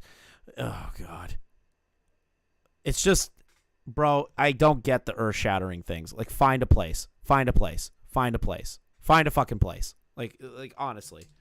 Like, I feel bad for her about the SA stuff, but, like, her staying at this house that long, it's just over the top. Let's see here. You guys seem incredibly closed off and quiet, which is totally okay, but when you're being distant and we didn't know why, I'm not sure what you expect back from us. As for how we handled this in the corporate head-ass way, you need to understand that this isn't a friendship issue, but a work issue. You are staying in our place of work. Jim was hired to be able to communicate things for us. Jim had offered to talk to you guys for us since he had already done it in the past. Let's see here. We were also in the group chat, so we could talk too. If you were crashing on my couch at my house, obviously I would talk to you one more time, but we saw this as a work-related issue because you were in the office. We're trying our best to run our business. I hope you're able to see where we're coming from. I understand that both of you have been through a ton of this over the year, and I really feel sorry for you. Jim is the one that kissed her, Aiko. Jim. But something tells me, based on these communications, that they were not aware that Jim kissed her and that she was uncomfortable with the kiss. I haven't seen anything from her video or Matt's video so far that Matt was aware that Jim kissed her. Matt's going to have to bring it up later. Like, this video came out before this video, so I assume that we're going to hear that later. We saw this work-related. Where are we? Right. We were also in a group chat, so we could talk too. If you were crashing on my couch at my house, obviously I would talk to you one-on-one. But we saw this as a work-related issue because you were in our office. We're trying our best to run our business. I hope you're able to see where we're coming from. I understand that both of you have been through a ton this year, and I really feel for you. It's been a shitty year for everyone. There's nothing wrong with that. I don't know if Jim got fired. We have not talked about that yet. We really do care about you as friends. If that hasn't been obvious with the support we've consistently given to you, and I'm sorry that miscommunications have, I don't know why that happened. Miscommunications have happened, okay. Do it yourself. As time went on, since they were staying at our place of work, our office, we asked our employee Jim to facilitate a conversation between us about when they were planning on leaving. Rav and Lex took this as a slight, they were angered by the corporate aspect of asking Jim to initiate this conversation. Really, it was a work matter for us because they were staying at our place of work, and Jim is good at this type of conversation. So we had him create a group chat that myself and Ryan were in, so we could also chime in if needed, and let him kind of like direct the conversation, but this did upset them. Shortly after, they made the decision to voluntarily leave the office. We did not throw them out. We did not make them homeless. Here is a text message where they're talking about leaving the office. Rav says, "But yeah, y'all have certainly gone above and beyond with your generosity and allowing us to crash for as long as y'all have, and we'd hate to overstay our welcome any further than we already have. All of our stuff, with the exception of my 2 suitcases in the corner of y'all's living room space, should currently be in the garage, and when we're back, what we can do is move all of our said stuff into a proper storage space under lock and key somewhere away from the office, so as to not keep taking up y'all's workspace. We'll also stop crashing at the office, so no worries on that front either. If y'all have any other concerns, let me know. Thank you for letting us crash for mad long, and sorry for not getting out of y'all's hair sooner." Lex stated that we did not allow them to come pick their stuff up, which is not true. Here's a text between us on September 4th where she said, "Hey, sorry to bother you. Just wanted to check in to ask if I could grab some of my stuff from the office. We'll be shooting some pics/videos today at an abandoned water park a couple hours away, so I wanted to grab my camera and Amazon stuff I got sent there. Hope you're doing okay today." I said, "Yeah, that's fine. I'm not sure if anyone is there though." She texted me 2 days later saying, "Ended up not coming over when I mentioned LOL. Would any time today be a good time to stop by and grab some stuff? I can come by myself." I said, "Yeah, I think Jim will be there for a while. Text him just to be sure. I just bounced and just saw this." She then said, "Coordinated with Jim. Thank you. I just left a little bit ago. I grabbed everything and threw away a lot of stuff that was in/around the garage. Thank you so much for letting us stay there. I hope you're having a good night." I said, "Thank you. Take care. What's y'all's plan right now?" She replied with, "Gonna stay at an Airbnb to work at while figuring out a living situation." After they left, things did seem tense for a little bit, but they seemed to subside. I rekindled things with Rav several months later. We spoke about the last summer and how we were all in bad places and it was awkward. Rav and I, apologized to each other and made up. We did this at my house as well as a little discussion at Creator Clash 2023, which again is why I found myself very confused when Rav said what he did on Twitter recently. If he still felt that way, I wish that he had reached out to me. And since last summer, I assumed that my relationship with Lex was much better. For example, here's several texts I received from Lex between November of last year and February of this year. "Good luck tonight, Matt. Heart emoji. I'm in Nashville, but I'd like to try to come to a show before tour is over. We should have a cookout when we're all back in town to celebrate." I said, "Thank you. We'll party hardy soon." On December 17th, "Guess who lives like 5 minutes away from you now? It's me. Hope you're having a good day." I say, "No way. For real? Where at? Are you standing outside my door?" She hit me up a couple days later, said, "What are you doing?" I said, "I'm back in Charleston right now. What about you?"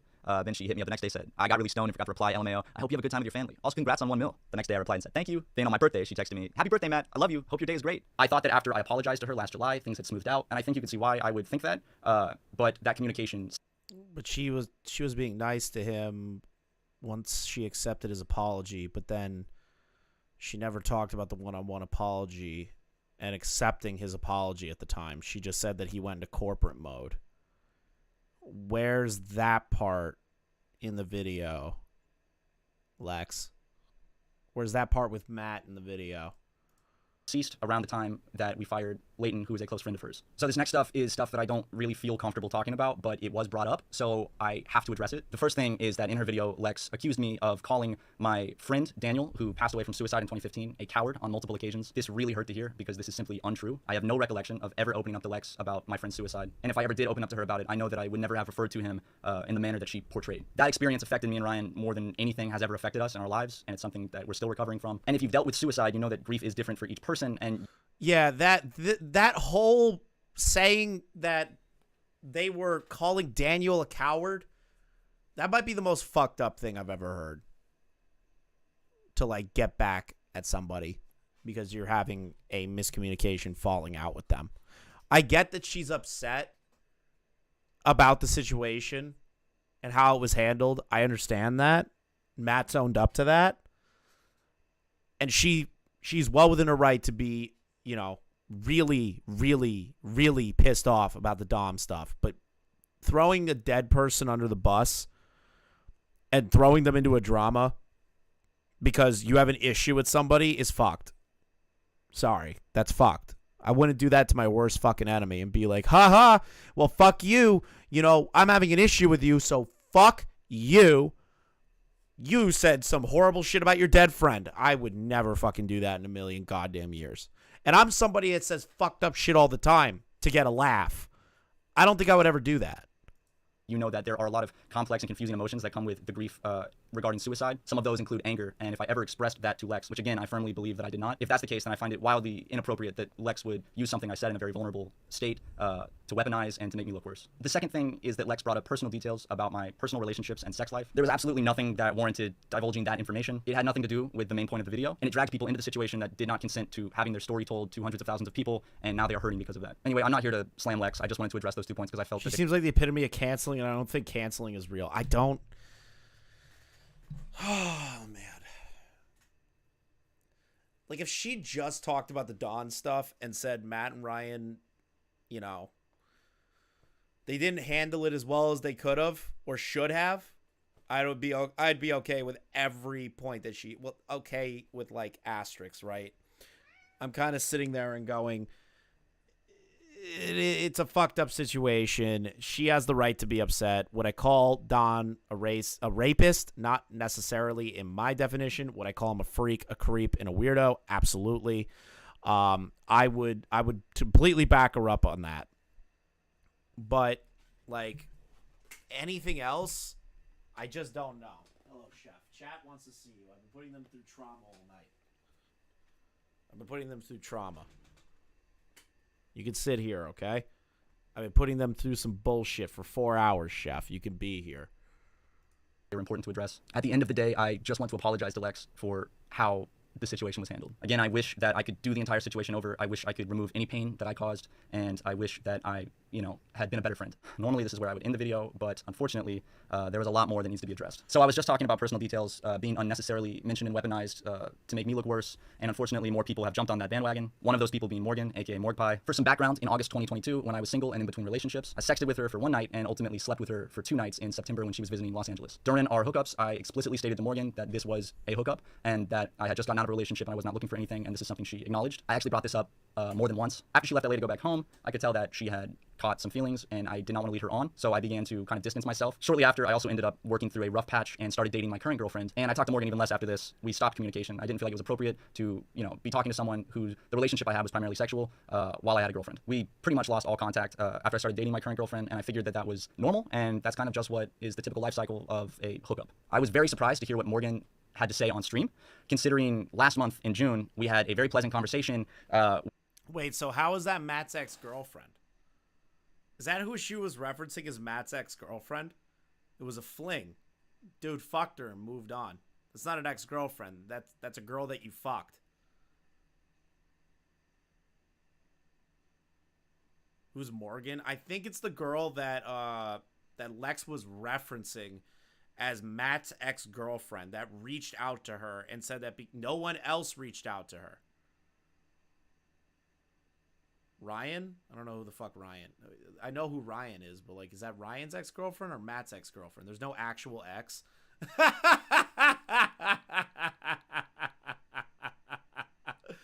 Oh, God. Not this girl. He explains it. Okay. where we tied up any loose ends and smoothed everything out. I'm going to share that conversation. Morgan reached out to me on June 8th and said, hey, man, hope you're doing well. I said, hey, I've been doing okay. Been really busy and stressed, but I'm pushing through. How have you been? She said, oh, man, me too. Supremely stressed, but I'm coming to LA this month, and I'll be doing so much cool shit, so I'm excited. Glad to hear you're pushing through. I said, I'm just kind of exhausted with tour coming up and stuff, but I'll be okay. I've been doing therapy a lot, which has been super helpful, and glad to hear you're doing cool shit. She replies with, oh, I'm so happy to hear therapy has been helping. I've had mixed results with that. Great when it actually works out. She replies with, yeah, man, I'm excited, but yeah, just thought I'd check up on you, because even though things got a little weird, I'll always care about you, dude. Hope you have a great tour, too. I respond with, I appreciate it, and I'm sorry things got a little weird. I'm not very good at navigating stuff, and when I got in a relationship shortly after, I wasn't sure how to not be awkward about it. I care about you, too, and I don't feel weird at all about things or about you. She said, yeah, I kind of know what happened, lol, people talk, but cool, man, I'm glad things aren't weird. I said, same, glad it's not weird, I feel a lot better now, lol. She said, me too, I hate loose ends. And I said, same, they bother me so much, lol, and for clarity, I never felt bad or negative about you, I just didn't know how to not be awkward after a hookup. I'm not really a hookup person, especially since I'm in a relationship now. Sorry for my awkwardness, glad we're all good. Morgan replies with, yeah, I felt a bit sour about it, TBH, because I'm not really a hookup person either. Loki caught me with some feels and I felt pretty used afterwards, but shit happens and that's on me, so I don't harbor any ill will towards you. I mean, I didn't expect a relationship or anything, but yeah, lol. I responded with, I feel ya, and I'm sorry for acting in any way that made you feel used. That was never my intention, and I'm just kind of awkward with this stuff. I could tell a little that you were catching feels, and I didn't want to lead you on and hurt you. Morgan said, I really appreciate that. I'm just a big baby, and when I open myself up like that to someone, it's because I'm really into them, contrary to what my profession may lead you to think. But I'm glad we could talk about this. I appreciate you talking about this with me, even though you aren't obligated to at all. I said, of course, I'm really glad we're talking about it too, because I didn't like feeling awkward or having a loose end, and she said, yeah, same. W. I respond with a cool sunglasses smiley face, and that was the last time we talked. So you can see why I was a bit surprised when Morgan went on stream and said what she said. Morgan not only brought my current girlfriend into the situation on stream without her consent, she also name dropped my girlfriend and revealed that we were in a relationship, which was not public information. I'm very private about my relationships, so this was a big blow. Morgan also brought my ex-girlfriend into the picture without her consent and has strongly hurt her because of this. She lied about conversations with my ex-girlfriend. She wrongly stated that I had been having a multiple-month affair with my current girlfriend while I was dating my ex-girlfriend. She lied that we had been consistently sexting when we only sexted for one night in August. Whoa, there's a totally other fucking situation going on. Is it? So this isn't about Lex? This part? This is a totally different girl. This is a girl that he slept with that went live and said some shit about him. Is that what I'm getting at? Because there's definitely a stream that I was not aware of whatsoever. So you can excuse me if I didn't know anything about this. I'm focusing on the Lex stuff. I am not interested in a jaded girl that he had sex with. But Lex used that misinformation? Okay.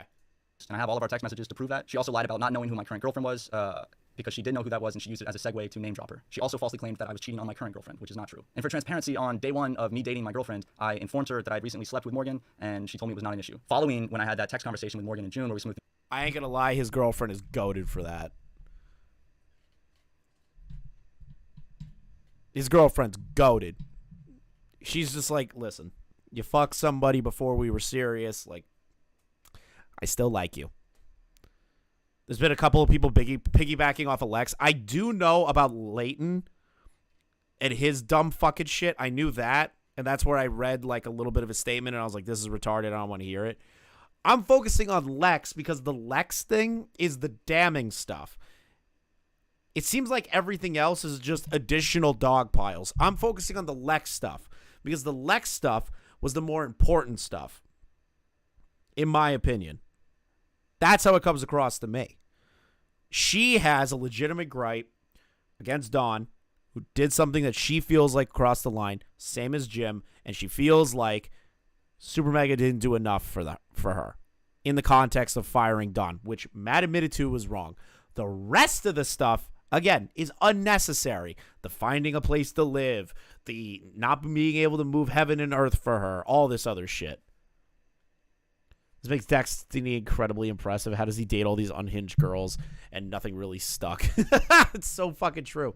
Lex was trying to pile through things that had nothing to do with the essay to attack them. Why else would she bring Daniel into it? I agree.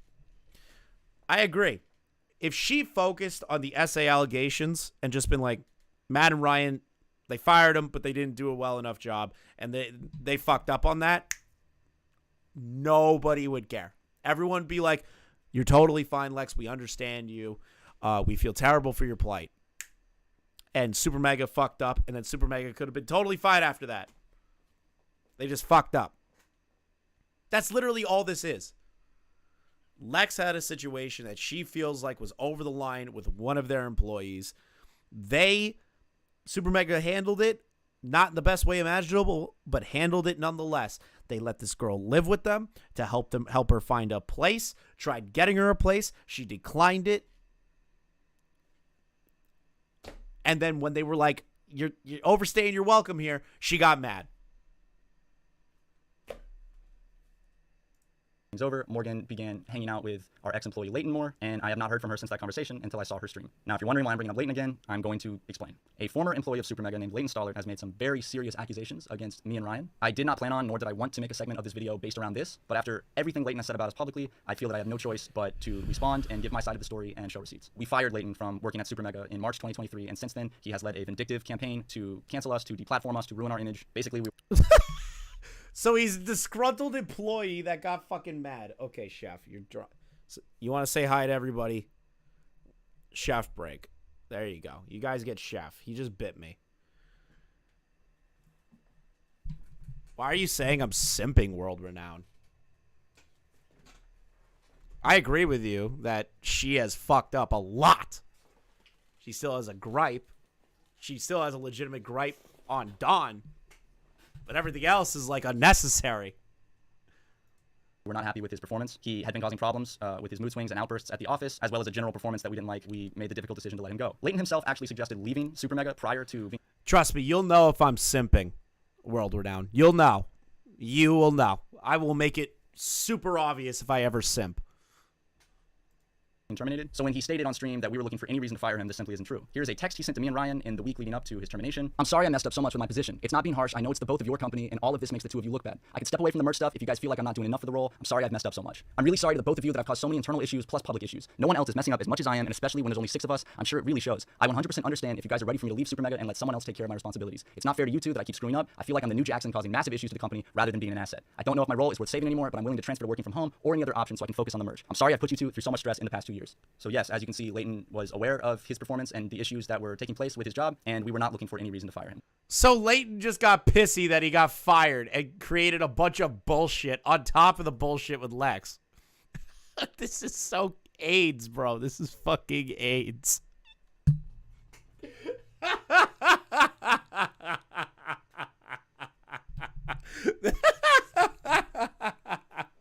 I'm losing my fucking mind. We did not want to fire him. Leighton's position fell under the classification of... Want a chef emote? I will get a chef emote if we hit 100 recurring members.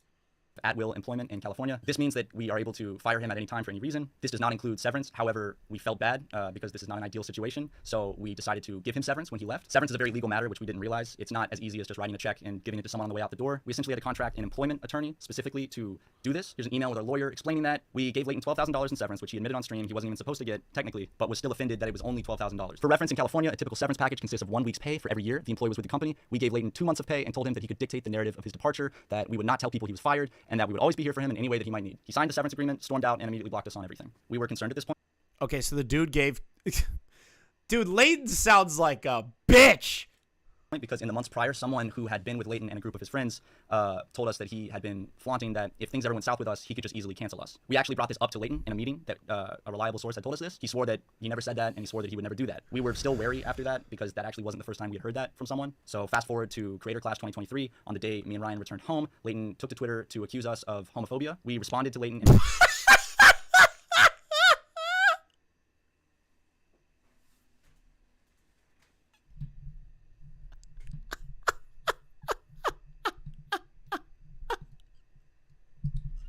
Matt, I'm not laughing at you getting accused for homophobia. I'm laughing at the fact that this dude thinks that that is the important thing. What a retard. Ignoring the fact there's no proof. What is her claim against Dawn? It's literally over awkward moments she regrets. I agree with that position. I do. I agree with that. On deep down inside, I think it was a very, very awkward fucking moment. Do I agree that she still has the right to be upset by it? Yes. But I also agree that Dawn is not a rapist. I think it was a fucking I think it was a situation that she could feel upset about. I am okay with that. That is my bar. She is, if she feels that, I'm not going to shit on her for that.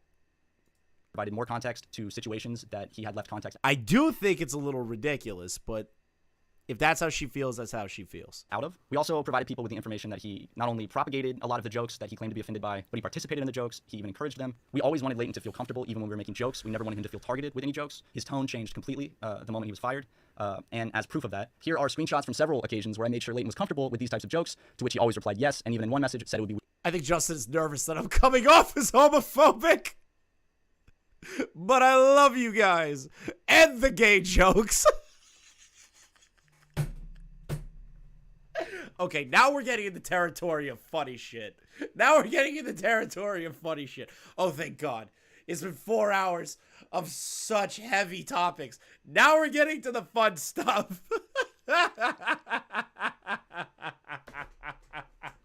I'm going to expose you guys for homophobia. Shows text message. I like gay jokes. I love America.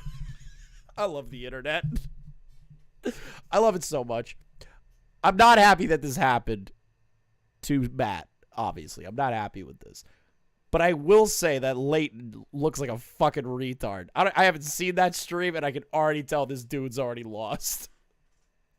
This dude's already lost this exchange.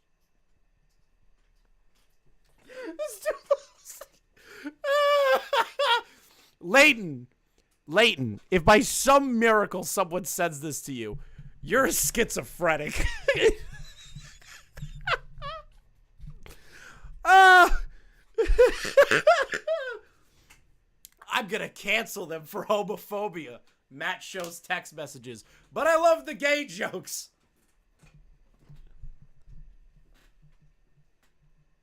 Weird if we stopped. In this message, Leighton says he sees no issues with the jokes. Here he says he feels more comfortable around us than anyone. I feel more comfortable with the gay jokes. But I'm going to cancel them for gay jokes. It's incredible. I said, real talk, we absolutely love having you as a part of Supermega. You've completely revolutionized our company. Leighton responds by saying, I love all the gay jokes you guys throw at me. And I said, you're a crucial member now. I love all the gay jokes you throw at me. Stop. Stop. Ah, yes, the gay jokes. If they're ever too much, though, just tell us. And he said, I'm so fucking happy to hear that. I fucking love working with you guys. Nah, you guys have never offended me. I think Justin is nervous that it'll come off as homophobic, but I love you guys and the gay jokes. See, if people are making gay jokes about you, this is how you should handle it. Just laugh at it. Laugh with everybody. Don't get mad. Everyone can be made fun of. Nobody's off limits. It would be weird if you guys held back LMAO. I jokingly. Except for suicidal people. Those people I feel bad for. I won't make fun of suicidal people. He said, screenshotting all this to cover my ass, which he said LMAO to. Here's another instance where I said, also legit, if we're making too many gay jokes, please tell me. We're always fucking kidding, but I get it if it gets too much, haha. He responded by saying I looked like an F slur. I said, okay, perfect response. Leighton, you can get canceled for that. Yet you're going to try and cancel Supermega for being homophobic.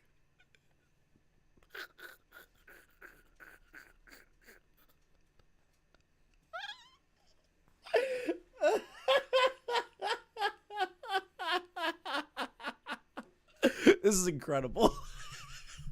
This is beautiful. Wait a goddamn minute here. You said something that can be cancelable. In Twitter world, that is a cancelable offense. I personally don't care. Say the fucking word. I don't give a shit. Oh, God. I don't give a shit. But that's like so funny. That's so funny. But I'm going to cancel these guys for homophobia. Response LMAO. We're going to do some awesome shit, man. And Is he gay? Is he gay? He said, I've never felt more at home with a job. This is not to mention the numerous times Ryan and I brought this up in person with him in meetings, making sure. Didn't someone from Rooster Teeth try to do this and it turns out they were also throwing slurs? Yes! I do remember that. He was comfortable with any jokes that were made about sexuality, and he responded. Leighton is 100% gay. Oh, so he has the pass. But he loved the gay jokes. But he loved the gay jokes.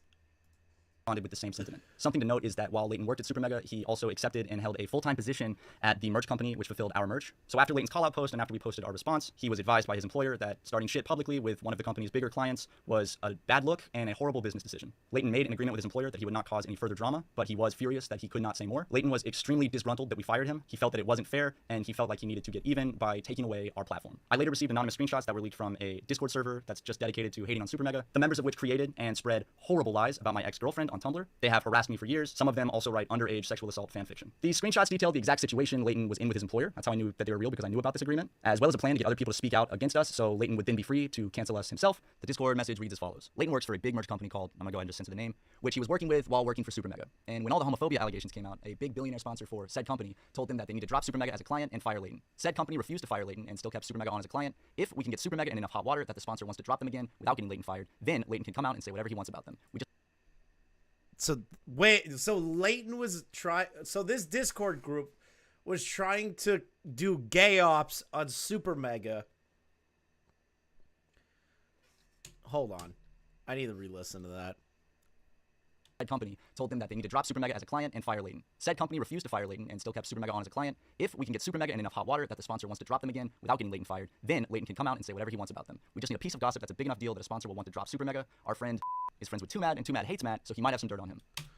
Funny enough, there's something there. There's something that is going to shock you. Do you see this part right here? Our friend Blank is friends with 2Mad. And 2Mad hates Matt. I do not have the time, nor do I have the patience to find the tweet that I saw by 2Mad. When 2Mad saw that, he was like, what the fuck? I don't hate Matt. Who the fuck says that? Who's been saying that? When 2Mad is saying, that's crazy. That's crazy. You know you fucked up somewhere. Then another message reads, most importantly, that Leighton wants to cancel Supermega, but he needs someone else to come forward first. Another thing is that Leighton somehow has one of Marvelous' screenshots of her conversations with Ryan, and was thinking about using that as leverage to cancel him, but it's not enough. And, Discord user, of course he needs your permission first. Will you be willing to come forward, even anonymously, with your experiences with Ryan? This is all from April, right after Leighton made his initial statement, and because I wondered if I'd ever have to use this, I emailed this to myself as evidence, which you can see in this video. I am opening up the email and showing the date as proof. We worried that this would be the case, and it soon proved true. Shortly after, one of Leighton's best friends, who is Lex's boyfriend, tried to instigate drama on Twitter by lying and saying that he has heard us say the N-word multiple times. In reality, we've only met this individual a handful of times, and it's mostly been at social events, and always accompanied. Oh, so Lex's boyfriend also has the bone to pick with Supermega.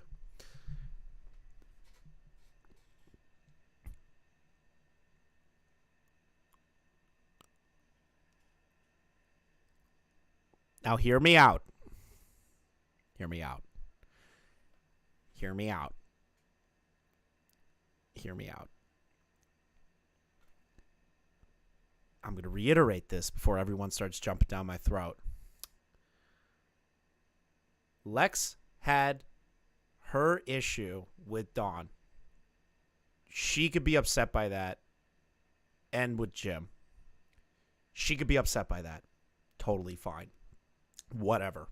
I personally believe it's not as fucking massive as she or others, or Nick's Not Green, the fucking retard that he is, says it is, but she did it.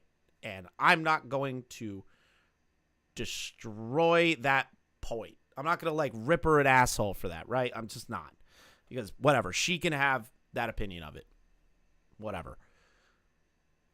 But all the other stuff after the Jim and the Dawn stuff, her issues with Supermega, the moving into the house, the living there, the trying to find a new place to live, all that stuff, I think Lex got gassed up by her now boyfriend and by Leighton to say additional shit that wasn't necessary. And I think the gay op, I think she had legitimate issues in the video, and then the rest of it was a gay op. I'm not saying she was necessarily involved in the gay op. I'm not saying she was involved. I'm saying that people might have gassed her up who were trying to commit the gay op. What happened with Dawn does not affect. I mean, what happened with Dawn is its own isolated thing. Totally isolated. I am straight up cutting it down the middle, moving it to the left. Remove that from what I am saying right now. She had a situation with Dawn, and she is justified to be mad at that. But her ex-boyfriend coming out with rumors that they said N-words, and Leighton saying a bunch of crazy shit, and they're good friends with her. My conspiracy brain is coming up with a couple of things in my brain. There's a couple of conspiracy theories rolling up in here. Now, can I say that definitively as truth? No. But if there's a bunch of connecting lines, my Charlie Day impression of with Pepe Sylvia starts to come out, where I'm seeing like fucking threads and shit.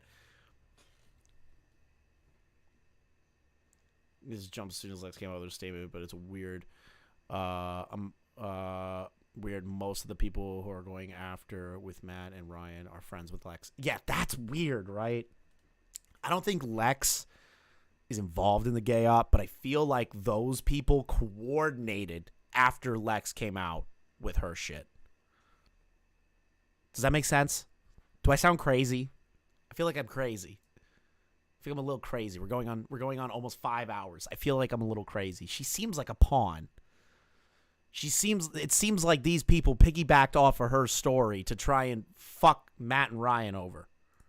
By Lex. So to think that we would just casually be dropping the N-word with a hard R in front of not only someone who's a stranger, but also a woman of color, yeah, that makes a lot of sense. He also mentioned the Chuck E. Cheese joke, and I don't think it's a coincidence that a short time before he posted this stuff, Leighton replied to a tweet about Supermega with a gif of Chuck E. Cheese. Leighton denied that he even knew his friend was going to say anything, or that Leighton... Chud Logic had the same thought? Bro. Me and Chud... Alright, listen. I never have interacted with Chud. He has seen a few of my tweets and laughed at him. That is the extent of our... communication. That is funny as shit that me and Shud were on the same level on that one. I'm gonna laugh at that. That's funny. That's interesting. So I'm not crazy. I'm not crazy that I'm the only one seeing that.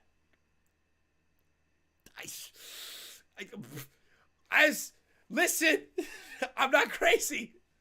Holy shit, I thought I was going insane for a second. I'm like, dude, what I'm about to say is going to piss off so many people. Bro, I'm not crazy. I love it. Was involved with this, but I think it's a little too coincidental. That didn't really go anywhere, and then after that, things were relatively quiet for a while. Leighton would frequently slander myself and Ryan to fans on his Discord server. He even went as far as to... I don't think you're going far enough. I'm doubting Dawn did anything other than talking porn, grabbing a girl, giving a world do thing mistake. See, I kind of agree with that point. I really do. But like, if she feels that way, I'm not going to devalue that. I personally think there was a boundary that was crossed. It's more like an Aziz Ansari thing. But that's my personal opinion. I'm not going to take it away from her. I'm not going to shit on her for it. I'm not going to be like, go fuck yourself, whore. Like, I'm not going to do any of that shit.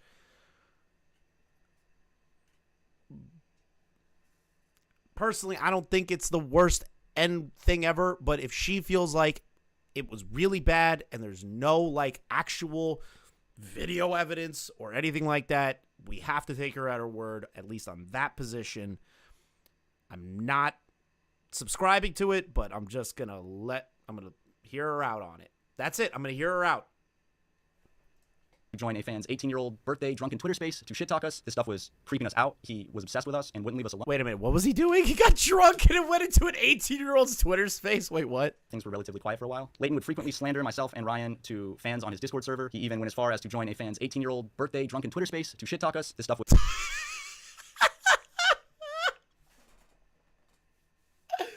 Okay, listen, no offense to Pescator. This is like when Pescator left Drama Alert and just saying crazy shit. I'm gonna grease them cheeks. Like, me and Pescator are cool. It's just so funny. It's so funny it comes across that way. Oh my god. I'm gonna grease them cheeks.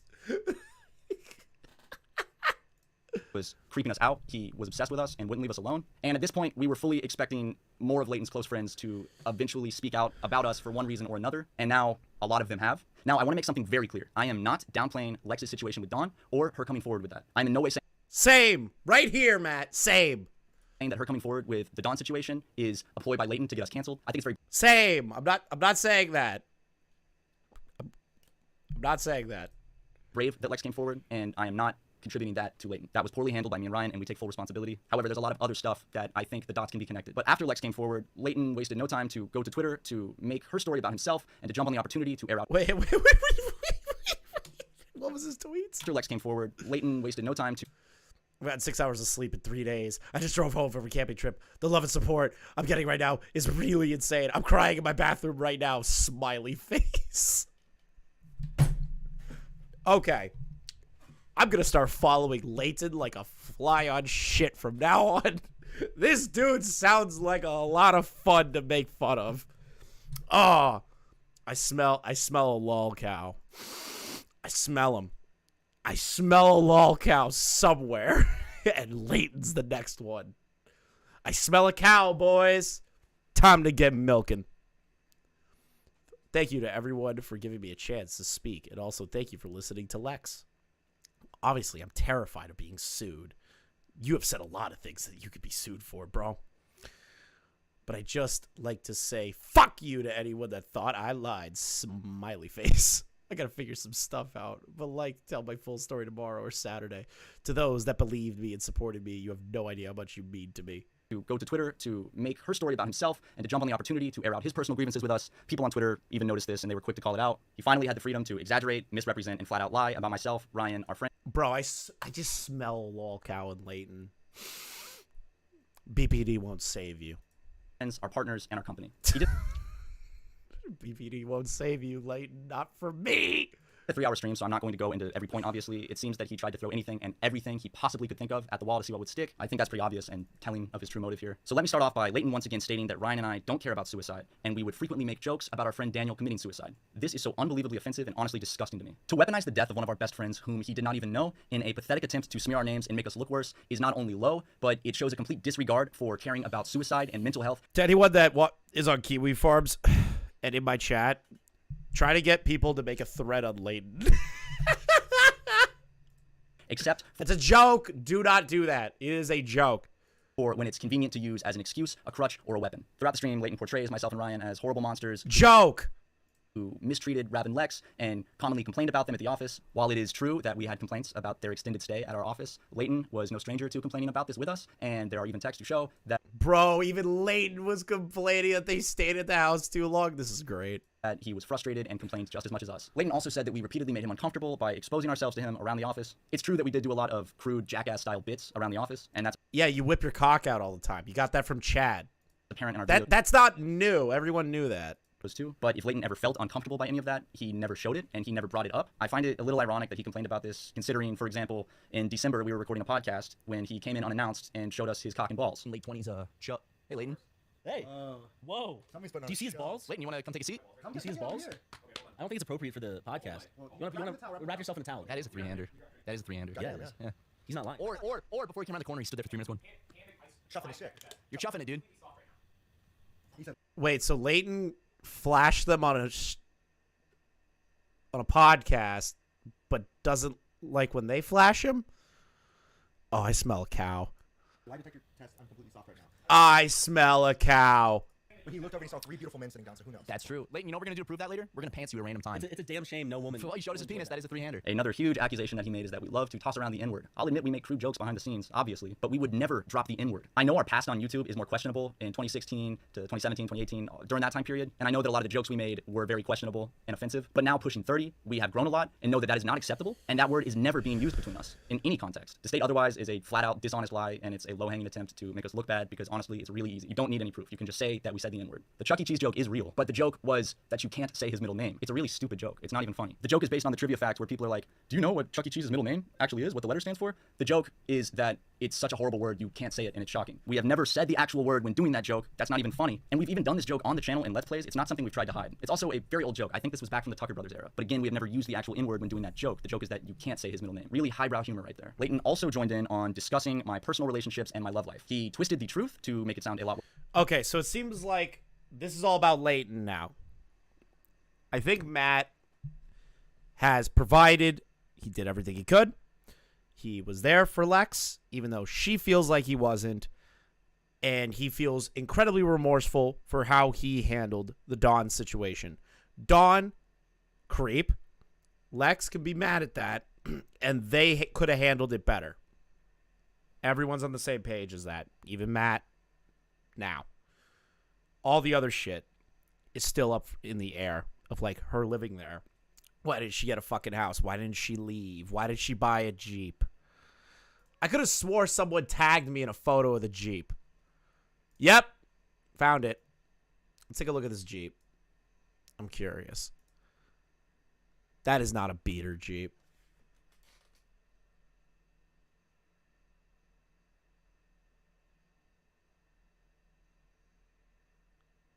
That's not a beater Jeep. Chat, what year do you think that is? That looks like a 2017. Maybe like a 2018.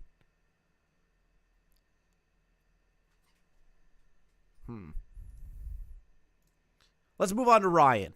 Start off by apologizing for this response coming so late.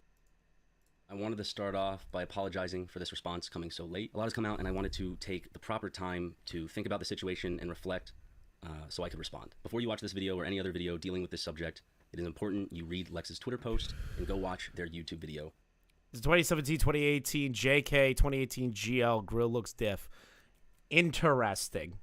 That's a new, that's a used car. That's a pretty good used car. That's not a beater car. You can't believe I'm still going? Okay, Diesel, when I'm autistically fixated on a story, I don't put it down. I don't put it down. I remember when I went like close to 3 hours for fucking Quantum's DM leaks, for fuck's sake. About the situation. Trigger warning for those who are sensitive to conversations about sexual assault. On the night of May 25th, Lex reached out to me through text. They wanted to talk about something. I said, okay. She called. I answered. And she began to confide in me about a sexual assault that she experienced by our mutual friend, Don, who was our channel artist at the time. I took these allegations seriously and expressed my support. Wait, Tom was live and we had 145 viewers this whole time? W? Let's go. I didn't even know Tom and Dave were live. I'm still going, baby. We're still going strong here on the channel. For Lex, and I asked her permission to talk to Don about the sexual assault directly. Unfortunately, my words ended up ringing hollow as Matt and I continuously... Make sure to like the stream, please. We're at 88 likes. We need 100. We need 100 likes on this stream, even if you don't like me. Tiptoed around the subject. We didn't expect this from Don. Nobody expects their friend to do something this serious to another friend. We selfishly waited until we felt comfortable to have this discussion with Don instead of having... Wait, Tom interviewed Plague Moth? Okay, we're going to have to watch that. I'm very curious about that one. Victims back immediately. Matt and I did eventually sit down with Don to have this discussion and started the conversation with Don, I believe, inquiring about a visa and starting to work for us potentially full-time. Of course, that was not the subject Matt and I came to discuss, so we quickly turned the subject over, said we are not talking about this, and that we were going to be talking about the situation between him and Lex. He explained away the assault, excusing it as a miscommunication of boundaries in an intimate moment, and we told Don... The 2018 model, pretty much the same style. Damn. If he truly believed that, it was unhinged, Moth versus TCR, bruh. We are 100% watching that when Tom re-uploads it. There is no way I'm missing out on the blood sports between those two people. No shot. Truly believed that it was a boundary miscommunication, then he should apologize to Lex directly. This was, of course, the wrong decision. This put the onus on Lex to have a discussion with their abuser, which is a ridiculous ask for someone to make, and was a bad decision on both Matt and I's account, and we handled that very poorly. It's stupid that... They've owned up to it. We handled it poorly. What Don did was disgusting. Why is everyone mad at them? we even thought that that was a good idea. In reality, it's just I don't know. I didn't know, Midnight Cat. I don't know. I'm just doing my research. You guys are along for the ride. dismissive and wrong. You didn't have to stick around, but you did for me. That's all that matters. I don't care if we have 10 people, 20 people, 100, 200, 1,000. I don't care. I'm just glad you are all here.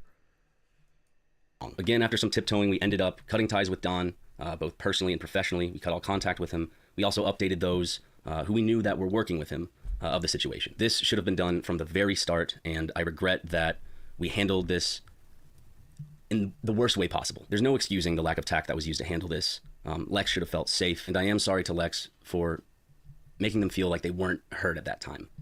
I was spineless. Could have been handled. Wait, quick question. To the people who watch these videos in the chat, I'm very curious. Is Supermega done? Like, have they announced that the channel is no longer going to be used anymore? Because if that's true, that's ridiculous. They should not stop. They should keep going. They should keep going. Like, I could have swore I heard that Ryan calls this his last video. Ryan, no!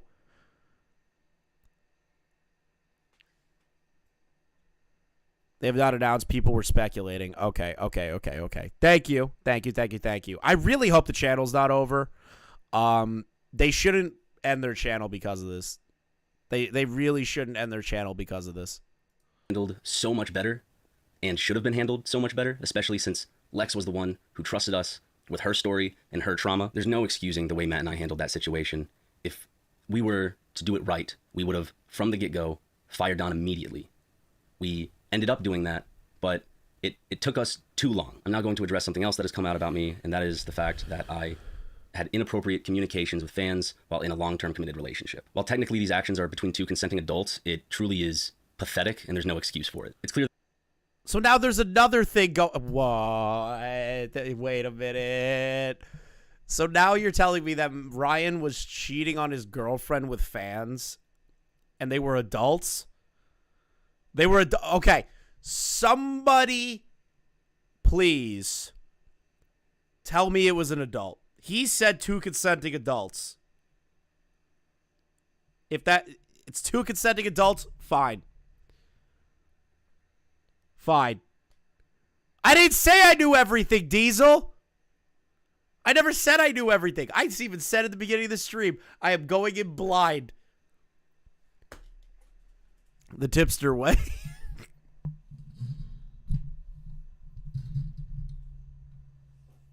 I love that everyone can just find a way to insert tipster into everything. It's like anytime a man who's in a relationship talks to a woman, man, that's a tipster vibe. Just cheating ones? Oh, okay. Then yeah, he's an asshole for cheating on his girlfriend. What more do you want me to say about it? Cool. There we go. That instead of being responsible with the Supermega brand, I abused my position. Jesus used a 2018 Jeep is $30K. Definitely not a beater. Okay, so she spent $30,000 on a car when she could have spent like $10K on a beater. Motherfucker. And my power for selfish self-indulgence. I know that there is no sorry to rectify the damage I've done with this, and not because of how it's affecting me right now, because I deserve this. Who really cares if someone is cheating? Isn't like, yeah, I really don't fucking care. Like, at the end of the day, I genuinely don't fucking care. What I did is inexcusable and inappropriate. I'm not sorry because of how this is all affecting me in this current time. Everyone was of age. She was in a relationship, but didn't want to be aired. The public is not relatable to the situation at all. Okay, cool. I'm sorry for how this has affected everyone that was within the vicinity of this situation. My ex, my friends, my family, my employees, and everyone in between who trusted me deserved a lot better. And because of myself... Oh, no, I see how much they care. They're bullying Bo Blacks right now. Bo Blacks is getting fucking destroyed in his comments section. I am going to get a lot of fucking hate comments doing this. Did you guys not see the chat earlier? All because I was taking like a nuanced approach to this, being like, everyone's kind of shit, but she could be upset about this, but she's also retarded for this, but Matt and Ryan fucked up in this, but they didn't fuck up in this. Like, I'm going to get hate comments regardless. I'm going to say things that people don't fucking like. Actions, I have irreparably hurt and damaged all of those involved who were not deserving of it, who had no idea of anything that was going on. Again, my ex, my friends, and my family had no idea what I was doing. I know that there is no fixing what I did. I caused damage to people, and I can't change that. And it was all just about me and what I wanted and how selfish I was for years. I want to apologize to everyone I hurt in this situation because, again, they did nothing wrong.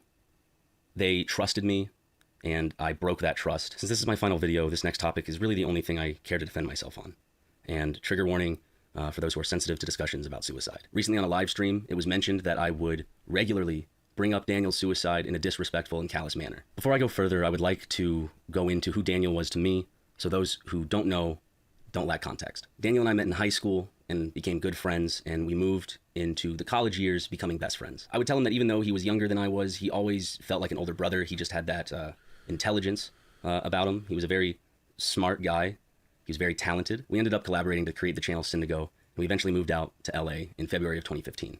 Daniel and I got an apartment together, but then eventually moved into a house with both Matt and Mark. On September 16th, 2015, while Matt was in South Carolina and Mark was at work, I found Daniel unresponsive in his room due to an apparent suicide attempt. He was taken off of life support on September 18th of 2015. To address the I cannot believe that fucking Lex used this as an own against them.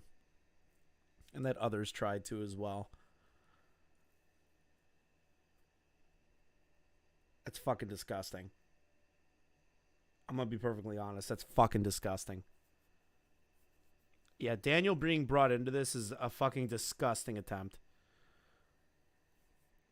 I did not go over the Leighton stream because he's apparently just a schizophrenic, and I don't care about that. I care about the Lex stuff. Because that's more important than a bunch of retards trying to fucking jerry-rig this situation worse. These allegations head on about me making fun of the suicide of my best friend, I just want to state that it's just untrue. The person making these claims never knew Daniel. They definitely were not a part of the group that experienced the trauma of losing him. And I think, honestly, it is disrespectful to bring him up as a weapon. I felt like he was just brought into the situation for drama's sake. Yeah, I agree. To try to... Like, I 100% agree with that point. Bringing in somebody who has died to try and own someone in a drama is fucked. Just like Lonely Healer in the chat. Honestly, it's on the level of Etika and Keem. Yeah, no, like, Keem didn't do anything to Etika. If you don't like that statement, unsubscribe from my fucking channel, because I'm going to say that for the rest of my life until I die. Even before I knew Keem, I have defended that, where I'm just like, that never happened. Any asshole that tries to hold someone accountable for someone's death, unless they murdered them or they abused them or anything, is like a horrible person. Matt and fucking Ryan love Daniel. There is no reason to drag that person into a beef, just like with Etika. Etika loved Drama Alert. He loved the content. His girlfriend told everybody that he loved the content and respected Keemstar. And even said that Keemstar is not to blame for it. And yet people still use that to try and go after Keem.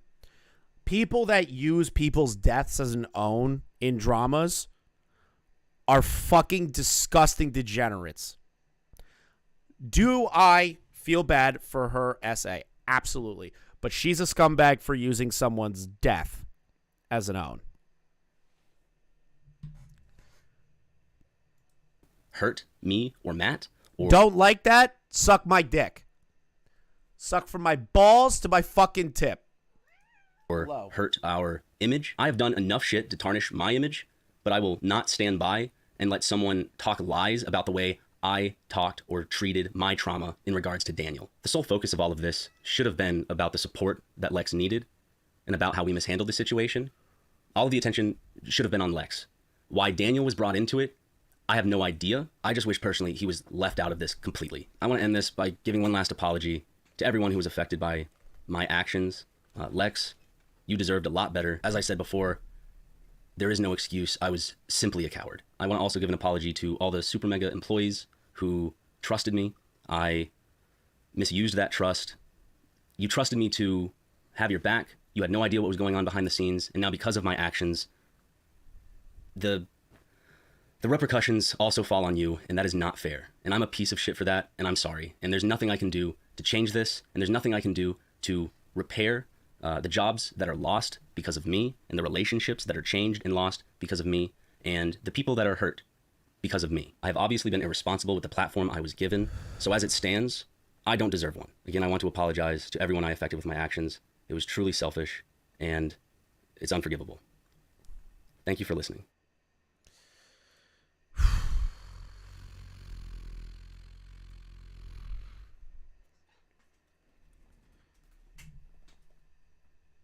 Come here, chef. I need you for a second. Okay. So, I am going to say my final thoughts on this. And if you don't like it, suck my dick. Unsubscribe, dislike, bomb the stream. I don't care. I feel bad for Lex. It is terrible what happened to her, and she is entitled to feel the way that she feels about what happened with Dawn and Jim. Totally fine. She can say that. She can feel that. But the other half of this, actually, wait, let me continue. She could also be upset with how Matt and Ryan handled the Dawn situation. She is entitled to be upset by that. But the additional things that she brought up, like the Daniel stuff, the not moving out stuff, them not paying attention to her, moving the heavens and the earth for her, all this stuff, to me, comes across entitled to shit. I'm sorry if that offends you, but I really, really don't care. Deep down inside, I don't care. I'll say sorry for sorry's sake, but personally on the inside, I don't care. Because how she came across towards the end seemed like somebody that expected the world out of these people, and they did a lot for her. They let her in to their home and office, even though the office was a shithole, and she could be like, well, it was a shithole. She got free room and board for a long fucking time. She had ample opportunity to find her own place, and they offered her money to find a place, and she declined it. She bought a car that was unnecessary for no reason and still had money issues. At one point, she's like, if you just told me to get out, I could have went home to Nashville. Why didn't you do that if you already had issues with them? Why didn't you leave? Go home. Leighton is a fucking lolcow loser, from what I can tell from what Matt has presented and from the fucking tweet I saw about him and all the clips I saw about him streaming. Matt and Ryan to Supermega. This is my like plea to you guys. Don't end your channel. It is not your fault for what happened with Dawn. Should you have handled it better? Absolutely. But you need to look at it as a growing experience, not as an experience to ruin your channel. You guys did what you could. Now, whether or not that was good enough is up to how you feel about it. And honestly, personally for me, I would have handled it a lot more better than you guys in regard to the Dawn stuff. I'd been like, dude, get the fuck out. But I don't know what that's like to be in those shoes. I could sit here and say, yeah, I'd handle it better. But I'd like to think that, and I feel like I would. But when it comes to a situation like this, Matt and Ryan are not evil people. They are people that got wrapped up in their own job, their own life, while Lex was having a crisis of her own while staying at their house. They are not at fault for the actions of Dawn. They are not culpable in the actions of Dawn. Should they have fired him sooner? Absolutely. But they did not do horrible shit to her. Dawn did. So the people that are blaming Matt and Ryan and are okay with Lex bringing up Daniel and all that stuff, suck my dick. Everything you guys are doing is making this story worse in of itself. You've made it longer. You've made it more complicated to the people that bandwagoned after Lex to try and cancel Supermega for unsubstantiated bullshit that isn't the SA stuff. Fuck you. You guys made this worse for her. And I know there were some people in chat that's like, well, Chris, you're blaming Lex. No, I empathize with Lex. for the SA stuff. I don't empathize with the rest of the stuff. I don't empathize not leaving, trying to find a new place to live. I don't empathize with that stuff. Find a new place to live. You were there for months. Matt and Ryan are not responsible for you. You are responsible for yourself in that moment.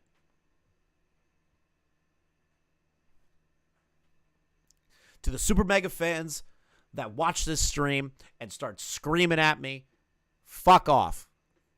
You mean nothing. I have said what I want to say. I think Lex has the right to be upset about her situation with Dawn and Jim, but dragging Matt and Ryan to the extent that she did was unnecessary. She could have brought up that they didn't fire him in time and she was upset by that, but everything else was unnecessary. And if you can't get past that part, you have no idea what nuance is. It's a bit of an anti. Okay, don't get me started on Nick's Not Green, Diesel. I don't have time. I don't have time to start ranting about Nick's Not Green. Because I can guarantee you what that video was.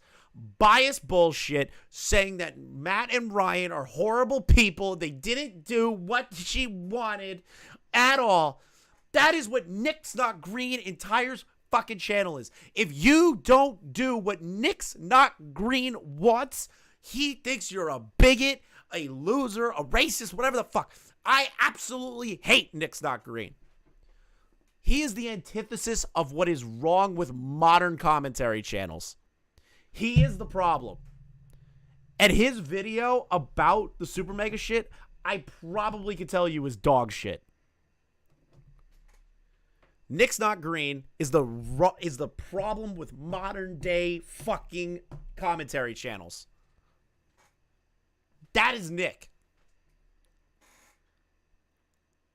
It's been like that for years, and he hasn't fucking changed.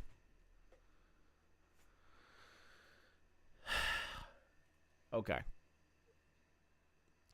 Thank you guys for watching. I genuinely appreciate everybody that stuck through with me on this long fucking live stream. I know it was dry. I know that it wasn't the most entertaining content I've put out in a very long time, but I do want to thank the 150 to 180 people that were watching this entire time. It was great. I thank you guys very much for sticking through it. Even with Plague Moth versus Creepy Reading, Tom going live, Dave going live. I thank you guys for like 150 viewers. That's awesome. And I also want to give a huge shout out to the people that supported the stream today as well. You guys were goated. I really, really thank you guys a lot for donating to the stream today. I know it wasn't the most entertaining topic in the world, but I feel like it's a topic that needed to be talked about, and I'm glad that we talked about it together. Squatchin, thank you for the 6-month re-up. Gaming Witch, thank you for the 2. Devil's Advocate, thank you for the 2. Pigeon Salad with the 5. Shadow Humor, Goat, most donator today. Thank you, Shadow. Panic Pumpkin, Biggest Blunder. Sheeply, if you're still here, I'll answer your DMs and we could have a one-on-one. You want to hopefully tomorrow if you're still down for that, I'll DM you about it if you're not here. Panic, Jessica, thank you, Jessica, for the 10. Thank you, Rogue, for the $2. Definitely appreciate you, dude. Doug, thank you for the 5. Muldoon, thank you for the re-up of 6 months, dude. I highly appreciate that. I know me and you had a tiff on Twitter, but I'm glad we came to an understanding. Gaming Witch with the 2. Karma, my Oil Baroness, and Soul Vessel, my Oil Baron, for a 5 gifted memberships. Thank you guys so much. I thank you every single time, but you guys have no idea how much that means to me. Hannah, thank you for the 11. Based. Fanfiction Narrator, thank you for the new membership, bro. I will be in that Discord with you guys eventually just to talk shit and play some games. Probably not tonight. I am exhausted by really towing the line on this stream. And then Rogue with the 2. Thank you guys so much for watching. Make sure you like, comment, and subscribe if you are new. I will see you guys in the next one. See you guys then. Oh, yeah, and thank you, Flashback Turtle, for the direct donation of $5, dude. Direct donos are going towards a new camera, so hopefully the next stream will have a little bit more fun shitting on some people per usual instead of going over essay allegations. I hate essay allegations so fucking much.